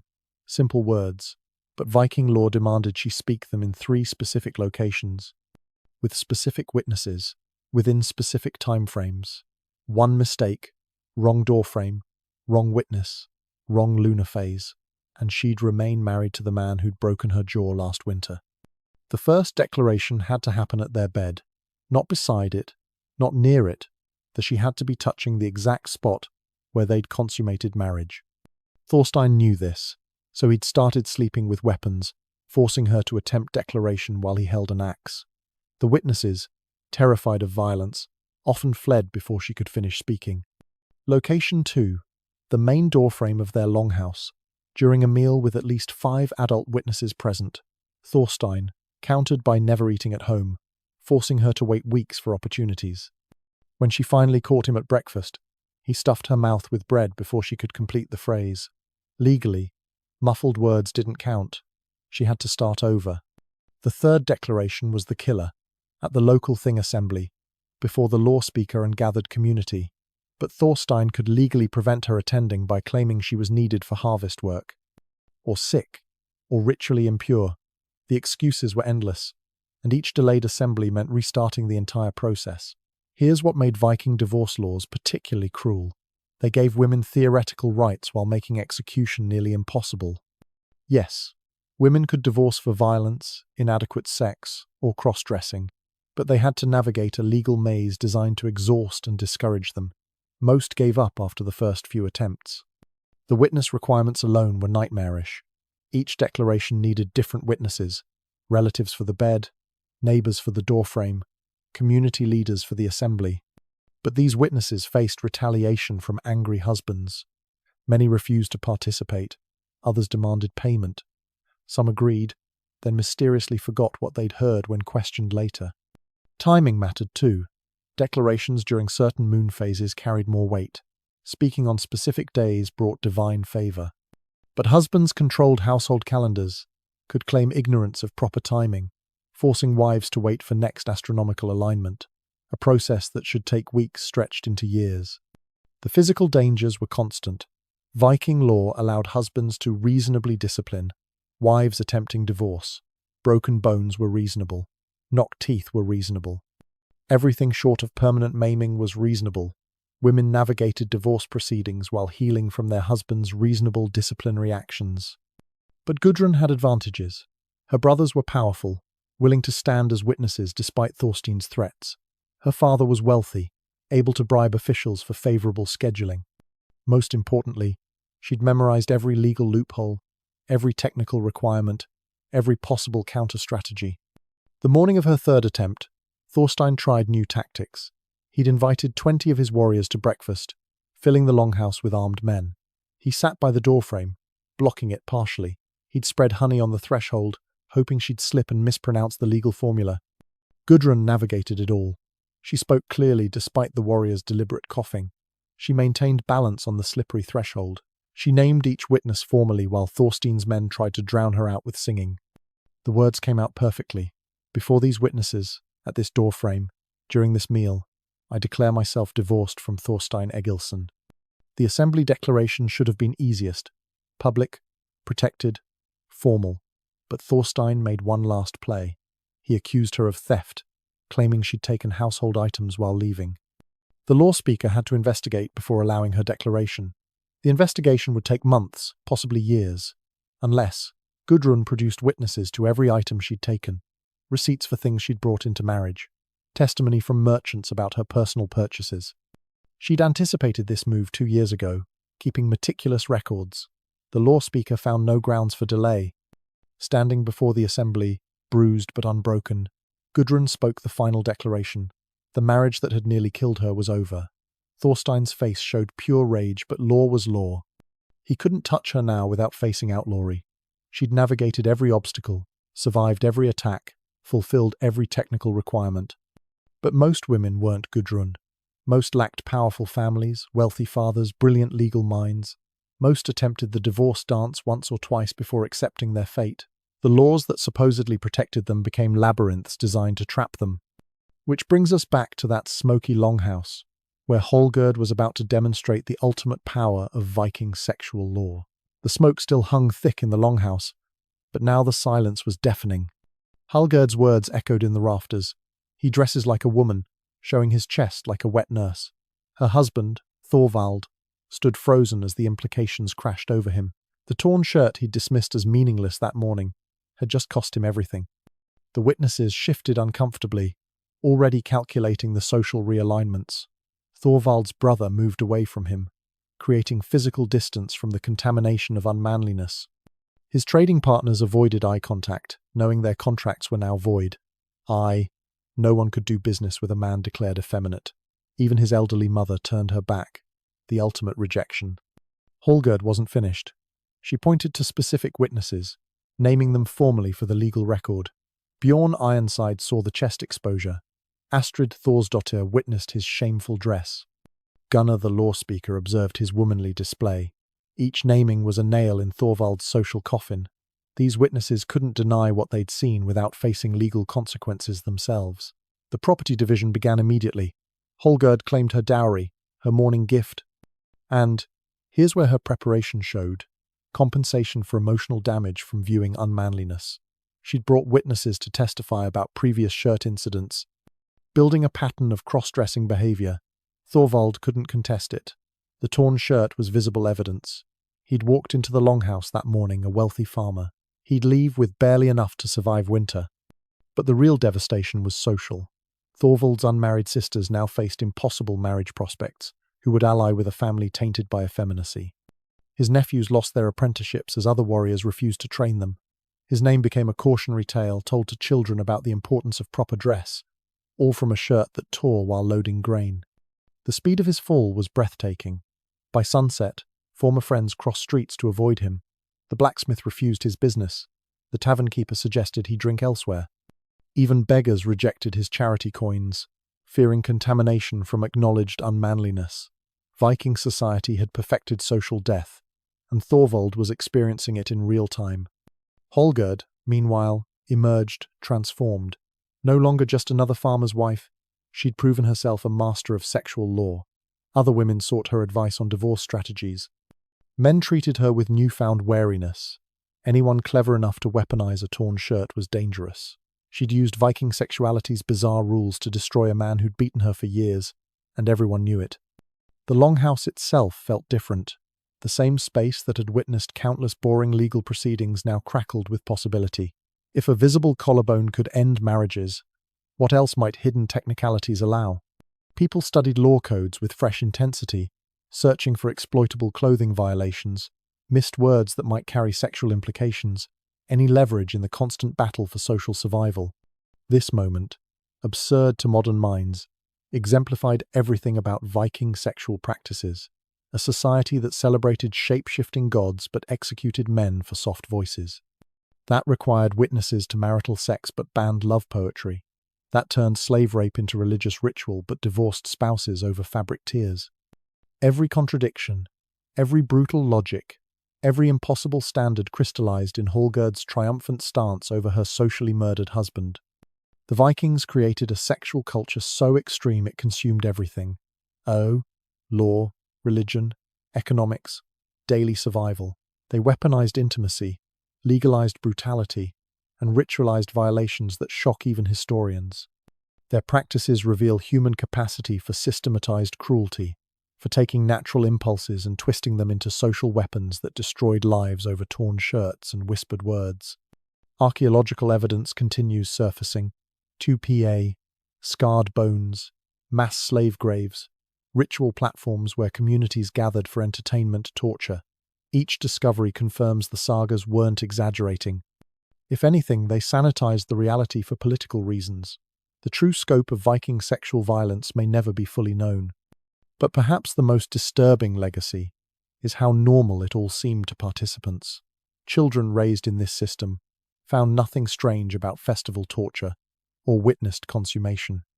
The practices weren't aberrations, they were culture, tradition, the way things had always been done. Today's extremes become tomorrow's mundane realities, when entire societies participate in collective brutality. The smoke finally cleared from the longhouse. Thorvald was gone, stumbling into exile. Hallgerd stood victorious, having mastered the same system that had oppressed her. And Viking society continued forward, where showing your chest could end your life. But ritually murdering slaves was just another Tuesday. The Vikings perfected brutality on a personal scale, turning honor, shame, and law into lethal weapons within their communities. Their violence was intimate, a bloody spectacle played out in the longhouse and at the festival. But what happens when that brutality is scaled up, industrialized, and made the central policy of a continent-spanning empire? From the Viking longship, we ride onto the steppes with Genghis Khan. Here, one man's personal trauma was magnified into history's most systematic campaign of sexual violence, a calculated genetic conquest through industrialized rape that would scar the DNA of the world forever. The sexual brutality of Genghis Khan transformed an entire continent through calculated horror. In a dimly lit tent, heavy with incense and fear, a young woman's hand trembles beneath silk sheets. The most powerful man in history lies beside her, eyes closed in satisfaction. She's one of thousands, but tonight, she'll be the last. Her fingers find the cold metal hidden beneath her pillow. The storm outside masks her shallow breathing. This Tangut princess, whose family burned alive 3 years ago, has waited for this moment through countless degrading nights. The blade catches candlelight as she raises it. In seconds, the great conqueror who claimed 7,000 women will discover that conquest has consequences. The man who built an empire on systematic assault is about to face justice from his final victim. History will call it legend, but the screams that pierce the night are real enough. You might wonder, how did one man's personal trauma transform into history's most extensive campaign of sexual violence? Why did a single kidnapping create a system that left 16 million genetic descendants across 2 continents? To find the answer, we have to rewind 25 years to a kidnapping that changed the course of human history. Because what started with one woman's abduction would end with a hidden blade and an empire built on suffering. The screams from Borte's tent carried across the steppes for 8 months straight. In 1184, Genghis Khan was still Temujin, NAE, just another tribal leader trying to survive the brutal politics of the Mongolian steppes. He'd married Borte when they were teenagers, a political alliance that promised stability. But the Merkits had other plans. They remembered an old blood debt, a woman stolen by Temujin's father decades earlier. The attack came at dawn. 30 riders swept through the camp while Temujin fled on horseback, leaving his new bride behind. For a man who would later conquer nations, this abandonment marked him forever. Borte vanished into Merkit territory, where she became property of Chilga, a warrior who claimed her as spoils. 8 months. That's how long Temujin's wife endured captivity. The historical records sanitize what happened, but the outcome tells the story. Temujin finally rescued her with help from blood brother Jamukha. Borte was heavily pregnant. The child, Jochi, would carry the stigma of uncertain paternity his entire life. Jochi literally means guest, a name that screamed his questionable origins to everyone who heard it. Temujin publicly claimed the boy, but doubt gnawed at him. In quiet moments, he'd study Jochi's face, searching for Merkit features, but Borte's nightmare was just beginning. The rescue revealed something broken in Temujin. He'd saved his wife's body, but not her honor. In Mongol culture, a woman taken by enemies carried permanent shame. Every sideways glance at Jochi reminded him of those 8 months, of sounds he could only imagine. The man who fled on horseback transformed into someone else. Someone who would never run again. The Merkit paid first, not just the warriors who'd taken Borte, but their entire tribe. Women, children, elderly, all faced systematic annihilation. But death wasn't enough for Temujin. He wanted them to suffer as Borte had suffered, to carry shame as his family carried shame. This became the template. Sexual violence wasn't random brutality. It was calculated revenge, multiplied exponentially. Every conquered tribe would pay for the Merkit's crime. Every woman taken would balance the cosmic scales of Borte's captivity. The psychology was transparent to his generals. Temujin couldn't erase what happened to Borte, so he'd inflict it on the world. He couldn't kill Chilja twice, so he'd kill him symbolically through every enemy. He couldn't reclaim those 8 months, so he'd steal lifetimes from others. What Genghis did next would echo for centuries. He institutionalized his trauma. Personal vendetta became state policy. The man who couldn't protect one woman would possess thousands. The husband who lost control would control the reproductive future of entire civilizations.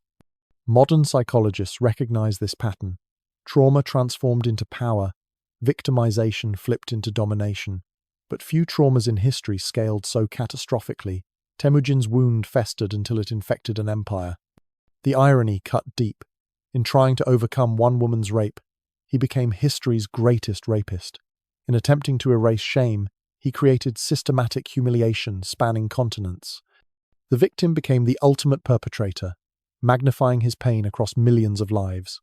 His generals noticed the change. After Borte's rescue, Temujin never spoke of mercy again. Women became spoils, not people. Conquest meant possession, literal physical ownership of enemy bloodlines. The real horror wasn't her rescue, it was what came after. Because Temujin's transformation went beyond revenge, he developed a philosophy where sexual domination equaled spiritual victory. Taking enemy women didn't just humiliate warriors, it erased their genetic future. Every forced pregnancy replaced enemy blood with Mongol blood. Systematic rape became ethnic engineering. This philosophy required infrastructure, organization, bureaucracy. You can't traumatize a continent through random violence. It needs planning, hierarchy, rules. The same organizational genius that created the Mongol postal system would create history's most efficient network of sexual slavery, and so began a sexual revenge that would pollute the bloodlines of half the known world. The scribe's hand trembled as he wrote the number 7,000. This wasn't a battle casualty count or a tribute tally. This was the official census of Genghis Khan's personal women, a number so staggering that managing it required its own bureaucracy. But the Mongols didn't just count women, they ranked them. The system was methodical, almost corporate in its efficiency. After each conquest, appointed officials would evaluate captured women using a 100-point scale. Beauty, age, virginity, noble birth, each factor carried mathematical weight. A virgin princess might score 95, a merchant's widow perhaps 60. The evaluations happened in open courtyards where women stood naked while officials circled with their ledgers. One survivor's account describes the sound of styluses scratching on wood, reducing human beings to numerical values. The officials worked quickly, thousands to process, quotas to meet. Scores above 90 went directly to the Khan. The 80s became gifts for generals who distinguished themselves in battle. 70s were distributed among officers. 60s went to common soldiers as reward for service. It was a sexual economy where women literally became currency. But the scoring system had a darker purpose. Below 60, women faced assignment to the military brothels that followed every Mongol army. These mobile installations served thousands of soldiers, operating with the same efficiency as the military supply chains. The women received numbers, not names. Their locations were tracked, their usage documented. The record-keeping was meticulous. Mongol administrators maintained logs of which women went where, their origins, their assignments. These documents, some still existing in Chinese archives, read like inventory manifests. 20 Tangut maidens, scores 45 to 55, assigned to Regiment 4. Human trafficking, industrialized. One Chinese historian documented the arrival process. Women were sorted into ethnic groups, Russians in one area, Persians in another, Russians in a third. The Mongols believed different ethnicities provided different experiences, like varieties of wine. They created what amounted to a racial catalogue of sexual exploitation. The infrastructure required was immense. Special guards, distinct from regular military, managed the women. Dedicated supply chains provided food, clothing, basic medical care, not from compassion, but to maintain inventory quality. Women who became pregnant were tracked separately, their children's parentage documented. Those who scored below 60 faced something worse than death. Because assignment to the brothels meant servicing dozens of men daily until the body simply gave out. The Mongol military doctrine of efficiency extended to sexual violence, maximize usage, minimize maintenance. Women who couldn't work were discarded like broken equipment. The higher-scoring women faced a different horror. Becoming a general's property meant exclusive ownership, but also complete isolation. These women lived in mobile palaces, silk prisons that followed the army. They existed solely for one man's pleasure, their lives measured in his satisfaction. The Khan's personal 7,000 operated under even stricter control. They were organized by ethnicity, Siano, human trophies displaying the reach of Mongol conquest. Chinese beauties in one section, Persian princesses in another, Russian nobles in a third. Walking through Genghis Khan's Gur complex was like touring a living map of subjugated peoples. But managing 7,000 women required innovation. The Mongols created rotating schedules, tracking systems, even medical examinations. Women past childbearing age were reassigned as servants to younger captives. Those who bore sons received elevated status, i.e., a perverse incentive system that encouraged cooperation. The ledgers revealed the true scale. Financial records show the economic investment. Feeding, clothing, and transporting thousands of women across continents required resources comparable to maintaining cavalry divisions. The sexual slavery system consumed approximately 15% of imperial revenues, AEC, a massive state investment in systematic rape. This wasn't mindless brutality. This was rape industrialized, bureaucratized, optimized. The same administrative genius that allowed Mongols to govern from Korea to Poland created history's most efficient system of sexual exploitation. Every detail planned, every outcome measured. The Chinese chronicler Zhao Hong witnessed the system firsthand. His accounts describe auction blocks where generals bid on captured women, using plunder from the same cities these women once called home. The irony was intentional. Your destroyed city's gold now purchases your daughter. Yet even 7,000 women weren't enough for what Genghis planned next. Every Tatar woman over the height of a wagon wheel. Those 5 words sealed the fate of thousands. The year was 1202, and Genghis Khan had just defeated the Tatar Confederation.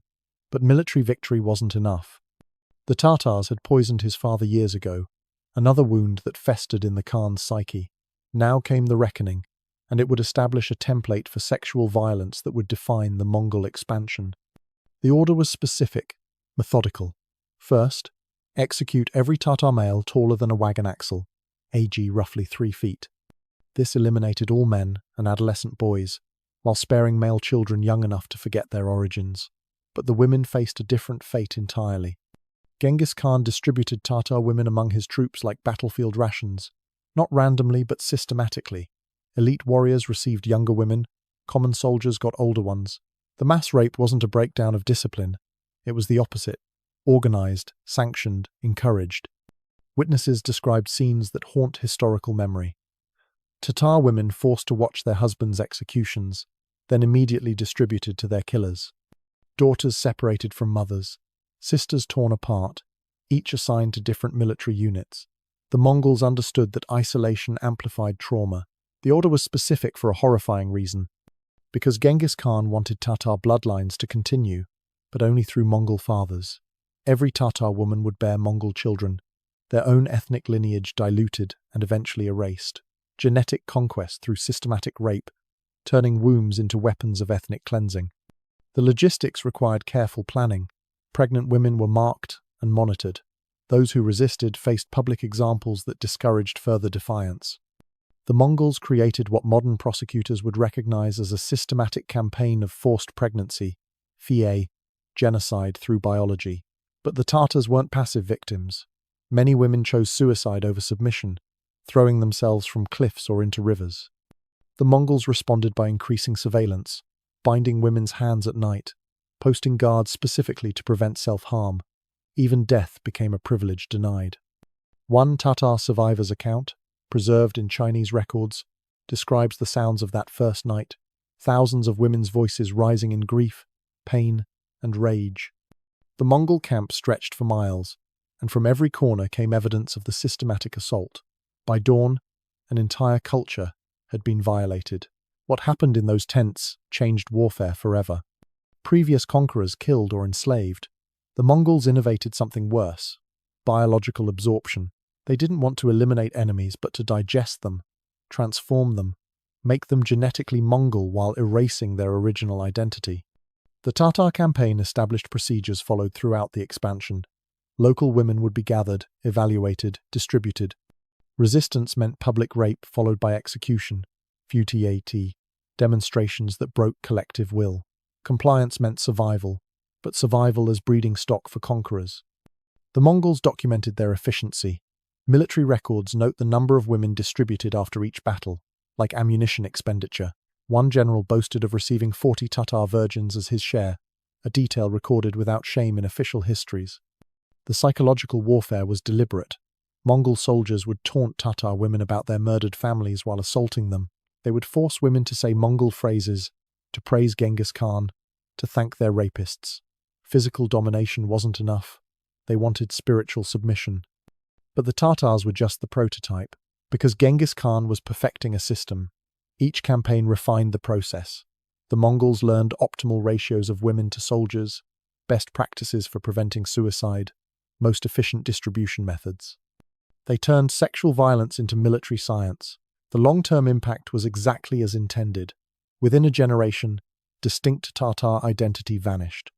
The children of rape were raised as Mongols, taught to revere Genghis Khan, trained to continue the conquest.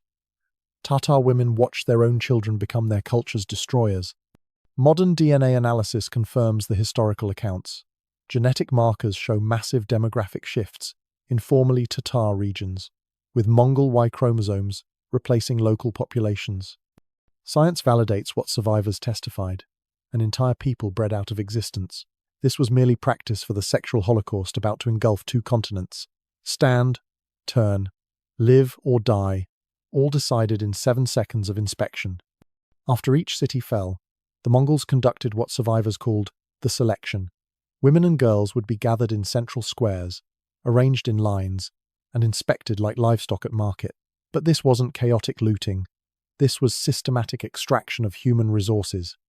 The process followed strict protocols. First, women were stripped of all clothing and jewelry, partly to prevent hidden weapons, mainly to ease evaluation.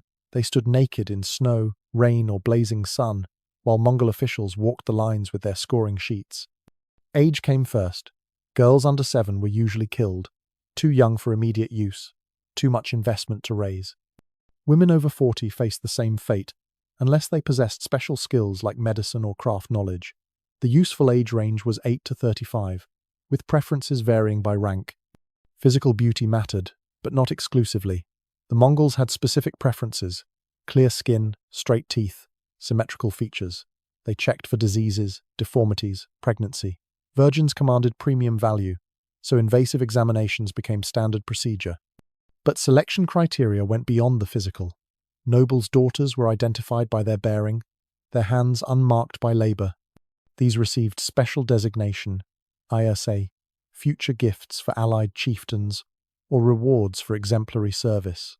Political value sometimes outweighed physical beauty. Being selected was no salvation. Because selection meant entering the Mongol sexual economy, high-scoring women faced individual ownership, becoming property of specific warriors. Lower scores meant collective ownership, EPA, assignment to military brothels. Either path led through systematic rape to potential pregnancy, cultural erasure, and early death. The selection process itself was designed to break spirits. Women were made to walk, turn, and pose, while soldiers jeered and made crude assessments. Mothers were separated from daughters, sometimes forced to compete for survival. The Mongols understood that humiliation preceded physical violation. One Persian chronicle describes the selection at Samarkand. 40,000 women gathered in the main square, while Mongol officers worked through them methodically. The process took 3 days. Those not selected were herded outside the city walls. The screams that followed told their fate. The psychological torture was precise. Women never knew the criteria, never understood why sisters were separated or friends faced different fates. The arbitrariness was intentional. It prevented resistance, made women grateful for any survival, no matter how horrific. The rejected faced 3 possible fates, each worse than the last. Immediate execution was perhaps merciful. Many were simply killed where they stood, their bodies left as warnings. Others were given to the lowest-ranking soldiers for unlimited use until death. The third group faced assignment to comfort stations following the baggage trains, but the selected faced their own hierarchical hell. Those rated highest entered the Khan's personal collection. Next tier went to generals, then officers, then elite warriors, then common soldiers. Each level meant different conditions but identical dehumanization. The Mongols innovated distribution methods. They created temporary holding areas where selected women awaited assignment. These human warehouses operated with brutal efficiency. Women sorted by score, ethnicity, and destiny. Guards prevented escapes and suicides while maintaining inventory.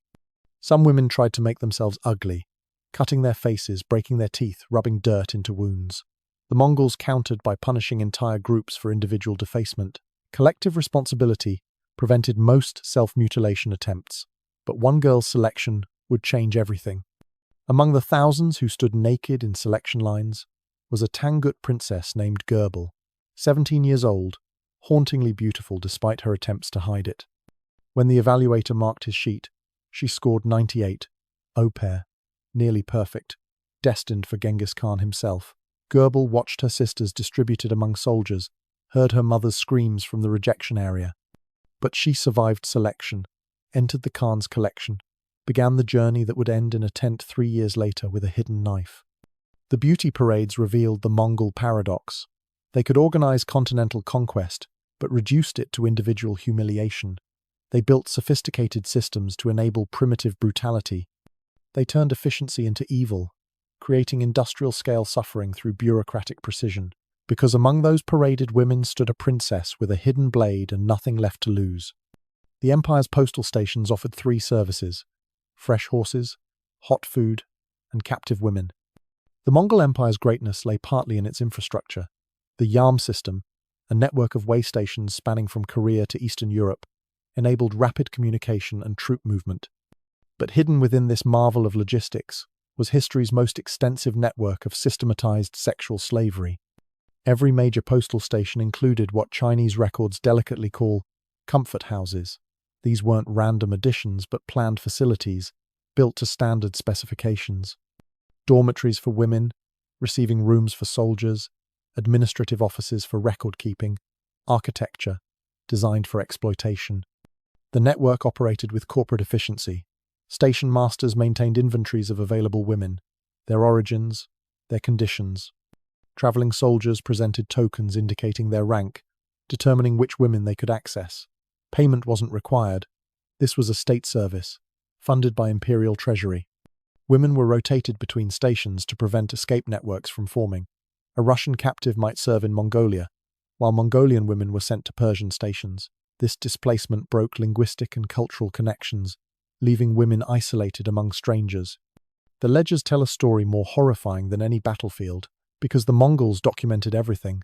Surviving records from Chinese stations show daily tallies, how many soldiers serviced, which women were pregnant, who had died overnight. The bureaucratic banality makes it worse. Human suffering reduced to inventory management. Station masters faced quotas. Too many deaths meant investigation and punishment. Too few services suggested inefficiency. They balanced these pressures by working women literally to death while maintaining just enough alive to meet demand. It was calculated cruelty, optimized for sustainability. The age of victims dropped continuously. Early stations used women from 15 to 35. By the empire's peak, girls as young as 7 appeared in manifests. The Mongols discovered that younger victims lasted longer under extreme use, a grotesque economic calculation. Medical care existed, but only to maintain utility. Mongol doctors treated sexually transmitted infections not from mercy, but to prevent soldier contamination. Pregnant women were monitored until birth, their children taken for military training or future station assignment. Generational slavery, institutionalized. Each dot on the map represented dozens of broken children. The scale defies comprehension. Conservative estimates suggest 50,000 women trapped in the postal station system at its peak, but this only counts official facilities.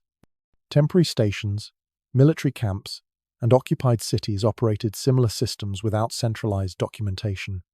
Transportation between stations was another horror.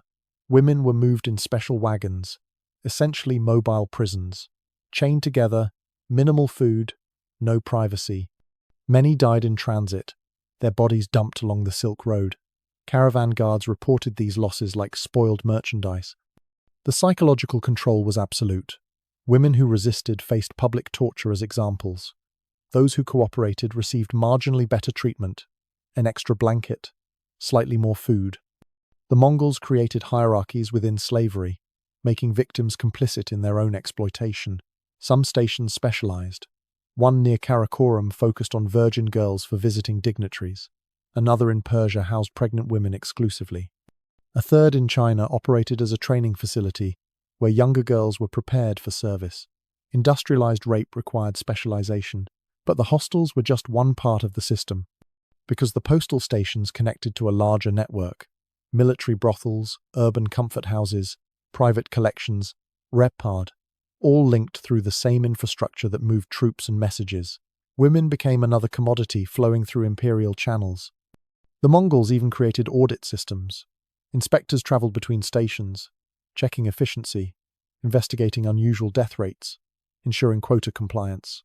They carried manuals detailing best practices for sexual slavery management, bureaucracy enabling atrocity. Local populations were forced to supply women to maintain station quotas. Villages faced demands for annual tributes of girls. Failure meant collective punishment. Parents faced impossible choices: sacrifice daughters to the stations or watch entire communities burn. And at the heart of this network sat the mobile court, where ethnic tents mapped conquered territories in female flesh. 16 million men carry his Y chromosome today. But here's how that biological conquest actually worked. Modern genetic science has confirmed what medieval chroniclers claimed. Genghis Khan and his direct male descendants left an unprecedented genetic footprint across Asia. But this wasn't accidental proliferation. It was biological warfare conducted through systematic rape. The Mongol leadership understood heredity centuries before genetic science. They observed that children resembled parents, that traits passed through bloodlines. This primitive understanding became weaponized policy: replace enemy genetics with Mongol seed. The mathematics was simple and horrifying. One Mongol soldier could impregnate dozens of women yearly, multiply by hundreds of thousands of soldiers over decades of conquest. Add the exclusive access of nobility to thousands of women. The result: demographic transformation on a continental scale. But forced pregnancy went beyond numbers. The Mongols targeted specific populations for genetic erasure. Noble bloodlines faced particular attention. Noble snot, enemy aristocracy, would survive only through Mongol fathers. They called it watering foreign fields with Mongol rain.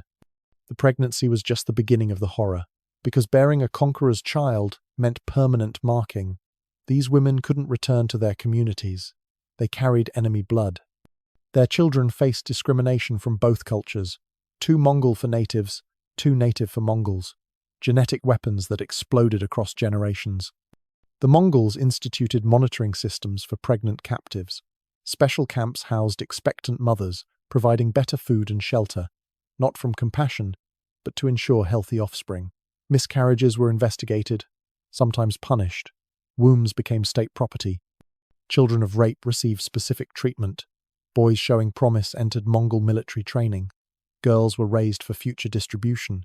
The empire literally bred its next generation of soldiers and sexual slaves from the bodies of conquered women. Some regions show the demographic impact starkly. In parts of Central Asia, pre-Mongol Y chromosome lineages virtually vanished. Entire male populations were eliminated, while women were forced to bear Mongol children. Genetic studies reveal a reproductive event unprecedented in human history. Modern science reveals the true scale. DNA analysis shows 8% of men in former Mongol territories carry identical Y chromosome markers tracing to the conquest period.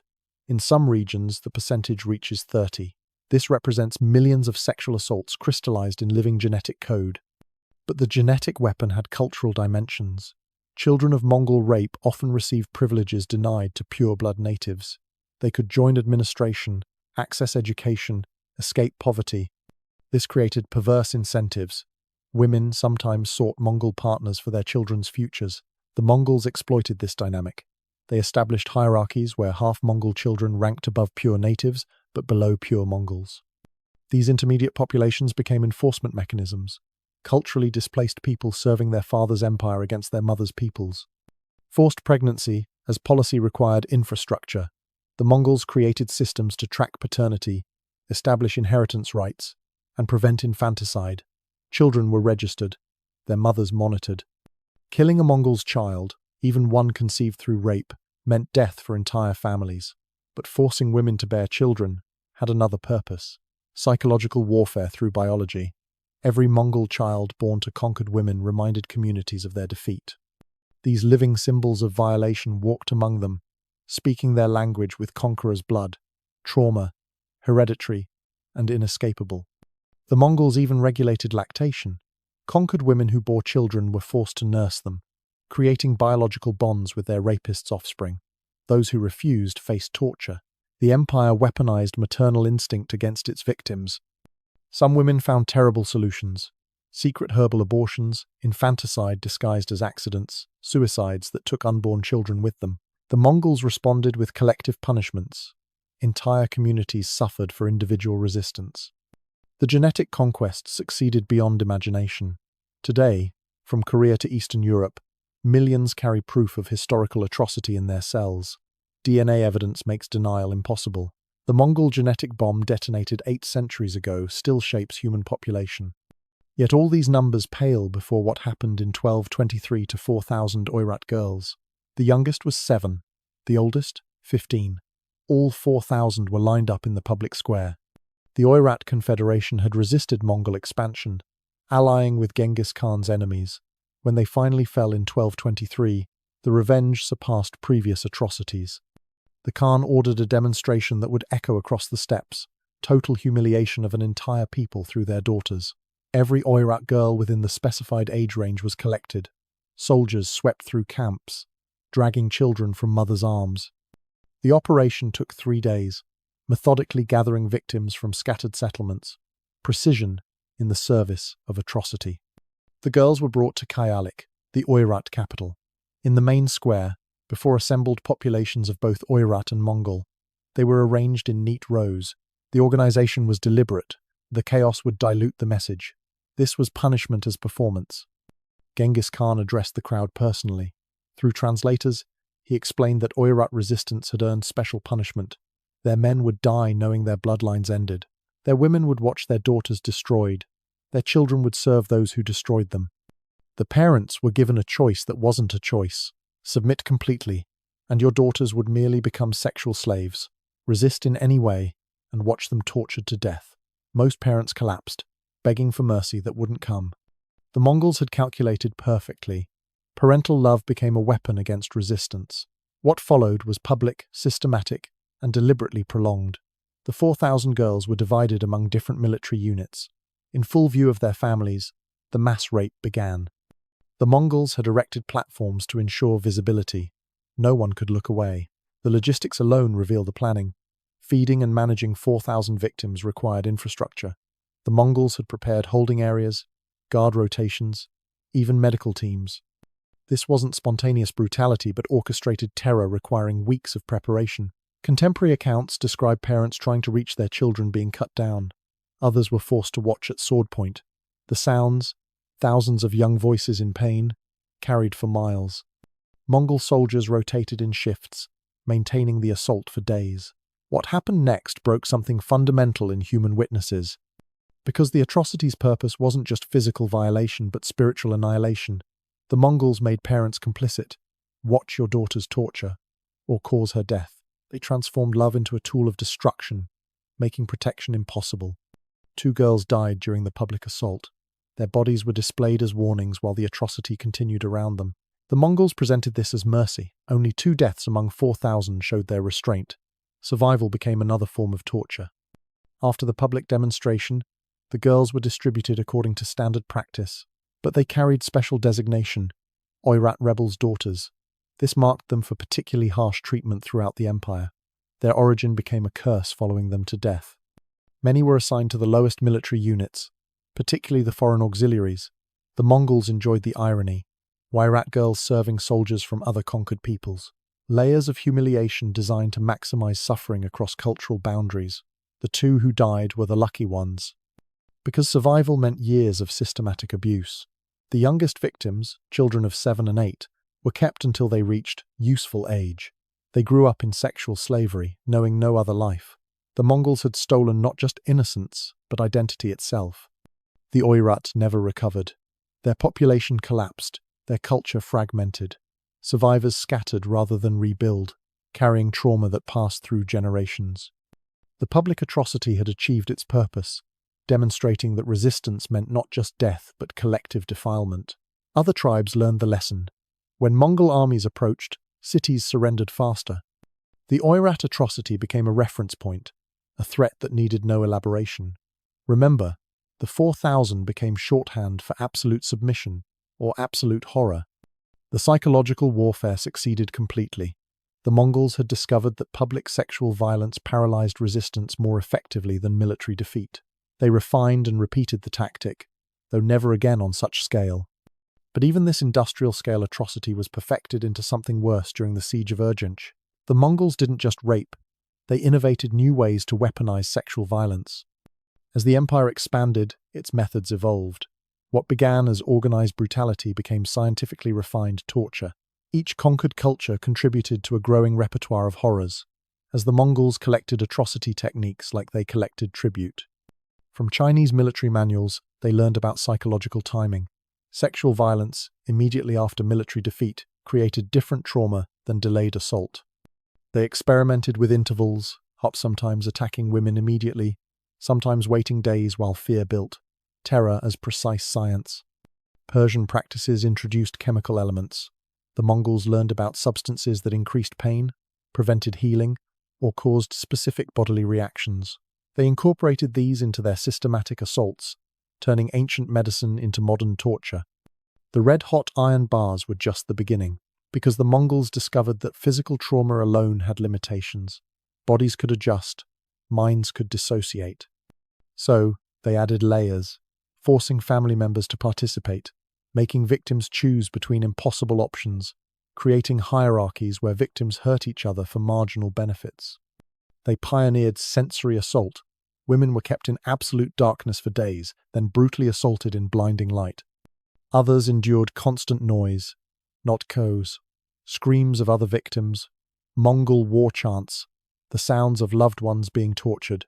They attacked every sense to prevent psychological escape. Temperature became a weapon. Victims were assaulted in extreme cold, their naked bodies freezing between violations. Others endured desert heat, dehydration amplifying agony. The Mongols mapped how climate enhanced suffering, adjusting tactics by region. From steppe traditions came animal involvement. War horses were trained for specific cruelties. Dogs were used to terrorize and control. The fusion of human and animal assault created primal fears that transcended cultural boundaries. Sewing every orifice shut served a purpose beyond death. Because the Mongols understood symbolic violence, these mutilations sent messages. This is what resistance earns. Bodies became texts written in torture, warnings that needed no translation. The empire communicated through brutalized flesh. They developed execution methods specifically for sexual transgressions. Women who killed their rapists' children faced tortures designed to mirror their crimes. Those who resisted were made examples through genital mutilation. The punishments were catalogued, standardized, taught to new recruits. Spiritual violation accompanied physical assault. The Mongols forced victims to blaspheme during rape, to curse their gods, and praise Genghis Khan. They conducted assaults in temples and sacred spaces. They understood that breaking faith multiplied trauma exponentially. The documentation system evolved too. Later Mongol records included detailed descriptions of successful techniques, optimal sequences, victim responses. They created torture manuals that read like technical specifications. Brutality became bureaucratized knowledge. But the psychological torture surpassed the physical, forcing fathers to choose which daughter would be raped first, making mothers select which child lived or died, creating situations where mercy became cruelty, where every choice led to horror. The Mongols had mastered the architecture of impossible decisions. They invented delayed consequences. Women were told their compliance would save their families, only to watch loved ones killed anyway. Others were promised freedom after specific periods, hopes raised and crushed repeatedly. Trust became another weapon to break. The use of children as tools reached new depths. Young sons were forced to watch their mothers' violations, then made to serve the perpetrators. Daughters were used to control mothers, mothers to control daughters. Family bonds became chains of mutual torture. They even systematized healing, not for mercy but to enable repeated assault. Mongol doctors developed treatments to keep victims alive longer, to heal them just enough for continued use. Medical knowledge perverted into extended suffering. Which brings us to the concubine who would end it all. A Tangut princess, who lost everything. She was 16 when they burned her city. She was 19 when she decided to kill a god. Princess Gerbel of the Tangut kingdom watched from the palace walls as Mongol armies surrounded Yinchuan. Her father, Emperor Xiangzong, had allied with Genghis Khan's enemies, a fatal mistake. The siege lasted 6 months. By the end, she had witnessed the death of everything she loved. The Mongols breached the walls in spring 1227. Gerbel saw her brothers executed in the courtyard, their heads mounted on spears. Her mother threw herself from the highest tower, rather than face capture.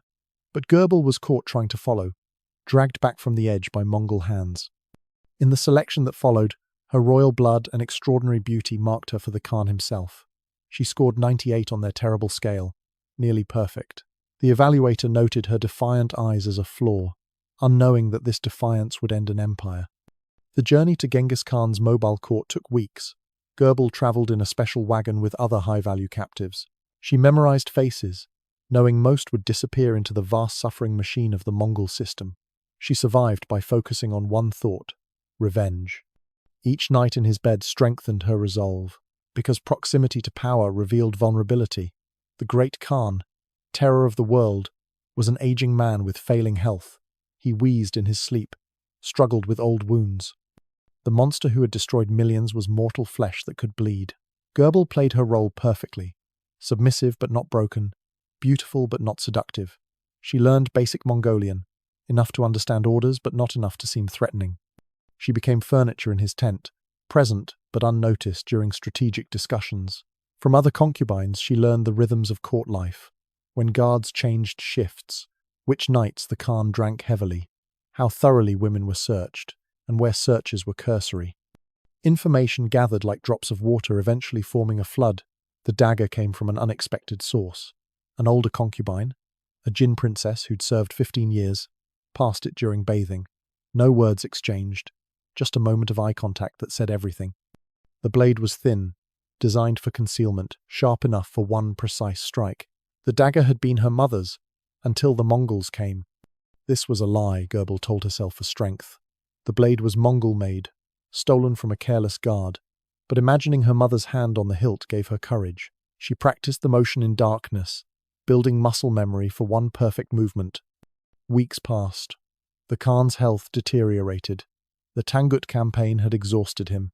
He spent more nights in his tent, calling for different women to distract from mortality. Goebel waited, knowing she'd have one chance. The moment came during a thunderstorm. The Khan had drunk fermented mare's milk, celebrating some minor victory. He called for Goebel specifically. She'd caught his eye that morning. The storm would mask sounds. Guards would be distracted by weather. Perfect. She hid the blade in her hair, woven into an ornate style that discouraged searching. Her hands trembled as servants prepared her, but they mistook it for fear. Every step toward his tent felt like walking through deep water. She knew she'd die, but first, she would balance the scales. Not for the millions he'd violated, no single death could answer that, but for her mother leaping from the tower, for her brothers' heads on spears, for 3 years of degradation. For one moment, the violator would know violation. The tent was dim, heavy with incense. The Khan lay on silk cushions, already half drunk. He gestured for her to approach, eyes glazed with wine and age. She moved carefully, each motion practiced. The storm crescendoed outside. As she lowered herself beside him, her hand found the blade. His eyes were closing, confident in absolute power. She thought of her city burning, of girls lined up for selection, of everything stolen. The blade came free from her hair. "For the Tangut," she whispered in perfect Mongolian. On that final night, as Khan reached for her, she reached for something else entirely.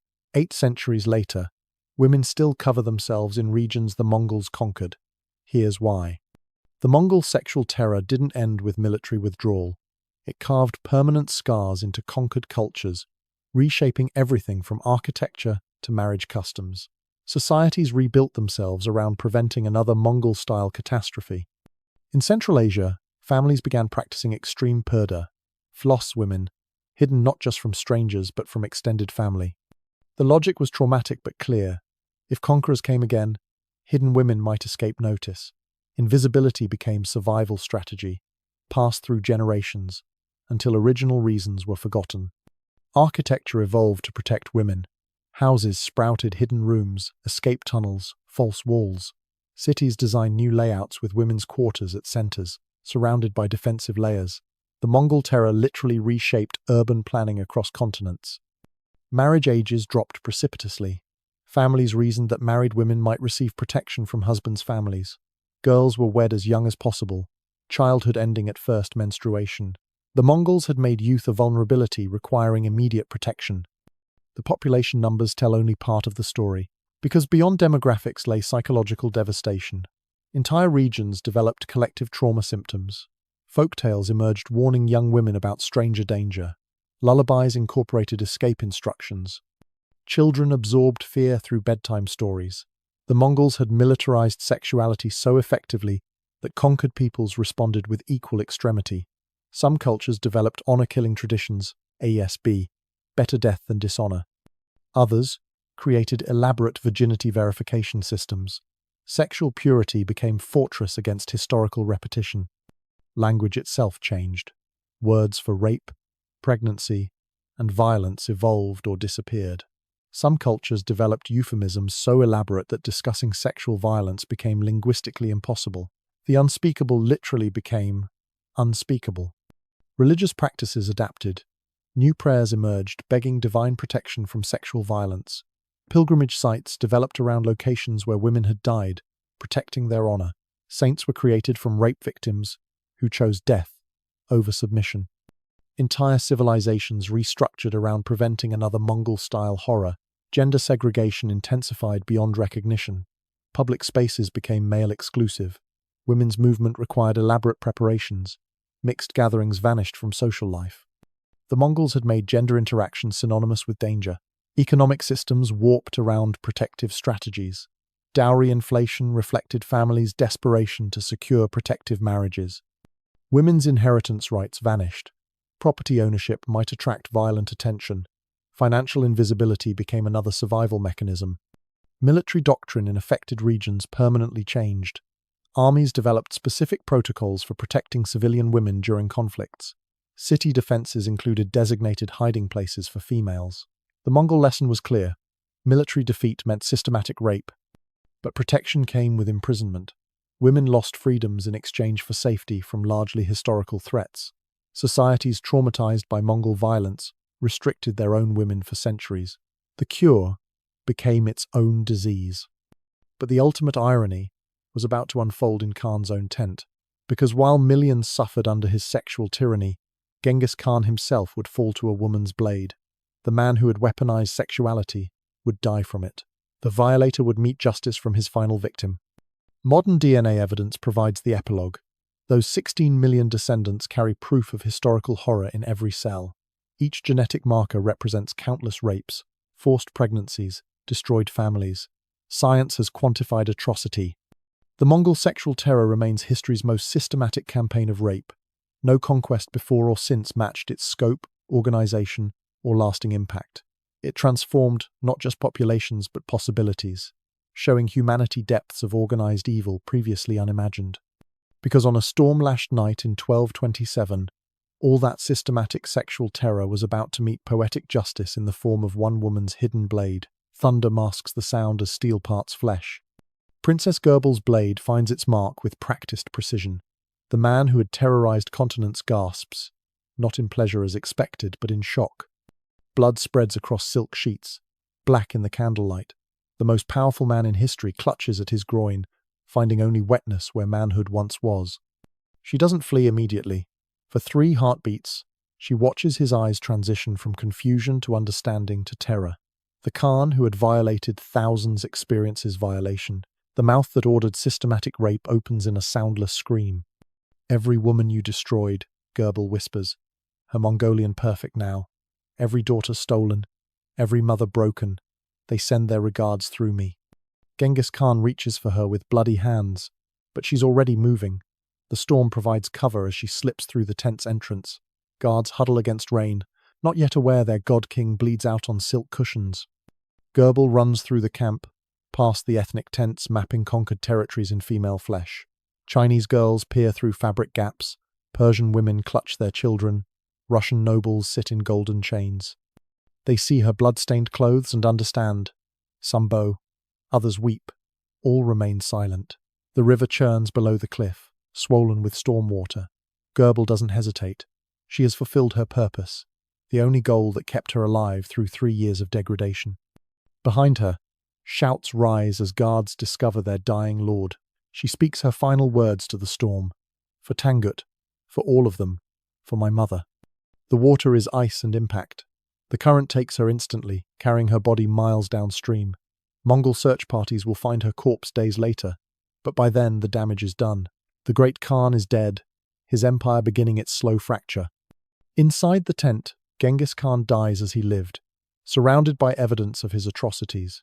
His final view includes the silk partitions dividing his women by ethnicity.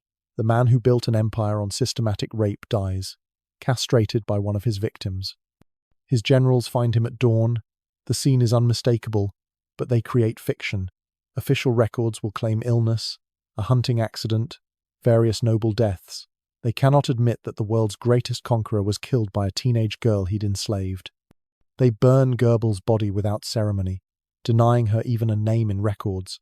But stories spread through the women's tents, across the postal stations, into the military brothels. The princess who killed the monster becomes legend, whispered in darkness. The Mongol Empire continues for generations, but something fundamental breaks that night. The systematic sexual violence continues, but loses its absolute certainty. If the Khan himself could die to a woman's blade, no one is invulnerable. Fear, that essential tool of control, now cuts both directions. Genghis Khan's death ended one man's reign of sexual terror, but the scars endure 8 centuries later. Those 16 million living descendants carry genetic proof of history's most systematic campaign of rape. Each Y chromosome marker represents destroyed families, traumatized peoples, cultures reshaped by violence. The infrastructure of sexual slavery outlasted its creator. Postal stations continued their triple services. Military brothels followed armies for decades. The bureaucracy of rape functioned with institutional momentum, a machine too vast to stop immediately. But Princess Gerbil's blade did more than kill a tyrant. It proved that even absolute power has vulnerabilities, that systematic violence creates its own destruction. Every violated woman was a potential assassin. Every brutalized girl might hide a blade. The Mongol sexual terror remains history's darkest chapter in organized cruelty. It showed how personal trauma can metastasize into continental horror, how one man's wound can scar humanity itself. From Borte's kidnapping to Gerbil's revenge, the cycle of violence consumed millions. Today, in regions once ruled by Mongols, the behavioral echoes persist. Architecture designed for hiding, cultures built around female protection, genetic markers mapping historical atrocity. One man's systematic campaign of sexual violence literally rewrote the human genome. The tent is quiet now. The storm has passed, but thunder still echoes.